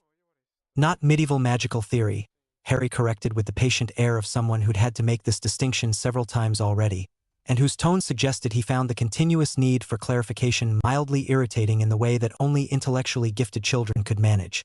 The Advanced Transfiguration text was published in 1847 by the Salem Institute of Magical Research, and it references considerably more contemporary studies conducted throughout the 19th century. The mathematical notation is rather primitive by modern standards. They're still using modified Newtonian calculus instead of tensor mathematics or differential geometry, but I've been systematically translating their formulas into contemporary notation systems. He gestured casually at the floating equations his enchanted quill had been writing in the air above his study area, which now covered most of the available vertical space like some kind of mathematical aurora borealis that pulsed with soft blue light. "And the underlying principles are actually quite sophisticated, once one accounts for the limitations of their mathematical tools," Harry continued with growing enthusiasm, his green eyes lighting up with the pure joy of intellectual discovery. "Whoever wrote this clearly understood advanced field theory and multidimensional energy interactions, even if they didn't have access to modern mathematical frameworks to express their theories with proper precision. It's rather like reading Galileo's astronomy notes. The observations are brilliant and accurate, but the mathematical language is somewhat primitive by contemporary standards." Tony stared at his son for a long moment, his expression cycling through amazement, pride, and what might have been the early stages of parental panic mixed with the dawning realization that he'd adopted a child who might be significantly more intelligent than most tenured physics professors. "Of course you have," he said faintly, running one hand through his hair in a gesture that made it stand up even more wildly. "Because normal 6-year-olds definitely spend their afternoons translating 19th century magical mathematics into quantum field theory equations while casually revolutionizing our understanding of fundamental physics. Perfectly reasonable Tuesday activity for the average first grader." "Nearly 7, Harry corrected automatically with the kind of mathematical precision that suggested this was a frequent point of contention, then returned his attention to his books with the focused intensity of someone who'd found genuinely fascinating research and wasn't particularly interested in interruptions, even from beloved adoptive fathers. "And Dad, I think I've figured out why magical energy and conventional technology usually don't interact well together. It's not fundamental incompatibility between magical and scientific principles. It's simply calibration issues and frequency modulation problems." Tony felt that familiar electric thrill of approaching major discovery, the sensation that had driven every significant breakthrough in his career and was now apparently being triggered by his not-quite-7-year-old son's casual observations about the intersection of magic and technology. "Calibration issues?" he repeated, moving closer to Harry's study area with the focused intensity of a shark scenting blood in the water, his eyes already racing through the implications of what Harry was suggesting. "Most contemporary technology is designed to work with very specific electromagnetic frequencies and energy patterns," Harry explained, his voice growing more animated as he warmed to his subject. The floating crystal paperweight shifted to brilliant gold, apparently responding to his increasing excitement with the kind of sympathetic resonance that suggested magical objects were considerably more sophisticated than anyone had previously realized. But magical energy operates across a much broader spectrum, including frequencies that most electronic systems aren't properly shielded against. The interference patterns create feedback loops that cause system failures, data corruption, and occasionally rather spectacular explosions. It's rather like trying to play a compact disc in a gramophone. The information is certainly there and theoretically accessible, but the playback systems aren't designed to be compatible with each other. But if we could design technology that's specifically calibrated to work with magical energy frequencies. Tony's mind raced through the implications, his hands gesturing excitedly as he spoke, already envisioning the revolutionary possibilities that Harry was casually describing. "Exactly," Harry beamed with the pure joy of shared intellectual discovery, and the floating metal sphere near him suddenly began glowing with soft blue light while spinning considerably faster, apparently responding to his enthusiasm with increasingly complex geometric patterns. "We could create hybrid systems that use magical energy as a power source while maintaining technological precision and control systems. Imagine arc reactor technology enhanced with magical energy focusing arrays that could increase power output by orders of magnitude, or computer systems that can process both digital information and magical data simultaneously while cross-referencing both databases in real time." The magical objects around Harry's study area began responding to his growing enthusiasm with increasingly dramatic activity. The color-changing paperweight cycled rapidly through gold and silver while occasionally flashing brilliant emerald green. The floating books began flipping pages at triple speed while somehow maintaining perfect readability, and the glowing equations hanging in the air started rearranging themselves into more complex three-dimensional patterns that pulsed with mathematical beauty. Furthermore, Harry continued, his British accent growing more pronounced with excitement, "If we could develop proper interface protocols between magical energy systems and electronic components, we could create detection networks that monitor both conventional and magical security threats simultaneously. The applications for defense systems alone would be extraordinary, not to mention the possibilities for communication networks, transportation systems, and medical technology." "Master Harry," Jarvis observed with his characteristic blend of artificial intelligence precision and what was beginning to sound suspiciously like genuine fondness, "your emotional state appears to be directly affecting the magical objects in your immediate vicinity. The correlation is quite remarkable and suggests that magical items respond to much more than simple conscious commands. They seem to integrate with the user's entire neurological and bioelectric system in ways that conventional technology cannot replicate." "I know," Harry replied with absolute delight, his green eyes sparkling with fascination as he gestured toward the increasingly active magical objects surrounding his study area. "Isn't it absolutely wonderful? The theoretical texts mention that magical objects often respond to the wizard's emotional state, but I think the actual mechanism is far more precise and sophisticated than that rather vague description suggests." He paused, clearly organizing his thoughts with the methodical precision that Tony was learning to recognize as Harry's standard approach to complex problems. "I believe magical objects are specifically designed to integrate with the user's bioelectric field patterns, autonomic nervous system responses, and possibly even subconscious thought processes. The integration would explain why the reactions are so immediate and proportional to emotional intensity, and why different users seem to achieve different results with identical magical items. It's not just emotional response. It's comprehensive neurological interfacing that operates on multiple levels simultaneously. He gestured toward the floating metal sphere, which was now rotating through increasingly complex geometric patterns, while pulsing with soft light that seemed to shift colors in response to his words. If I'm correct, then magical objects are essentially sophisticated bioresponsive computer systems that use the wizard's own nervous system as both power source and control interface. The implications for human-computer integration research would be absolutely extraordinary, especially if we could develop technological systems that operate on similar principles. Tony stared at his son with an expression that managed to combine amazement, pride, and what was definitely the beginning of paternal panic as he realized that Harry's casual observations were probably going to revolutionize at least 3 different fields of advanced scientific research. "Harry," he said very carefully, as if he were defusing a particularly complex explosive device while trying not to disturb his son's thought processes. "Exactly how much magical theory have you absorbed over the past 3 days?" Harry considered the question with the thoughtful seriousness of someone conducting a thorough mental inventory, his green eyes growing distant as he mentally catalogued his recent reading. "Well," he said with the precision that suggested he'd been keeping detailed mental notes, "I've completed the basic primer on elemental magic theory. That was actually quite straightforward once I understood that the underlying thermodynamic principles are essentially identical to conventional physics, just operating through different energy transfer mechanisms. I've finished the introduction to transfiguration theory, which is fascinating from a molecular chemistry perspective, though their mathematical descriptions of atomic manipulation are rather primitive by contemporary standards." He paused, gesturing toward one of the floating books while continuing his intellectual inventory. "I've read most of the defensive spells textbook, though some of the applications seem rather excessively violent for my personal taste.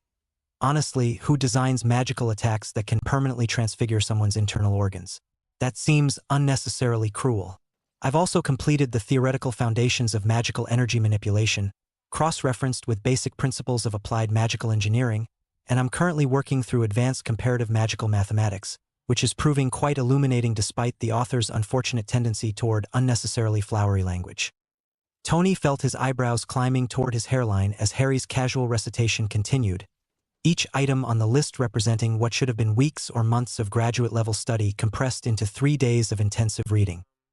"I've also been conducting parallel research into the historical development of magical theory," Harry continued with growing enthusiasm, comparing magical theoretical frameworks from different time periods and geographical regions to identify common underlying principles.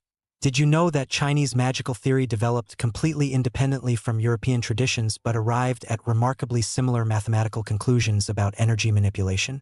The correlation suggests that magical principles represent fundamental aspects of physics rather than cultural beliefs, which has fascinating implications for—" He trailed off as he noticed Tony staring at him with an expression that combined amazement, pride, and what was definitely approaching full parental panic. "What?" Harry asked with perfectly innocent confusion, though his tone carried that particular British dryness that suggested he was well aware his intellectual capabilities were somewhat unusual. "Did I say something particularly extraordinary?" "Nothing at all," Tony managed, his voice slightly strained as he processed the implications of his son's casual academic achievements. "Just my nearly 7-year-old son systematically absorbing several centuries' worth of advanced magical theory while simultaneously developing revolutionary frameworks for magical technological integration. Perfectly normal Tuesday afternoon intellectual pursuits for the average elementary school student. Though I should mention," Harry added with the kind of casual afterthought that made Tony's chest tight with protective pride and barely contained terror, "I haven't actually attempted to perform any spells yet. Penny said I should wait until I have proper supervision and comprehensive safety protocols in place, which seems quite sensible given the energy levels involved and the potential for catastrophic consequences if something goes wrong." "Penny?" Tony repeated, then looked around the workshop as if expecting their Makusa case worker to materialize from behind a workbench like some kind of magical ninja with perfect timing and diplomatic solutions to impossible problems. "Speaking of our delightfully efficient magical liaison, who somehow makes interdimensional bureaucracy seem manageable, where exactly is she?" "Conference call with President Pickquery regarding interdepartmental coordination protocols and international magical security arrangements," came a crisp, professional voice from the workshop's main entrance, spoken with the kind of confidence that suggested the speaker had just successfully resolved several complex political situations before most people had finished their morning coffee. Penny Kowalski appeared in the doorway carrying what looked like a perfectly ordinary leather briefcase, except for the minor detail that it was quite obviously larger on the inside than physically possible and occasionally emitted soft humming sounds that suggested it contained considerably more than standard office supplies. Her auburn hair was pulled back in a flawless professional chignon that somehow remained perfect despite having spent 3 days essentially living at the Stark mansion while coordinating impossibly complex magical logistics. Her tailored charcoal jacket showed absolutely no wrinkles despite apparently containing an entire magical supplies store, and her expression carried the satisfied efficiency of someone who just solved several international diplomatic crises while maintaining perfect professional composure. Penny Kowalski was everything Makusa had promised and considerably more. A specialist in knowledge magical integration with impressive credentials from both Harvard Business School and the Salem Institute of Advanced Magical Studies, combined with the kind of diplomatic finesse that could probably negotiate peace treaties between hostile nations before lunch. Her auburn hair caught the workshop's mixed lighting with hints of gold and copper, framing a face that managed to be both professionally authoritative and genuinely warm. Her green eyes held the sharp intelligence of someone who'd successfully navigated complex bureaucratic systems in both the magical and non-magical worlds, and her smile suggested someone who genuinely enjoyed solving impossible problems. She'd spent the past 72 hours providing magical consultation services that ranged from how to prevent enchanted books from spontaneously combusting when exposed to electromagnetic fields, to why your artificial intelligence assistant appears to be developing supernatural sensitivities, and what that might mean for international magical security protocols.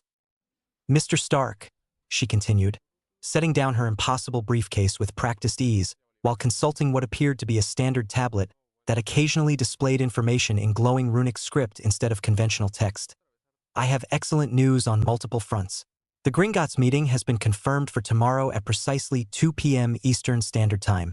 Ms. Potts has successfully navigated the preliminary security protocols required for knowledge visitors to enter magical New York, which is considerably more complex than most people realize, and I've arranged for a comprehensive magical shopping expedition to properly outfit Harry with appropriate supplies for his unique educational requirements. Magical shopping expedition, Tony repeated with the tone of someone who was simultaneously thrilled and terrified by the implications, while already calculating the potential financial and logistical complications.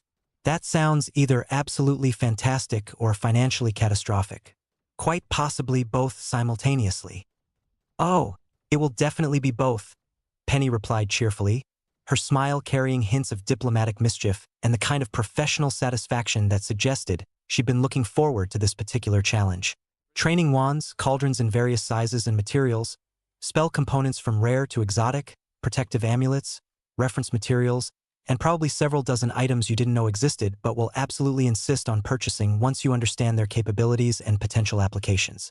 Standard supplies for a magically gifted child whose father has unlimited resources, a well-documented tendency to overachieve, and absolutely no concept of reasonable spending limits when it comes to education or technology. Harry looked up from his books with obvious excitement, his green eyes practically glowing with anticipation as he processed the implications of visiting an actual magical commercial district. I get to visit a proper magical shopping district? With actual magical shops and professional practitioners and everything? He asked with the kind of enthusiasm that made Tony's protective instincts engage even as he felt pride in his son's intellectual curiosity. You get to experience one of the most comprehensive magical commercial centers in the Western Hemisphere, Penny confirmed with obvious satisfaction at Harry's excitement. The American Magical Shopping District makes London's Diagon Alley look like a corner convenience store with delusions of grandeur. They have everything from basic supplies to cutting-edge magical research equipment, plus specialty shops that cater to unique requirements like yours, magical theory books, experimental equipment, and probably several items that don't technically exist yet but will be invented specifically for your research projects. She paused, then added with the kind of diplomatic warning that suggested she'd dealt with wealthy clients before, though I should warn you both. Magical shopping with the Potter Stark family budget is going to be memorable and probably expensive enough to affect the local magical economy. How memorable are we talking? Pepper's voice came from the workshop entrance, where she appeared carrying her own tablet and wearing the expression of someone who'd spent the morning coordinating impossibly complex logistics while maintaining perfect professional composure and probably preventing at least 3 potential international incidents. Pepper Potts looked every inch the executive assistant to a billionaire genius who regularly saved the world between business meetings. Her red hair was styled in a sleek bob that suggested both efficiency and sophisticated style. Her cream-colored blazer was perfectly tailored to convey professional authority without sacrificing femininity, and her blue eyes held the kind of sharp intelligence that could organize a hostile corporate takeover before lunch and still have time to coordinate dinner. Reservations at restaurants that didn't technically accept reservations. Her figure was striking in the way that suggested excellent genetics combined with the kind of disciplined fitness routine that came from chasing Tony Stark around the world while managing his business empire and personal life. She moved with the confident grace of someone who knew she was attractive but was far more interested in being respected for her intelligence and competence.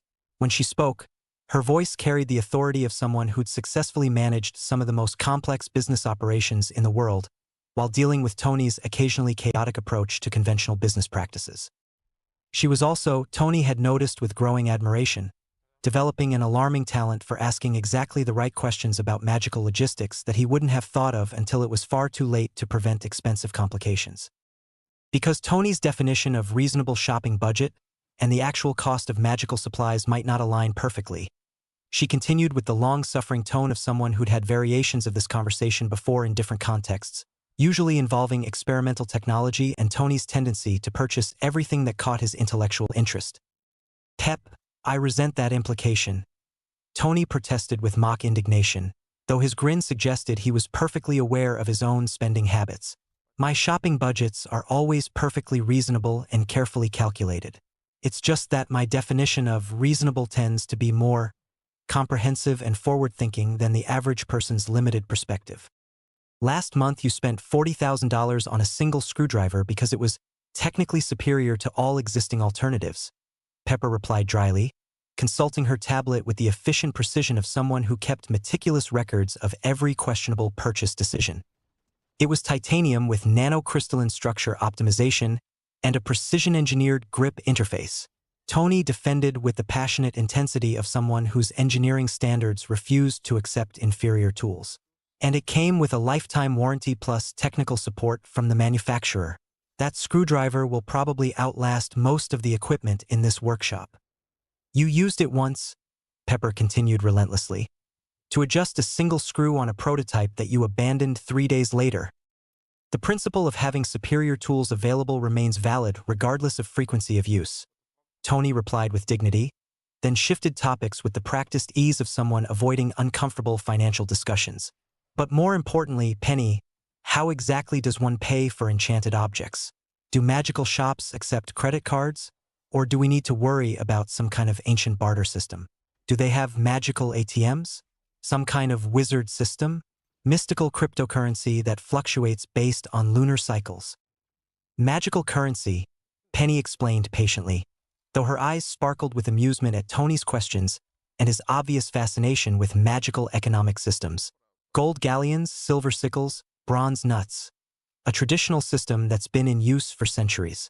Though major purchases can be handled through Gringotts bank transfers, and given Harry's family inheritance combined with your own resources, I don't think cost is going to be a limiting factor for anything you might want to purchase. Harry's inheritance, Pepper said, consulting her notes with the focused attention she usually reserved for major contract negotiations and international business deals. Penny, you mentioned that the Potter family was financially well-positioned, but you didn't provide specific numbers or detailed financial information. Should we be prepared for trust fund levels of assets? Or are we talking about actual substantial wealth that requires comprehensive financial planning? Penny's smile carried the kind of diplomatic discretion that immediately suggested the answer was going to be considerably more complex than anyone expected, combined with the professional confidence of someone who dealt with high-net-worth magical families on a regular basis. Ms. Potts, she said carefully, perhaps it would be better to let the Gringotts account manager provide those specific details tomorrow during your appointment. What I can say is that the Potter family made some very wise investments over the years, both in magical and non-mage markets, and their combined holdings have grown substantially over the past several decades. Substantially how? Tony asked with growing interest, his business instincts engaging despite the surreal nature of discussing magical inheritance law and interdimensional banking systems. Let's simply say that Harry is financially independent by both magical and knowledge standards, Penny replied with careful diplomatic phrasing, and his inheritance includes both liquid assets and various magical properties, investments, and research facilities. Though given his age, all major financial decisions require guardian approval and Gringotts oversight, naturally. Harry looked up from his magical mathematics with sudden concern, his expression shifting from scholarly excitement to something more vulnerable and uncertain as he processed the implications of what Penny was describing. Are you saying I have enough money to make Tony worry about whether I'm only interesting to him because I'm wealthy? He asked with the kind of direct honesty that cut through diplomatic language and struck directly at the heart of his fears. Because I've read about situations where wealthy children aren't entirely certain whether people care about them personally or simply about their inheritance prospects, and I would find that particular uncertainty rather distressing. The question hit Tony like a physical blow, cutting through his usual verbal defenses and striking directly at something fundamental about their relationship.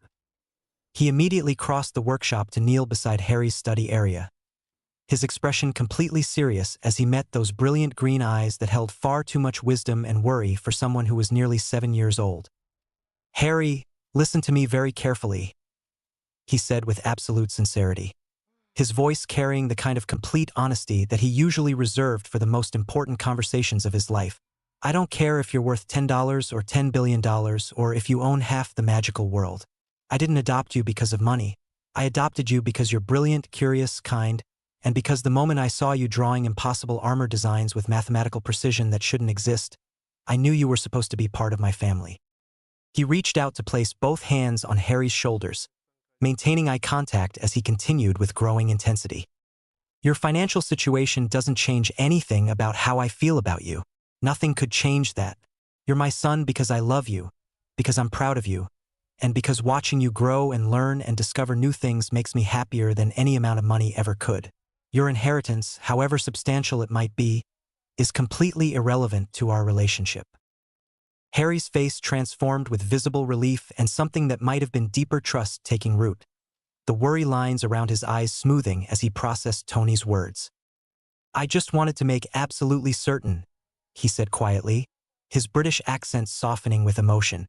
"I've read about situations where wealthy children develop trust issues because they can never be entirely sure whether people care about them personally or about their financial prospects.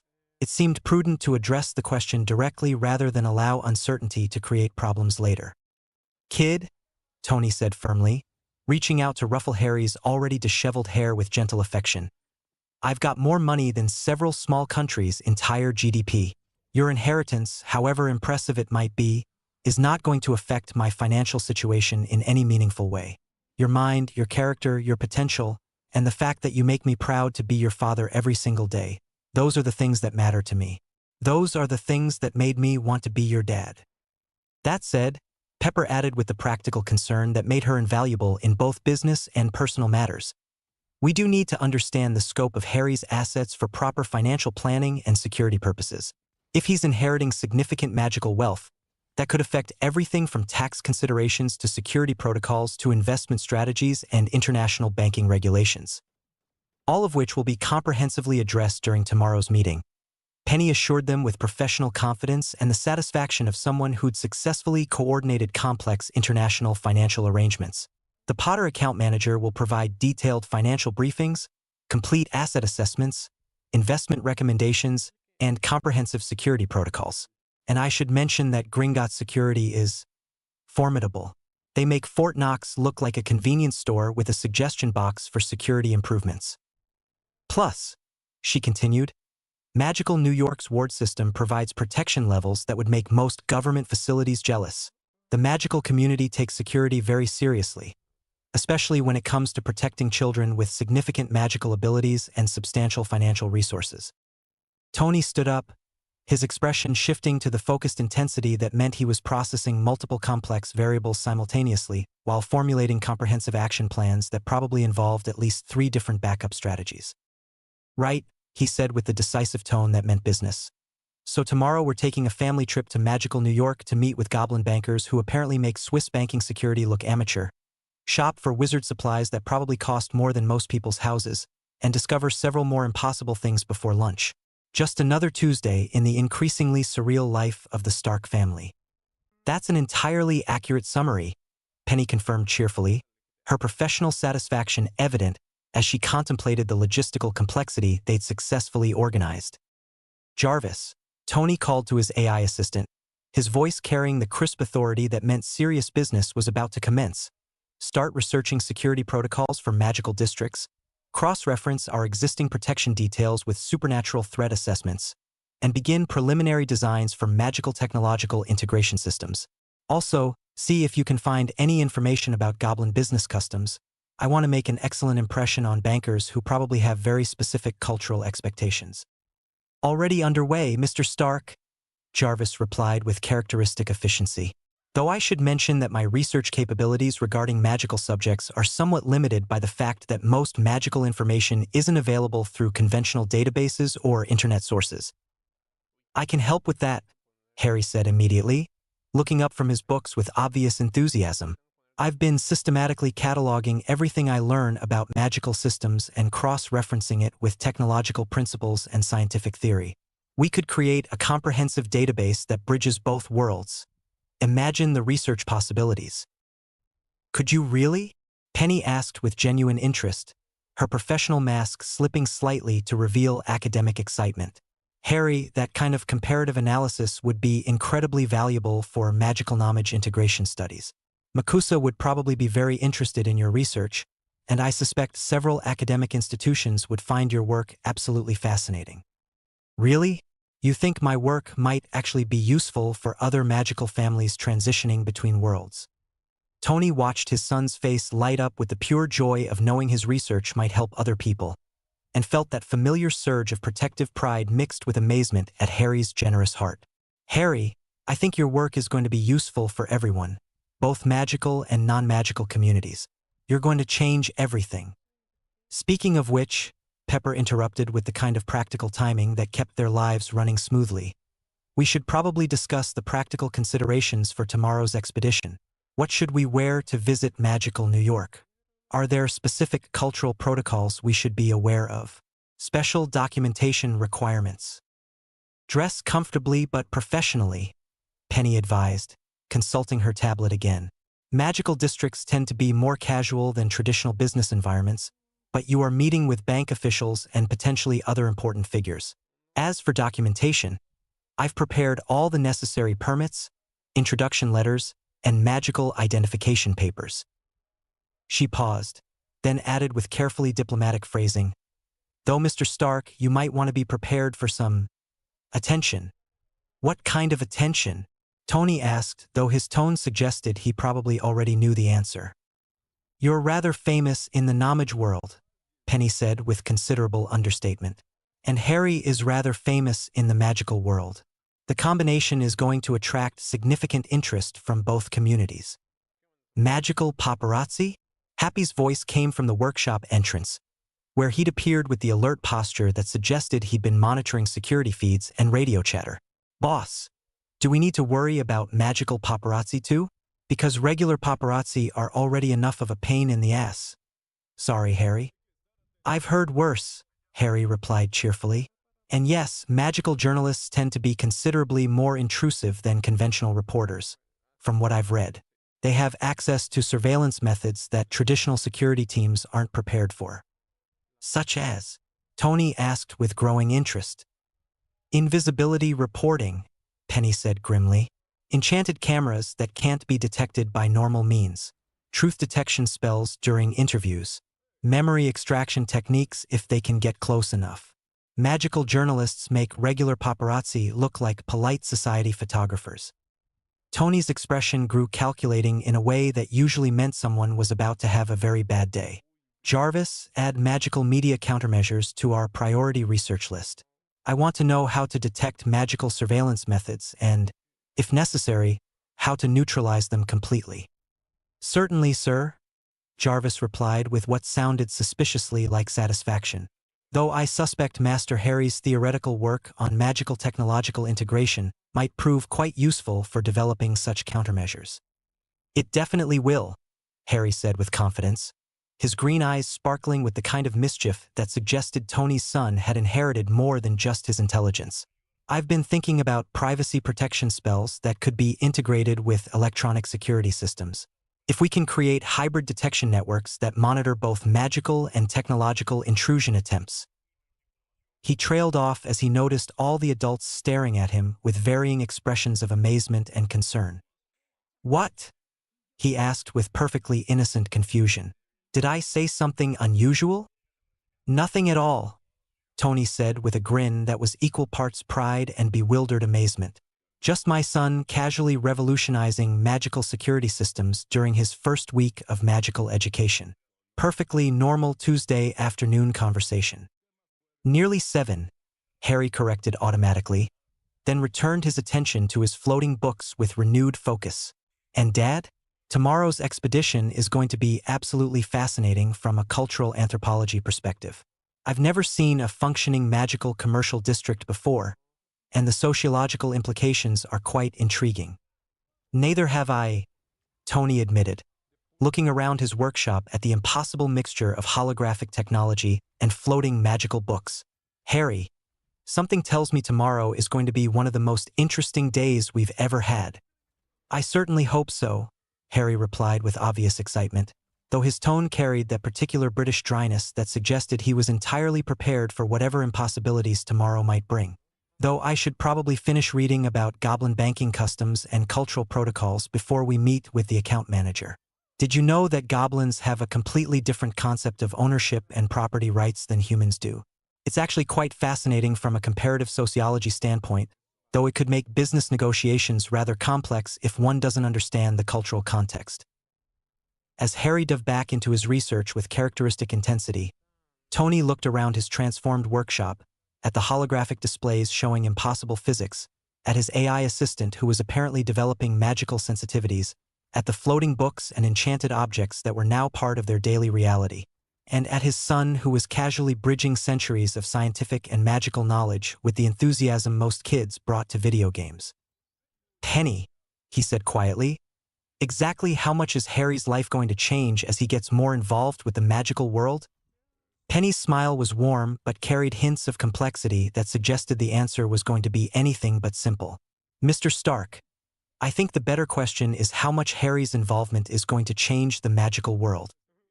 Outside the workshop windows, storm clouds were gathering on the horizon with distinctly unnatural speed, and in the distance, lightning flashed in colors that seemed to pulse with anticipation. Gold and silver and deep emerald green. Tomorrow was definitely going to be extraordinary. Stark Industries private jet, 35,000 feet above New York, 11:47 a.m. Eastern Standard Time. The sleek Gulfstream G650 cut through the morning sky with the whisper-quiet precision that only came from having enough money to custom-modify every system for optimal performance and passenger comfort. Tony sprawled in one of the leather captain's chairs, his phone pressed to his ear as he gazed out at the Manhattan skyline approaching through scattered clouds. His expression cycled between amusement and barely controlled irritation as Obadiah Stane's voice crackled through the secure satellite connection. Tony, you've been gone for over a week, came Obadiah's gravelly voice, carrying that particular tone of paternal concern mixed with business frustration that Tony had been hearing since childhood.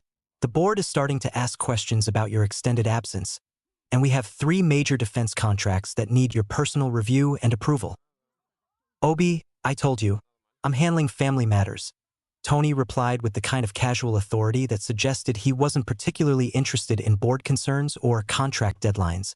Important family matters that required my full attention. Through the phone, he could hear papers shuffling and what sounded like Obadiah pouring himself what was probably his 4th cup of coffee of the morning. Family matters, right? Tony, adopting a kid doesn't usually require a 2-week sabbatical from running a multi-billion-dollar corporation.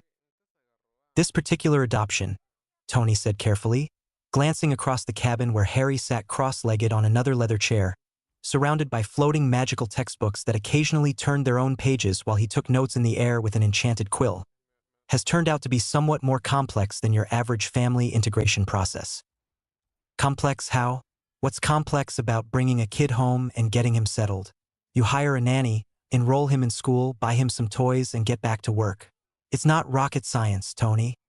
Tony's grin was sharp enough to cut through the phone line. Obi, trust me on this. Rocket science would be considerably simpler.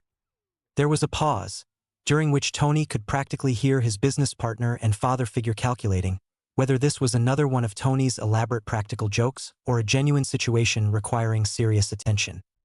Tony, Obadiah said finally, his voice dropping to the tone he used for serious business discussions. Level with me.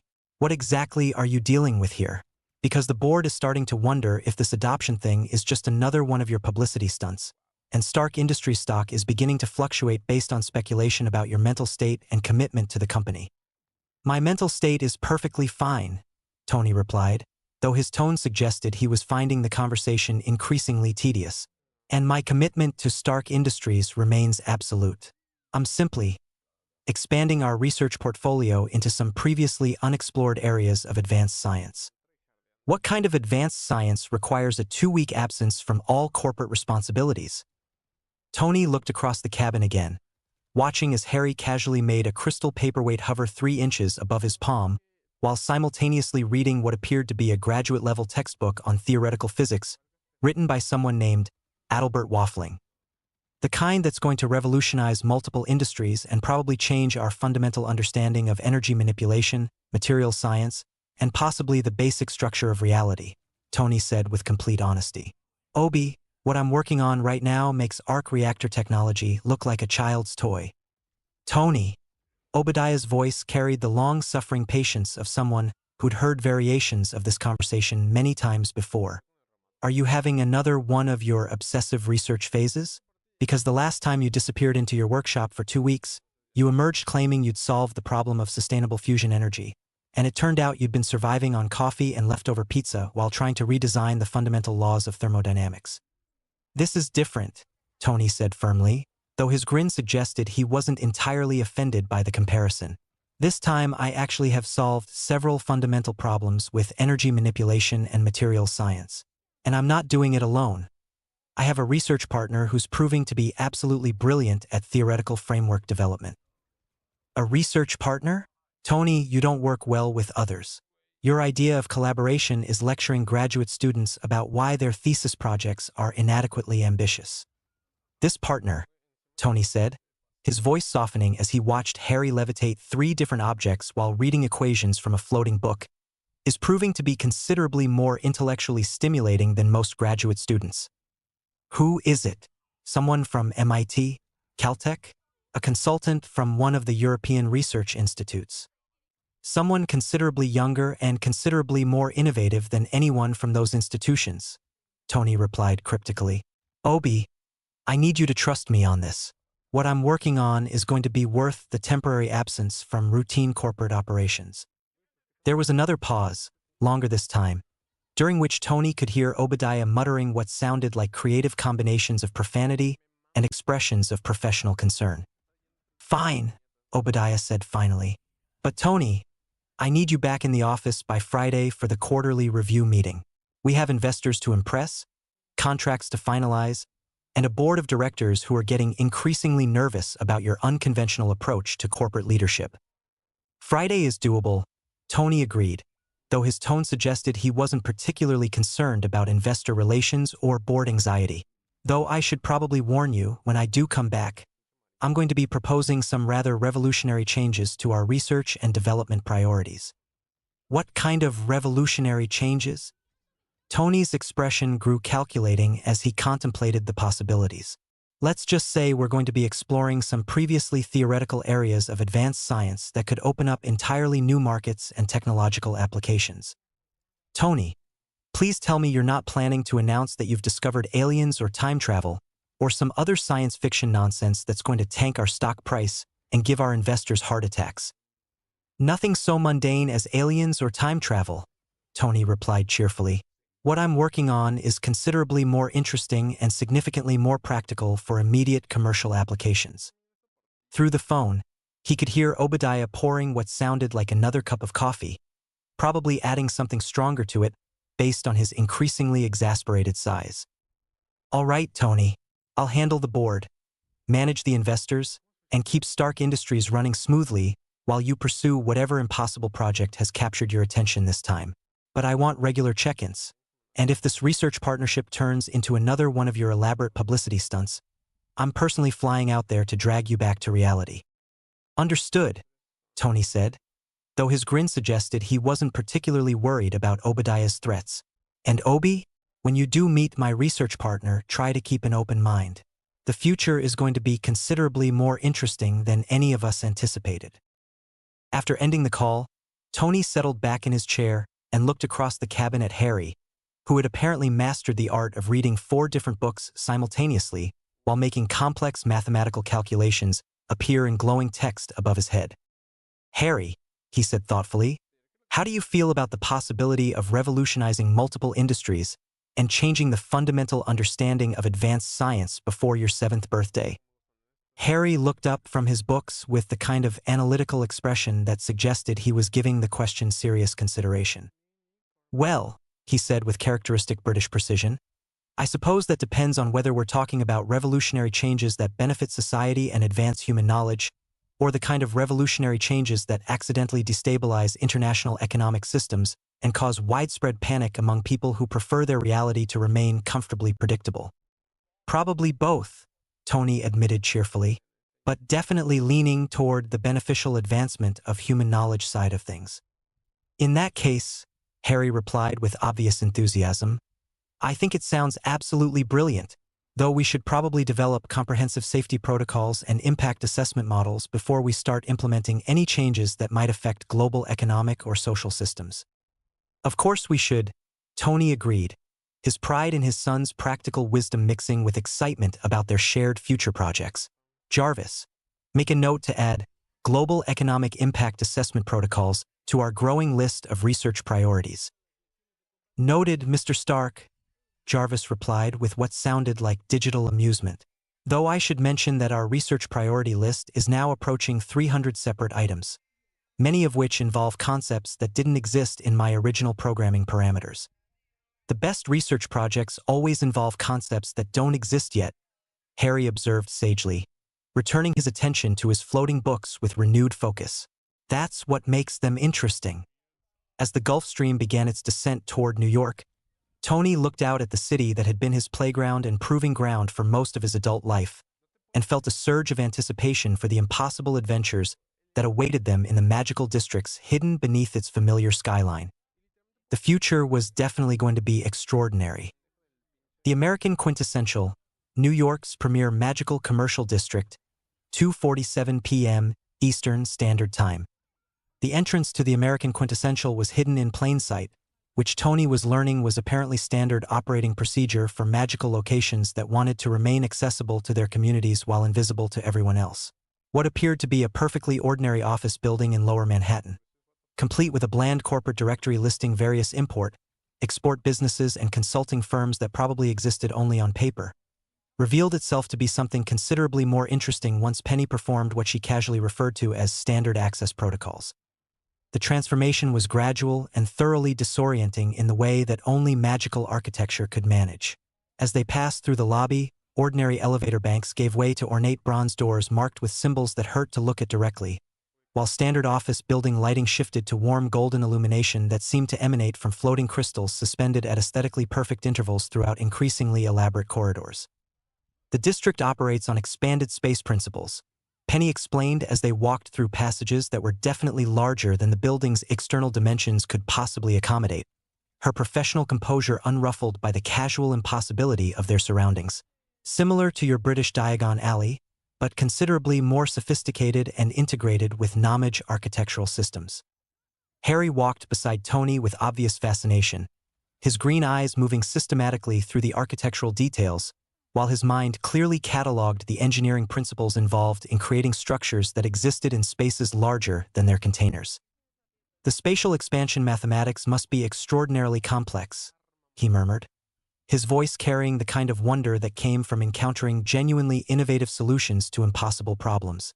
"The structural integrity calculations alone would require multidimensional engineering frameworks that don't exist in conventional architecture. Most magical architects learn spatial manipulation as a basic skill," Penny replied, though her expression suggested she was impressed by Harry's immediate grasp of the underlying complexities. Though I suspect you'll find the American approach to magical architecture considerably more advanced than traditional European methods. They emerged from the transition corridors into what could only be described as a magical shopping district that had been designed by someone with unlimited imagination, unlimited resources, and absolutely no interest in the constraints of conventional physics or traditional retail organization. The American quintessential stretched in all directions with the kind of organic complexity that suggested centuries of careful expansion and architectural evolution. Cobblestone streets wound between buildings that ranged from colonial American brick structures to gleaming modern towers that incorporated both magical and technological design elements. Shop signs floated at eye level while displaying information in multiple languages, including several that Tony was reasonably certain didn't exist in the non-magical world. The air itself hummed with magical energy that made Tony's engineer instincts engage with fascination and concern.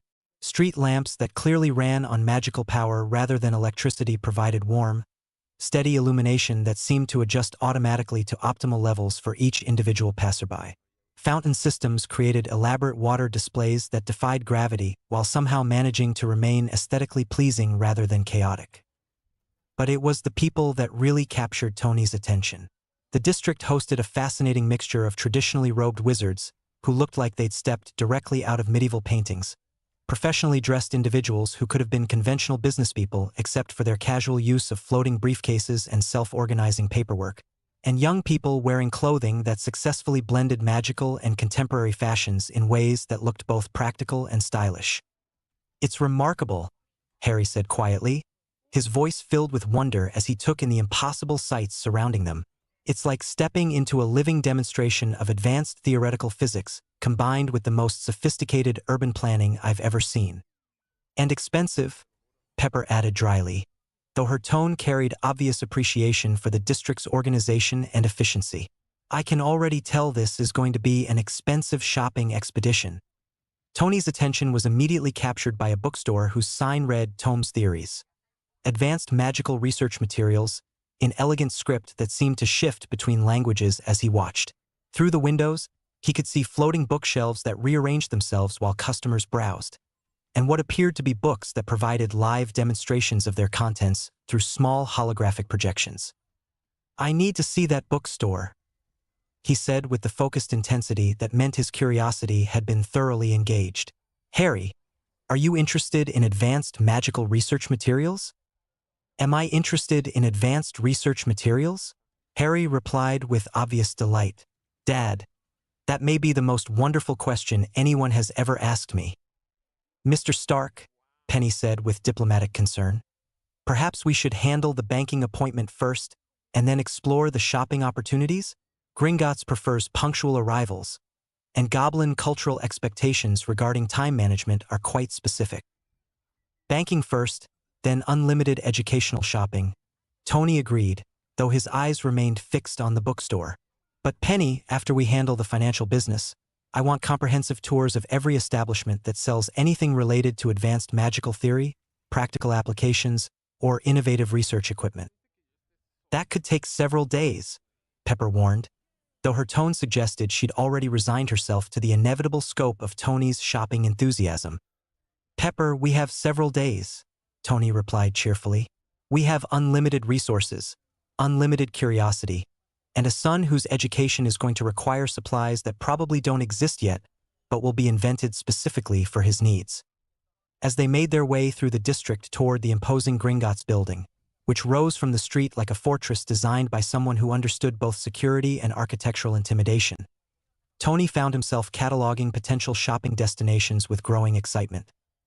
A clothing store called Drake Dragon, premium magical attire, displayed robes and jackets that seemed to shimmer with protective enchantments while maintaining contemporary styling that looked both practical and professional.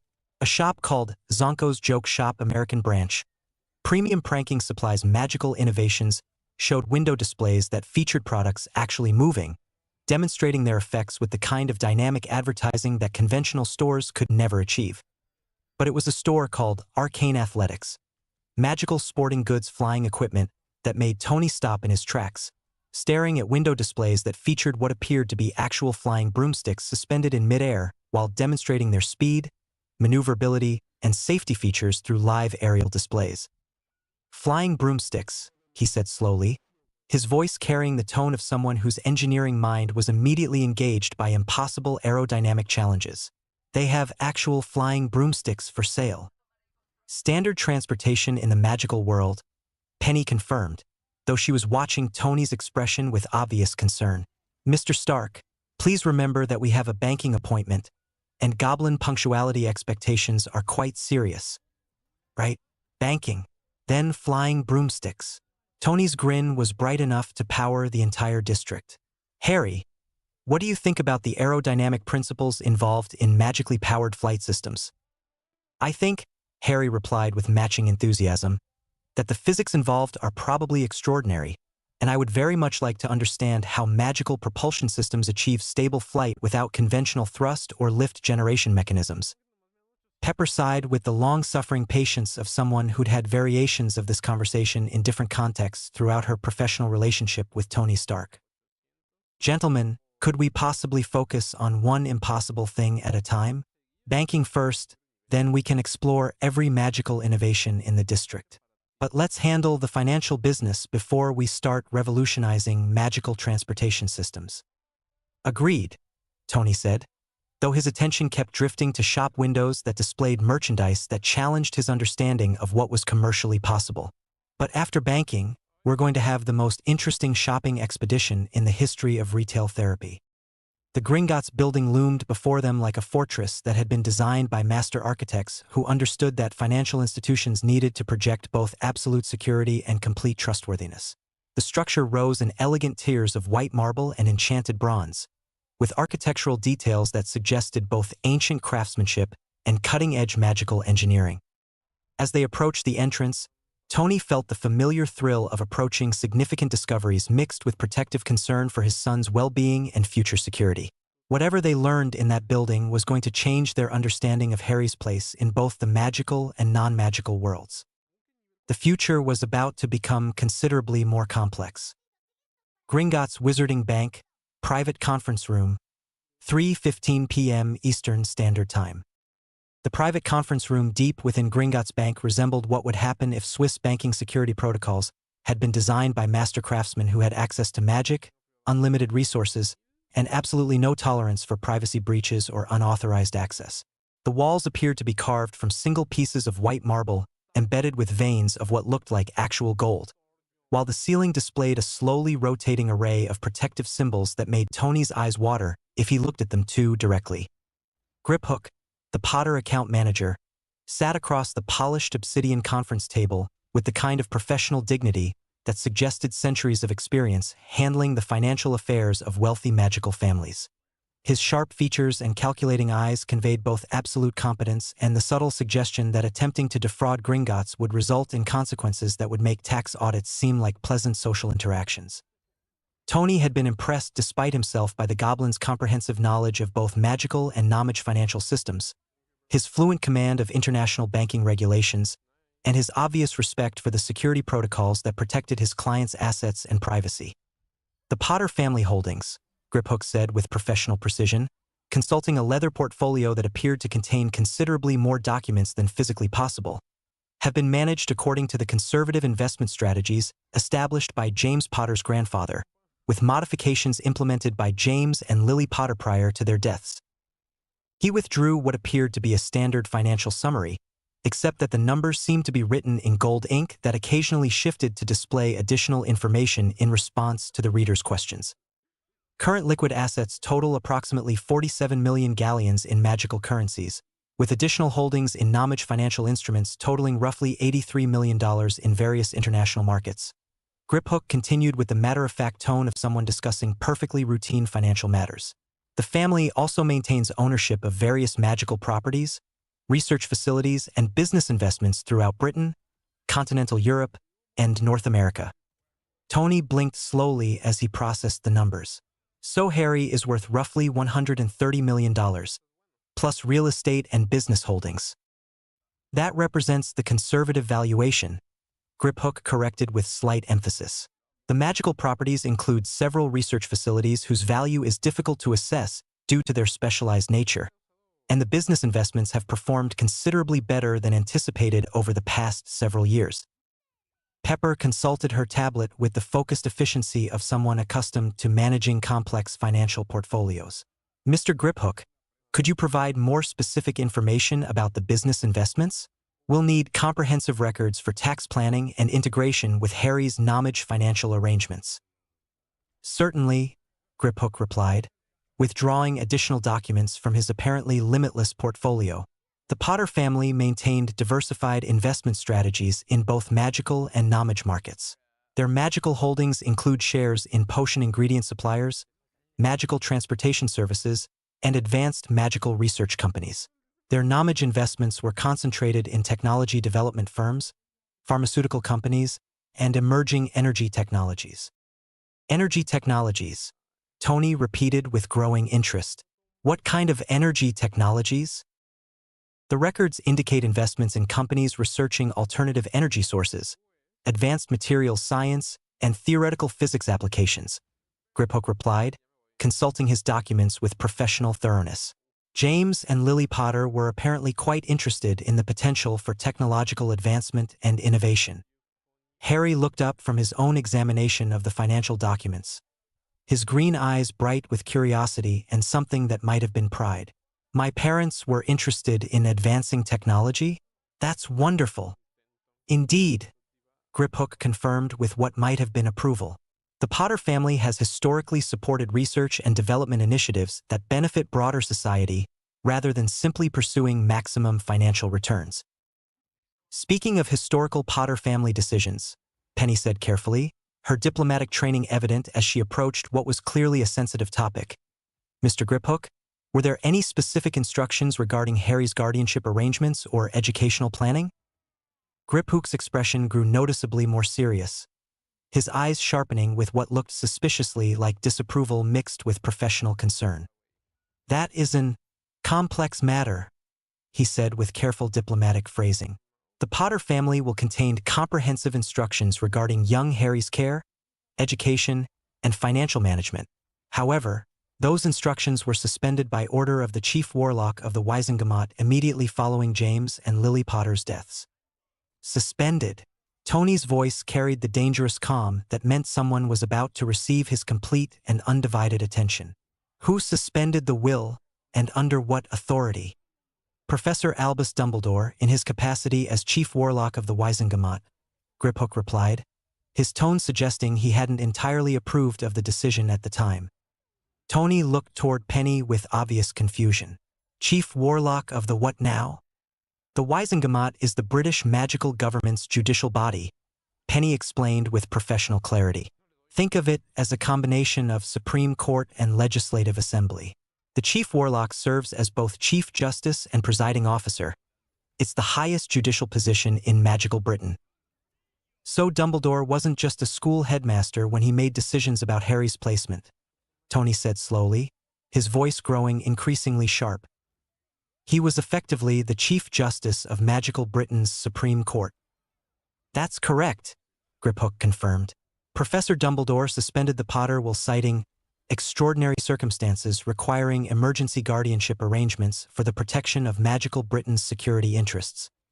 Tony's expression was cycling through several distinctly unpleasant emotions as he processed this information. Emergency guardianship arrangements, without consulting the actual instructions left by Harry's parents. However, Griphook continued with what sounded suspiciously like satisfaction. Gringotts maintains backup copies of all client documents as part of our standard security protocols. I have the original Potter family will hear if you would like to review the guardianship instructions that were suspended. The silence that followed was loaded with tension as everyone in the room recognized that they were about to learn information that could fundamentally change their understanding of the decisions that had shaped Harry's early life. Yes, Tony said firmly, his protective instincts fully engaged. I want to know exactly what Harry's parents intended for his care and education. Griphook withdrew a sealed document from his portfolio, breaking magical seals with ceremonial precision before unfolding what appeared to be official parchment covered with elegant handwriting and formal legal language. "The last will and testament of James Charles Potter and Lily Rose Potter," he read with formal dignity. "Written in sound mind and with full understanding of the dangerous circumstances surrounding our current situation." He paused, then continued with careful enunciation. "In the event of our deaths, we name Sirius Orion Black as primary guardian for our son Harry James Potter, with full authority over his care, education, and financial decisions until he reaches magical majority." Penny gasped audibly, her professional composure cracking entirely as she stared at the will with obvious shock. Sirius Black? They named Sirius Black as Harry's guardian. "Who is Sirius Black?" Tony asked, though Penny's reaction suggested the answer was going to be significant. "Sirius Black," Penny said slowly, her voice tight with implications, "is currently serving a life sentence in Azkaban prison for betraying the Potter family to Voldemort and causing their deaths." The silence that followed was profound and loaded with implications that were still sinking in. "But if they named him as my guardian," Harry said quietly, his sharp mind immediately grasping the contradictions, "then they trusted him completely. They wouldn't have chosen someone they believed might betray them." "Precisely," Griphook said grimly, consulting the will again. The document continues. "We have placed our family under the protection of the Fidelius charm, with Peter Pettigrew serving as our secret keeper. Should anything happen to us, Peter can provide testimony regarding the circumstances of our deaths and confirm Sirius's loyalty and suitability as Harry's guardian." "Peter Pettigrew was the secret keeper," Penny repeated, her voice barely above a whisper. "Not Sirius Black." Tony looked back and forth between Penny and Griphook, his analytical mind immediately identifying the crucial information gap. "I need someone to explain what a secret keeper is and why this matters." "The Fidelius charm," Penny said with careful precision, "is one of the most complex protective spells in existence. It literally makes a secret impossible to discover unless the person who knows it, the secret keeper, chooses to reveal it. The Potter's location, their address, their very existence at that address would have been completely hidden from Voldemort unless the secret keeper told him." "So if Peter Pettigrew was the secret keeper," Harry said with growing understanding, "then Peter Pettigrew was the one who betrayed my parents to Voldemort. And Sirius Black has spent 5 years in Azkaban prison for a crime he didn't commit," Penny finished, her voice tight with the implications. Tony felt rage building in his chest with the kind of cold intensity that had occasionally led to rather spectacular professional conflicts with people who made the mistake of threatening his family or undermining his interests. "Let me make sure I understand this correctly," he said with dangerous calm. "Dumbledore suspended the will that would have given Harry proper guardianship. An innocent man has been imprisoned for 5 years for a crime he didn't commit, and the actual traitor has been free this entire time. That appears to be an accurate summary of the situation," Griphook confirmed with goblin directness. "What exactly is Azkaban?" Pepper asked, though her tone suggested she probably didn't want to know the answer. "Magical Britain's maximum security prison," Penny replied grimly, "guarded by creatures called Dementors, beings that feed on happiness and hope, leaving their victims in a state of despair and psychological torment. It's considered a fate worse than death by most of the magical community." Harry had gone very pale as he processed this information, his green eyes showing a maturity that was heartbreaking in someone so young. "So my godfather, the man my parents chose to care for me if something happened to them, has been suffering in a prison designed to destroy people's sanity, for a crime he didn't commit while the real traitor remained free," he said quietly. "And Dumbledore could have prevented this by simply reading my parents' will instead of suspending it." "That appears to be correct," Griphook confirmed. Tony stood up from his chair with sharp, controlled movements, his expression showing the kind of focused anger that had occasionally resulted in extremely unpleasant consequences for people who made the mistake of threatening his family. "Penny," he said with absolute authority, "I want comprehensive legal action initiated immediately. I want Sirius Black's case reopened, reviewed, and overturned. I want Peter Pettigrew found and arrested. And I want a full investigation into Dumbledore's abuse of his judicial authority in suspending the Potter will without proper legal justification." "Mr. Stark," Penny said carefully, "magical legal systems operate differently than knowledge courts. International magical law, jurisdictional issues, political considerations." "I don't care," Tony interrupted with finality. My son's godfather is suffering in a magical prison for a crime he didn't commit because someone with too much power decided to ignore the explicit wishes of Harry's parents. That ends now. He looked around the room at the assembled group, his voice carrying the weight of absolute determination. We're going to fix this, all of it, and we're going to make sure it never happens again. Outside the bank's windows, storm clouds were gathering with supernatural speed, and thunder rumbled with the sound of injustices about to be rectified and powers about to be held accountable for their decisions. The future had just become considerably more complicated, but also much more focused. Justice was about to be served. Gringotts Wizarding Bank Private Conference Room, 4:23 p.m. EST *. As Penny gathered her diplomatic materials with the efficient precision of someone about to initiate complex international legal proceedings that would probably give several governments headaches, Griphook cleared his throat with the kind of careful attention that suggested he had additional matters to discuss. Matters that were likely to be either very expensive or very complicated, possibly both. Mr. Stark, Master Harry, he said with the formal courtesy that goblins had perfected over centuries of dealing with wealthy wizarding families who had more money than sense. There is one additional item mentioned in the Potter will that you should be aware of. James and Lily Potter left specific instructions that certain personal materials should be passed to Harry when he came of age, or earlier if circumstances warranted direct access to family resources. Tony looked up from his contemplation of how exactly one went about overturning magical court decisions and pursuing justice across international magical jurisdictions without accidentally starting a diplomatic war. His expression carried that particular mixture of curiosity and concern that meant he was prepared for either fascinating discoveries or expensive complications. What kind of personal materials? He asked, his voice carrying the tone of someone who'd learned to be suspicious of vague terms when dealing with organizations that operated outside conventional legal frameworks. Because if we're talking about magical artifacts that could accidentally level half of Manhattan, I'd prefer some advance warning.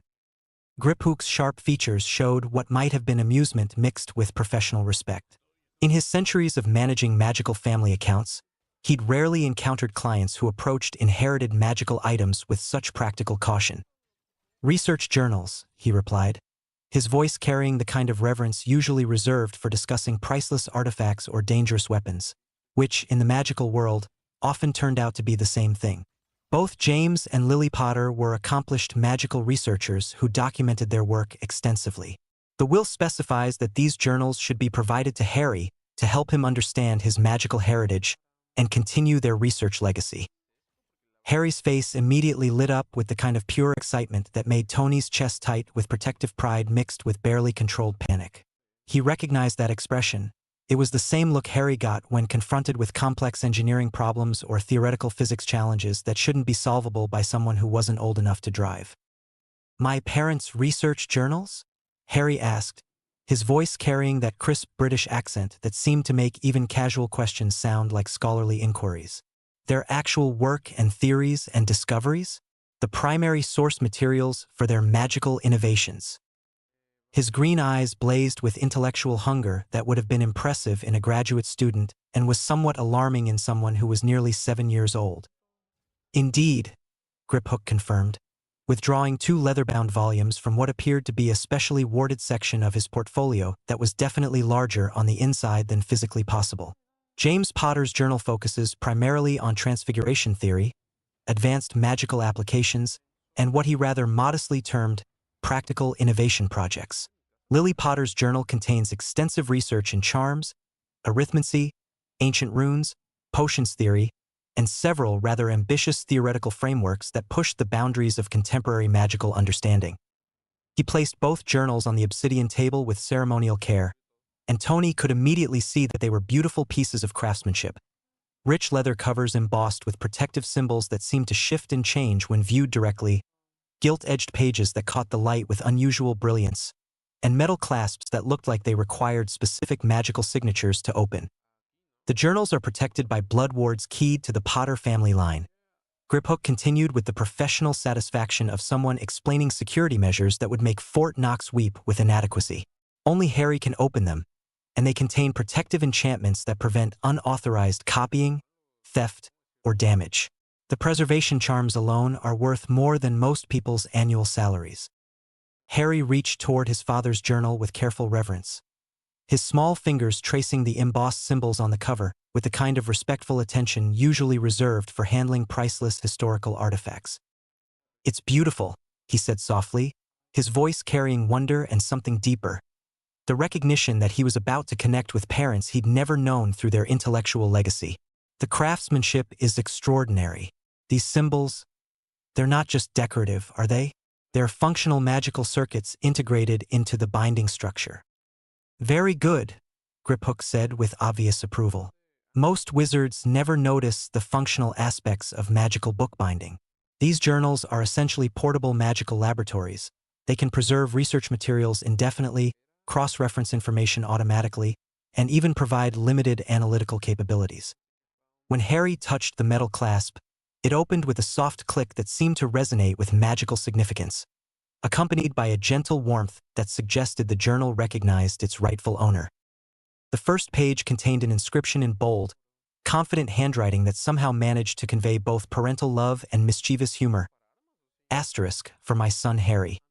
May you find in these pages not just knowledge, but the joy of discovery and the satisfaction of using intelligence to help others. Try not to get expelled from whatever school you attend, but if you do, make sure it's for something spectacular. Your mother and I are proud of you, whatever path you choose to follow. James Potter, Master of Mischief and Occasional Scholar **. Tony felt something tighten in his throat as he watched Harry read his father's words, the boy's green eyes bright with emotion and growing wonder. There was something profound about watching a child discover that his parents had loved him enough to leave pieces of themselves behind. "He sounds like he had an excellent sense of priorities," Harry said with a smile that managed to be both touched and slightly mischievous. "Academic achievement combined with spectacular rule-breaking when circumstances warrant it. I can respect that approach to education." Tony's grin was immediate and proud. "Kid, something tells me you inherited more than just your parents' magical abilities." Harry turned the page and immediately began reading with the focused intensity that Tony recognized as his standard approach to fascinating new information. But as he progressed through the entries, his expression shifted from scholarly interest to growing amazement mixed with what looked suspiciously like delighted recognition. "Oh, this is brilliant," he said, looking up with obvious excitement that made his green eyes practically glow with enthusiasm. "Dad, my father's journal isn't just research notes. It's absolutely brilliant practical applications combined with what appear to be rather sophisticated pranking innovations that demonstrate genuinely advanced magical theory." "Pranking innovations?" Tony raised an eyebrow, his expression shifting to something between intrigue and parental concern. "Should I be worried about inheriting a family tradition of elaborate practical jokes?" "Listen to this," Harry said, reading directly from the journal with growing enthusiasm that suggested James Potter's approach to magical education had been considerably more entertaining than conventional academic methods. Successfully modified the standard tickling hex to respond to specific verbal triggers, allowing for delayed activation and targeted deployment. The charm work required was extraordinarily complex, involving layered trigger mechanisms and precise magical signature recognition. Padfoot found this particularly amusing during Transfiguration class, though McGonagall was less impressed with our innovative approach to classroom participation. Note: perhaps avoid using prongs as the activation word when Professor McGonagall is lecturing about responsible magic use. Tony burst out laughing despite himself. "Your father programmed delayed activation tickling spells? That's either brilliant engineering applied to practical jokes, or the most elaborate waste of magical talent in history." "Oh, it gets much better," Harry continued, flipping through several more pages with obvious delight. "And here, made significant progress on the theoretical framework for human transfiguration applications. The mathematics involved in safely altering biological systems are extraordinarily complex, but I believe I've identified the key principles for temporary, reversible changes that maintain the subject's consciousness and essential identity throughout the transformation process. Successfully tested the hair color modification charm on myself." Lily was not entirely pleased with the bright purple results, though she admitted the magical theory was sound. Tony leaned forward with growing interest, his engineer's mind immediately engaging with the theoretical complexity being described. That sounds like rather advanced theoretical biology combined with what I assume are extraordinarily complex energy manipulation techniques. Your father was essentially developing biotechnology using magical principles. The applications would be remarkable, Harry said with obvious admiration for his father's innovative approach. Temporary biological modifications for medical purposes, enhanced physical capabilities for dangerous situations, possibly even therapeutic applications for genetic disorders. The potential benefits to society could be extraordinary. It gets more interesting, Harry continued, his voice carrying the kind of wonder that came from discovering genuinely innovative solutions to impossible problems. There are detailed notes about something called animagus transformation, apparently the ability to transform into a specific animal form through advanced transfiguration techniques that require perfect understanding of both human and animal biology, combined with absolute precision in magical energy manipulation. Animagus transformation, Griphook said with obvious respect that bordered on professional reverence, is one of the most complex magical abilities a wizard can master. It requires years of intensive study, perfect understanding of both human and animal biology, absolutely precise control over transfiguration magic, and the kind of mental discipline that most wizards never achieve. Most wizards who attempt it fail entirely, and mistakes can be permanently disfiguring, occasionally fatal, and always embarrassing to explain to the medical staff. But my father succeeded? Harry asked with obvious pride mixed with academic curiosity about the technical details involved. According to his journal entries, yes. Griphook confirmed with the tone of someone who'd seen the documented evidence and remained impressed. Though he was unregistered, which was technically illegal but quite common among young wizards who preferred to avoid ministry documentation of their abilities. The ministry tends to be rather bureaucratic about advanced magical capabilities. Harry continued reading with growing fascination, his analytical mind clearly cataloging the scope and sophistication of his father's work with the kind of systematic thoroughness that would have made university researchers envious. He describes the entire process, Harry said with obvious wonder. Months of theoretical study, detailed analysis of animal biology, careful calibration of the transformation magic, practice sessions that apparently involved several rather embarrassing partial transformations. He paused, his eyes widening as he absorbed specific information. His form was a stag, and he wasn't alone. His friends were doing it too. Which friends? Tony asked, though his expression suggested he probably already knew the answer and wasn't entirely sure he wanted confirmation. Sirius Black. His animagus form was a large black dog, apparently quite impressive and rather intimidating when circumstances required it. Harry read with growing excitement. Peter Pettigrew transformed into a rat, which seems somehow appropriate given recent revelations about his character. And they were all doing it to help their friend Remus Lupin, who was... Harry's expression grew more serious as he processed this revelation, his scholarly excitement tempered by recognition of the profound loyalty and sacrifice involved. Remus Lupin was a werewolf, he said quietly, his voice carrying mature understanding that was remarkable for someone his age. And my father and his friends became animagi so they could safely accompany him during his transformations, because werewolves don't attack animals the same way they attack humans. They spent years mastering one of the most difficult magical abilities in existence, solely to help a friend who was suffering. That's remarkably brave and loyal, Tony said softly, feeling a surge of pride for the young man who had become Harry's father mixed with profound respect for the kind of friendship that would motivate such extraordinary effort and risk. And incredibly dangerous. They were essentially conducting unsupervised magical experiments that could have killed them, all to help someone they cared about. But absolutely brilliant, Harry added with obvious admiration that lit up his entire face. They identified a complex problem, their friend's lycanthropy causing him to suffer in isolation every month, and they developed an advanced magical solution that required years of intensive study, considerable personal risk, and the kind of innovative thinking that most adult wizards never achieve. It's exactly the kind of practical problem-solving that I find most admirable. He continued flipping through the journal, his excitement building as he discovered more entries that revealed the scope of his father's magical innovations. And there's something else, he said with growing wonder that made his voice almost breathless with excitement. They created what they called the Marauder's Map, a complete, detailed, real-time map of Hogwarts School that shows not just the physical layout and architectural details, but the location and identity of every person in the building, plus secret passages, hidden rooms, and even areas that are normally protected by concealment charms and advanced ward systems. A complete surveillance and reconnaissance system disguised as a simple map, Tony said with obvious appreciation for the innovation involved, his engineer's mind immediately grasping the technical complexity required. That's remarkably sophisticated magical engineering. The integration requirements alone would be staggering. The magical theory alone would be extraordinary, Harry continued, reading detailed technical notes with obvious fascination and growing respect for his father's abilities.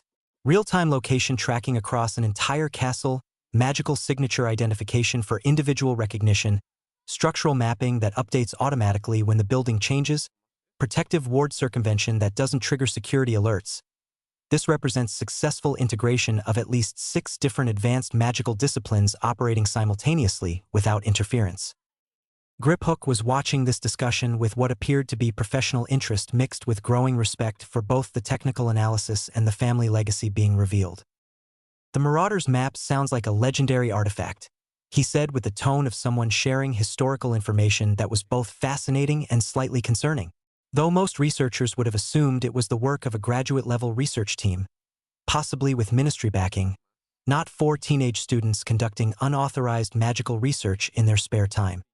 Because 4 teenage students shouldn't have been capable of that level of magical innovation, Tony said thoughtfully, his pride in Harry's intellectual inheritance mixing with growing concern about the expectations that might be placed on someone who'd inherited such remarkable abilities, which suggests that Harry's father possessed truly exceptional intelligence and creativity along with his magical abilities. And apparently a comprehensive disregard for conventional limitations on what teenagers should be capable of achieving, Harry added with obvious approval and what might have been anticipation for his own educational career. I find his approach to academic achievement rather inspiring. Tony looked at his son with a mixture of pride and mild alarm. Harry, please tell me you're not planning to follow in your father's footsteps regarding elaborate rule-breaking and unauthorized magical experimentation. Harry's smile was pure innocence combined with just enough mischief to make Tony slightly nervous. Dad, I would never engage in unauthorized magical experimentation. However, I might be interested in properly authorized magical experimentation that happens to push the boundaries of conventional educational expectations. That's what I was afraid of, Tony muttered, though his grin suggested he wasn't entirely displeased by his son's ambitious approach to education. Harry was now examining his mother's journal with equal excitement, and his expression immediately shifted to something approaching scholarly rapture as he absorbed the contents of what was clearly a very different kind of magical research. Mum's research is... He breathed, his voice filled with awe that made the simple words carry profound meaning. It's absolutely extraordinary. Look at this advanced charms theory that goes well beyond anything in contemporary textbooks, detailed arithmetic calculations that demonstrate genuinely innovative mathematical approaches, ancient runes analysis that reveals connections between magical languages that nobody else has documented, and potions research that goes far beyond anything I've seen in the basic textbooks Penny provided. He flipped through several pages, his analytical mind clearly cataloging the scope and sophistication of Lily Potter's work with the kind of systematic appreciation that would have made peer reviewers weep with professional envy.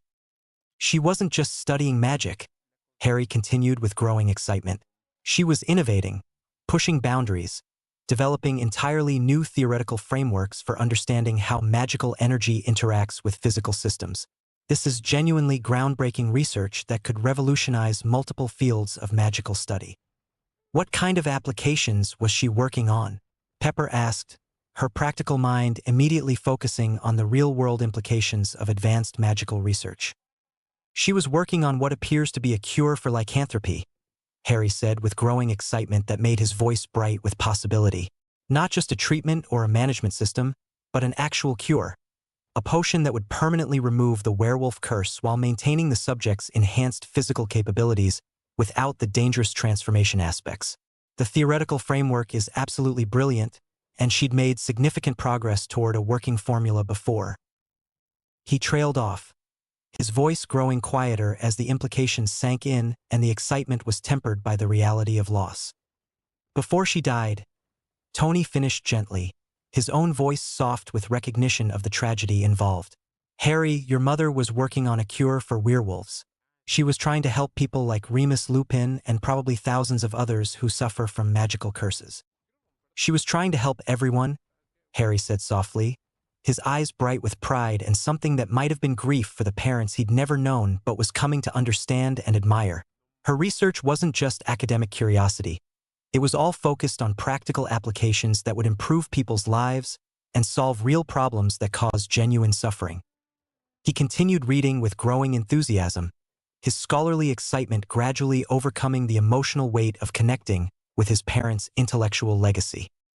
But this is the most fascinating part, he said, his voice carrying the kind of wonder that meant he'd discovered something truly extraordinary that was about to change everything. She has extensive theoretical notes about creating what she calls magical artificial consciousness.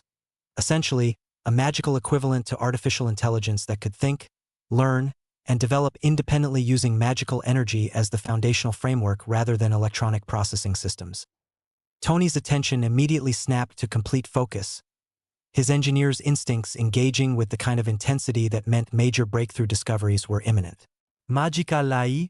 Your mother was working on artificial intelligence using magical principles. She was exploring the theoretical possibility of creating genuine consciousness using magical energy as the foundation rather than conventional electronic processing systems. Harry read with building excitement that made his words tumble together with scholarly enthusiasm. Look at these calculations, consciousness simulation algorithms, personality matrix development frameworks, learning algorithm architectures, memory integration systems, even emotional response modeling. The mathematical complexity is extraordinary, but the theoretical foundation is absolutely sound. He looked up at Tony with eyes that blazed with inspiration and possibility that seemed to light up the entire conference room. Dad, she was trying to create magical AI systems that could think, learn, and develop independently while maintaining genuine emotional intelligence and creative problem-solving capabilities.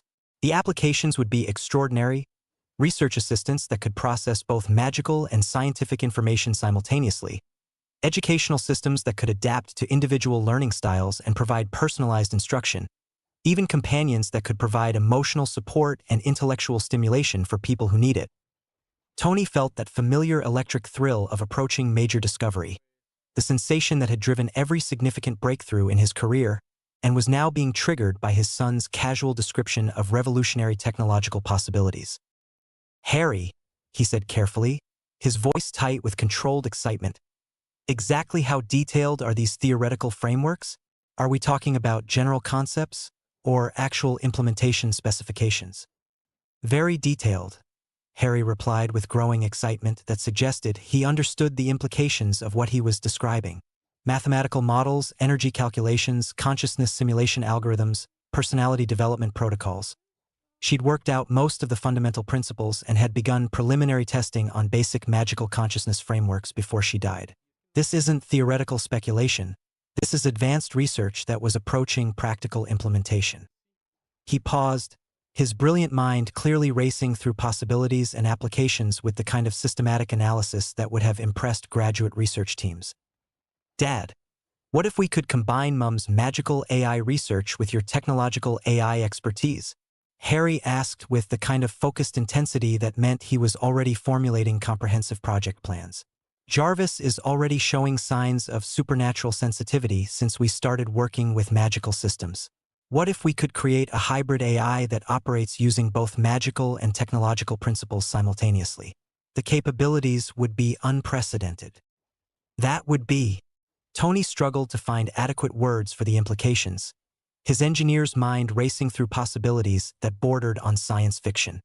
That would be revolutionary, unprecedented, possibly the most significant advancement in artificial intelligence research in human history. We'd be creating something that's genuinely alive in ways that conventional AI systems can never achieve. And I know exactly what we should call her, Harry said with the kind of confident decision-making that meant he'd already thought through the entire project with comprehensive thoroughness. Lily, living intelligence, learning, yearning. Because she would be genuinely alive and intelligent and constantly learning and growing, always reaching for new knowledge and understanding, just like Mum would have wanted. Tony stared at his son, feeling pride and amazement and something approaching awe at the extraordinary mind that could absorb advanced magical theory, connect it with cutting-edge technology, and immediately begin planning revolutionary applications that would change both worlds forever. "Harry," he said softly, his voice rough with emotion, "your parents would be incredibly proud of you, and so am I." "Thank you," Harry replied with quiet emotion that carried depths of feeling that seemed impossible in someone so young. Then his expression brightened with renewed enthusiasm that lit up his entire face. "But Dad, think about the possibilities. Lily could help with research in both magical and technological areas. She could serve as an interface between magical and scientific communities, helping bridge the gap between two worlds that have been artificially separated for too long. She could even help other magical families integrate with the technological world, providing guidance and support for people who are trying to navigate both systems simultaneously." Plus, Tony added with growing excitement that matched his son's enthusiasm, "She could help us understand the theoretical frameworks needed for magical technological hybrid systems. Lily could be the key to everything we're trying to accomplish, the bridge between magic and science that makes integration not just possible, but natural and beneficial." As they sat in the secure conference room deep within Gringotts Bank, surrounded by documents that revealed both injustices that needed correction and discoveries that could change the world, Tony looked at his son and felt a surge of anticipation for the extraordinary future they were going to build together. The past had given them knowledge, inspiration, and purpose. The present was providing opportunities and resources. And the future was going to be absolutely incredible. Meanwhile, at Makusa headquarters, Presidential Office, 4:47 p.m. EST *. President Serafina Pickquery moved around her office like a panther whose territory had been invaded by incompetent trespassers who had somehow managed to insult her intelligence, threaten her citizens, and violate international law, all while maintaining the kind of bureaucratic arrogance that made her want to demonstrate exactly why crossing American magical authority was a career-limiting decision. Her midnight blue robes swished with the kind of controlled fury that made smart diplomats reconsider their career choices while suggesting alternative employment in less dangerous fields, like dragon wrangling or explosive disposal. The urgent report from Penny crackled with magical energy in her perfectly manicured hands, its contents growing more inflammatory with each revelation that painted British magical justice as either criminally incompetent or deliberately corrupt. "Percival!" Her voice exploded through the building's communication charms with enough raw authority to make the protective wards hum in sympathetic resonance, while causing several junior staff members to drop their coffee and wonder if they should start updating their resumes. "Get your stubborn, coffee-addicted, justice-obsessed ass in here immediately, and bring everyone from the International Magical Legal Department who isn't currently pursuing other war criminals or dealing with diplomatic emergencies that could destabilize international magical relations." The heavy oak doors didn't just open. They burst inward with enough force to rattle the magical portraits on the walls as Percival Graves entered like a man preparing for battle, his weathered face immediately locking onto Pickering expression with the kind of tactical assessment that had kept him alive through decades of dangerous magical law enforcement operations. His steel-gray eyes swept the office with professional efficiency, cataloging potential threats and calculating response strategies, while his right hand rested casually near his wand holster with the automatic readiness of someone who'd learned that paranoia was a survival skill rather than a character flaw. "What fresh hell has British magical politics dumped in our jurisdiction now?" he asked with characteristic bluntness, his Brooklyn accent thick with the kind of professional irritation that usually preceded spectacularly unpleasant consequences for whoever had made the mistake of attracting Makusa's attention. "Because the way you're pacing around here like a caged tiger, I'm guessing it's either really bad, really stupid, or both." "Worse than incompetence," Pickquery replied with ice-cold fury that could have flash-frozen champagne, handing him the report with sharp, precise movements that suggested she was working very hard to maintain professional composure instead of doing something that would require extensive diplomatic cleanup. "We're looking at judicial corruption, systematic abuse of power, wrongful imprisonment of innocent citizens, and what appears to be a deliberate cover-up that's resulted in an innocent man spending 5 years in Azkaban, while the actual traitor remained free to potentially commit additional crimes."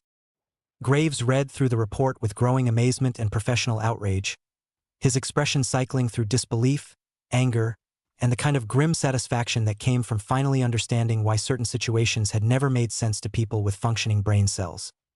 Jesus Christ on a broomstick, he muttered, his voice thick with disgust that would have made longshoremen proud. Dumbledore suspended the Potter will without proper legal authority, ignored the explicit guardianship instructions left by the victims, and sent an innocent man to Azkaban based on circumstantial evidence while the actual secret keeper disappeared without proper investigation. This is either criminal incompetence or deliberate corruption, and I'm not sure which possibility is more offensive. It gets better, Picquery said with savage satisfaction that suggested she was looking forward to the diplomatic chaos that was about to ensue. Peter Pettigrew, the actual traitor who betrayed the Potter family to Voldemort, has been living as an unregistered animagus for 5 years. He's been hiding in his rat form, probably with another magical family who has no idea they're harboring a war criminal, completely free while Sirius Black suffers in a prison specifically designed to destroy people's sanity and hope.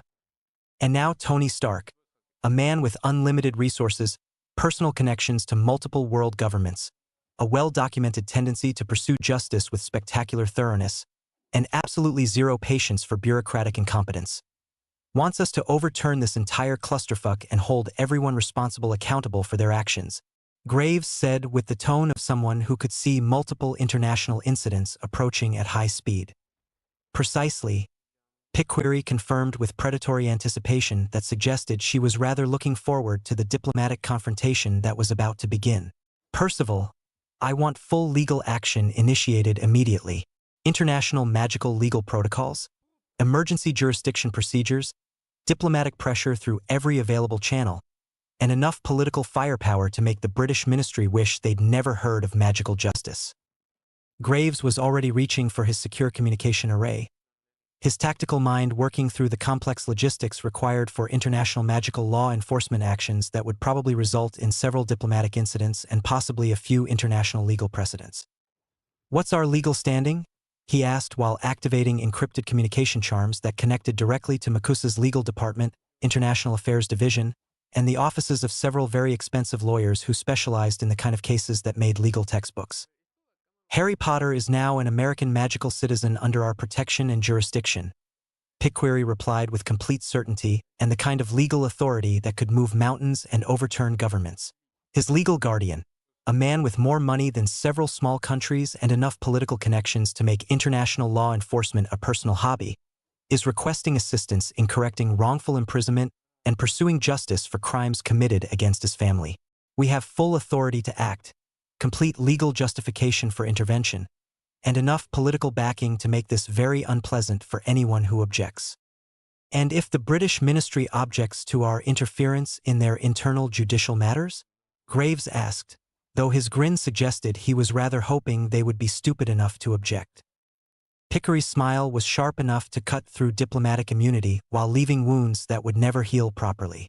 Then they can explain to the International Confederation of Wizards why they've been harboring magical war criminals while imprisoning innocent victims. I'm sure the international magical community will be absolutely fascinated by their innovative approach to justice and legal procedure, especially the part where they ignore explicit legal documents and imprison people without proper trials. She moved to her secure communication array, her fingers dancing across controls that activated direct channels to magical governments, law enforcement agencies, and diplomatic offices throughout the civilized world. I'm also going to personally contact the French Ministry, the German Magical Authority, the Spanish Magical Council, and every other major magical government that has mutual legal assistance treaties with both Britain and America. She continued with the kind of systematic thoroughness that suggested she'd been planning this diplomatic offensive for years. By tomorrow morning, the British Ministry is going to be answering some very uncomfortable questions about their approach to international magical law, and Albus Dumbledore is going to discover that abusing judicial authority has consequences when it affects American magical citizens. As secure communication channels open to legal departments, international magical courts, and diplomatic offices throughout the magical world, both Picquery and Graves felt the familiar satisfaction of pursuing justice with the full resources of American magical authority behind them and the growing certainty that this was going to be extremely unpleasant for everyone who had contributed to this travesty. You know what the best part of this is? Graves asked with the kind of satisfaction that usually preceded spectacular professional victories. What's that? Picquery replied, though her expression suggested she already knew the answer. Sirius Black is about to be freed by American magical intervention, which means he's going to owe his freedom to Tony Stark's resources and determination. Peter Pettigrew is about to be captured by international magical law enforcement, which means he's going to face justice in multiple jurisdictions simultaneously. And Albus Dumbledore is about to learn that abusing judicial power has consequences when you mess with people who have better lawyers than you do. Plus, Pickweary added with predatory satisfaction, Tony Stark is going to be extremely grateful to Makusa for helping him rescue Harry's godfather, which means we're going to have the friendship and support of one of the most influential men in the knowledge world. The long-term benefits to American magical interests could be extraordinary. As the wheels of international magical justice began turning with the kind of efficiency that only came from having unlimited resources and absolute legal authority behind them, both officials felt the deep satisfaction of knowing that justice was about to be served with spectacular thoroughness. Sirius Black was about to be freed. Peter Pettigrew was about to be captured. And everyone responsible for this travesty of justice was about to learn why interfering with American magical citizens was a career-limiting decision that could have permanent consequences for their professional and political futures. The wheels of magical justice were about to turn with spectacular efficiency, and the results were going to be absolutely devastating for anyone who had contributed to this injustice.